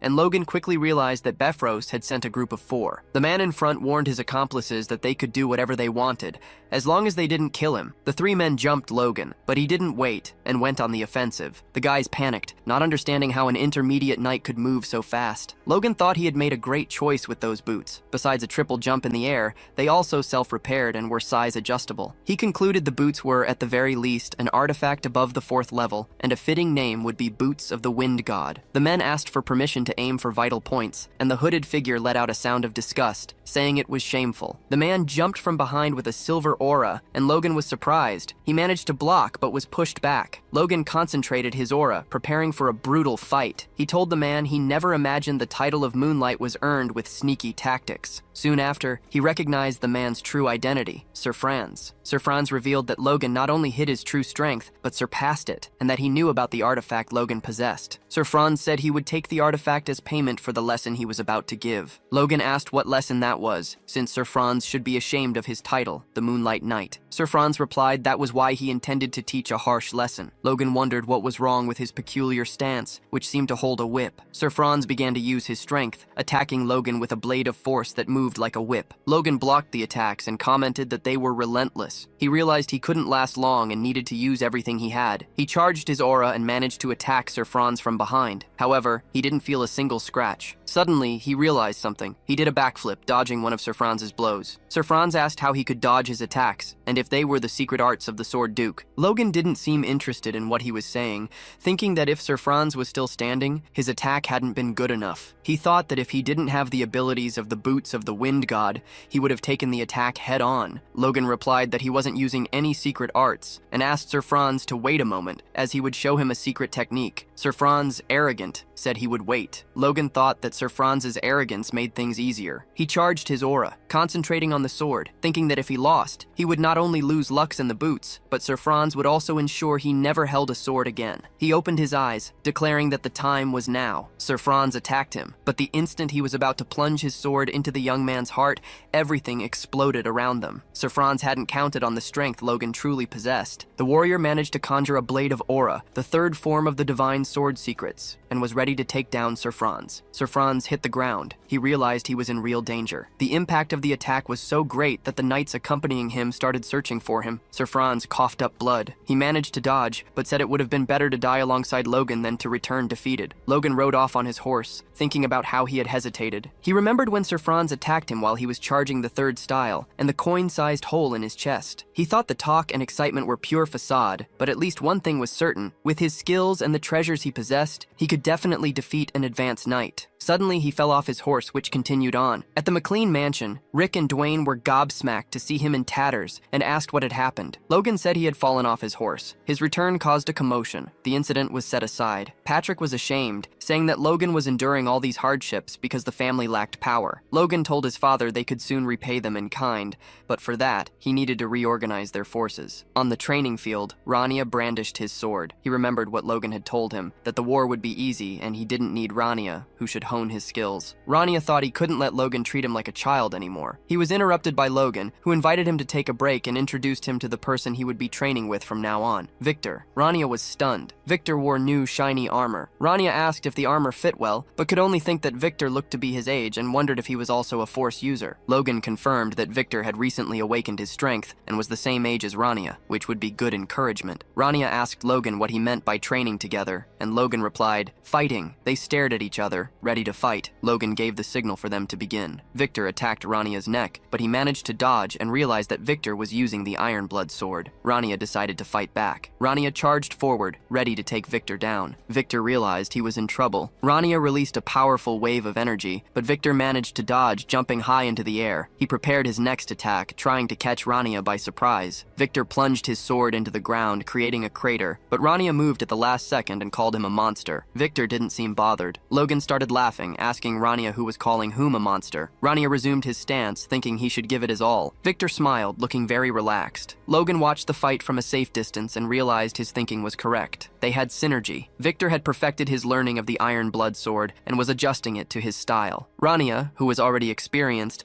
moved without being tied to forms. Rania shouted that Victor couldn't use punches, and the other replied that anything goes in a fight, which made Logan laugh again. He asked them not to go so hard and thought that there were 7 more years until the Empire's war began, and that Rania and Victor would be ready in 5 or 6 years. He thought it would be great if Victor learned the secrets of the divine sword, but he would need a catalyst to keep him there. In Logan's office, Clayton and his disciples were shocked by what he told them. Victor could see the mana band. Logan tried to get Victor to learn something she liked to keep her at the castle. When Victor said he wanted to learn how to move clay dolls with that yellow thread, Logan was flabbergasted. Clayton interrupted, asking if she could see where he was sending his mana. Victor pointed to one of the disciples, calling him old, and said that's where he was sending his mana. They tried again, and Victor said Clayton was sending the mana to the water bottle. Clayton grabbed Victor by the shoulders and said she was special, that not even the great mages of legend could see mana with their own eyes. Logan wondered if seeing mana was really that impressive. He asked Victor if she was sure she wanted to learn magic. She replied that if that's how she would control the giant doll, then yes, she wanted to. Logan insisted, and Victor explained that if she could control it, she could do so much more. Logan told Clayton he would entrust Victor to him, but the young man had already disappeared. Clayton shouted for someone to bring a measuring tape while he measured Victor. Logan thought that Victor had the talent to become a great mage and that the 2 siblings were geniuses. He pondered that their forces were getting stronger and that maybe it was time to go to Grand, since he had made a promise to his master. He thought he would go alone, but not everything went as planned. 7 knights surrounded Logan, ready to defend him. Captain Henderson of the 18th Squadron of the McLean Knights introduced himself, but Logan seemed irritated and told them to get lost. Patrick had warned that it would be rude to the Sword Duke, and that Logan should take at least the minimum number of assistants. Logan asked Rick what he was doing there, and Rick replied that it wouldn't be appropriate for the heir of a noble family to walk around without a personal servant. Logan didn't buy it, and asked if Rick had gone because he wanted to visit the capital. Rick broke into a cold sweat and said yes, because no one in his fiefdom talked to him anymore, and he needed to get married. Logan put his fingers in his ears and commented that they would only slow him down. Logan had 2 goals for the journey. First, to identify possible changes in the future, and second, to find the 3rd prince to create a link with the hill. He remembered the story of the royal family. The current king, Samuel Vaughn, had no heir until he was 40, so he had 2 sons with concubines. 10 years later, the queen gave birth to the 3rd prince, who surpassed his brothers and became the successor. Logan knew that in the winter, shortly before the 3rd prince came of age, the civil war would begin with the king's death. The 1st prince, Juan Doblas, a 6th circle mage, and the 2nd prince, Jordan Valtermine, would have the support of their grandfathers. Logan saw the 3rd prince about to be executed, but Felix appeared, claiming that the king's will was for the 3rd prince to live. Despite getting the upper hand, the 3rd prince ended up leading the country to ruin in the following 5 years. Therefore, Logan's goal was to never allow that man to become king. He thought the 2nd prince was cut from the same cloth and needed to see with his own eyes if the 3rd prince was worthy of being king. Inside the castle, Logan's servants were speechless. Rick approached and asked if Logan didn't think it would be good for the family to make some connections, and asked for a little help getting close to one of the maids. Logan, annoyed, hit Rick on the head, who fell to the ground. A man approached to greet Logan and took him to Felix's office. The man introduced himself as Louis Ryan, the Duke's supervisor, exactly who Logan had met in his past life. Louis had given him the secrets of the divine sword and asked him to memorize them and pass them on to someone with talent. Logan couldn't remember anything else Louis had given him. Louis took him to the office and said the Duke was waiting inside. Louis turned and a voice shouted. Logan smirked and turned towards the voice. He greeted the Duchess, Felix's wife, congratulated her on the birth of her heir, and said he was open to any questions. She placed her hands on her belly and asked him to choose the baby's name. Logan was stunned. Felix joined the conversation, saying that he and the Duchess had been discussing it for some time. Thanks to Logan, they wanted him to choose the name. The young man was still speechless. He thought about how a name decides and illuminates a child's path. They had only met twice, and Logan knew it was a huge responsibility. He said it would be an honor. Felix and the Duchess were radiant. Felix asked the Duchess to go rest. He leaned against the door and commented that he wasn't good with words. Then, he told Logan they should talk about their bodies. Logan didn't understand. Felix stared at him and said he was surprised at how quickly his level had risen. He wanted to see how strong Logan was now. On the training field, Felix and Logan faced each other. Logan leaped forward, but Felix dodged and appeared behind him, ready to counterattack. Logan huffed and redirected his attack, but Felix blocked it easily. The young man thought that in a battle against his own master,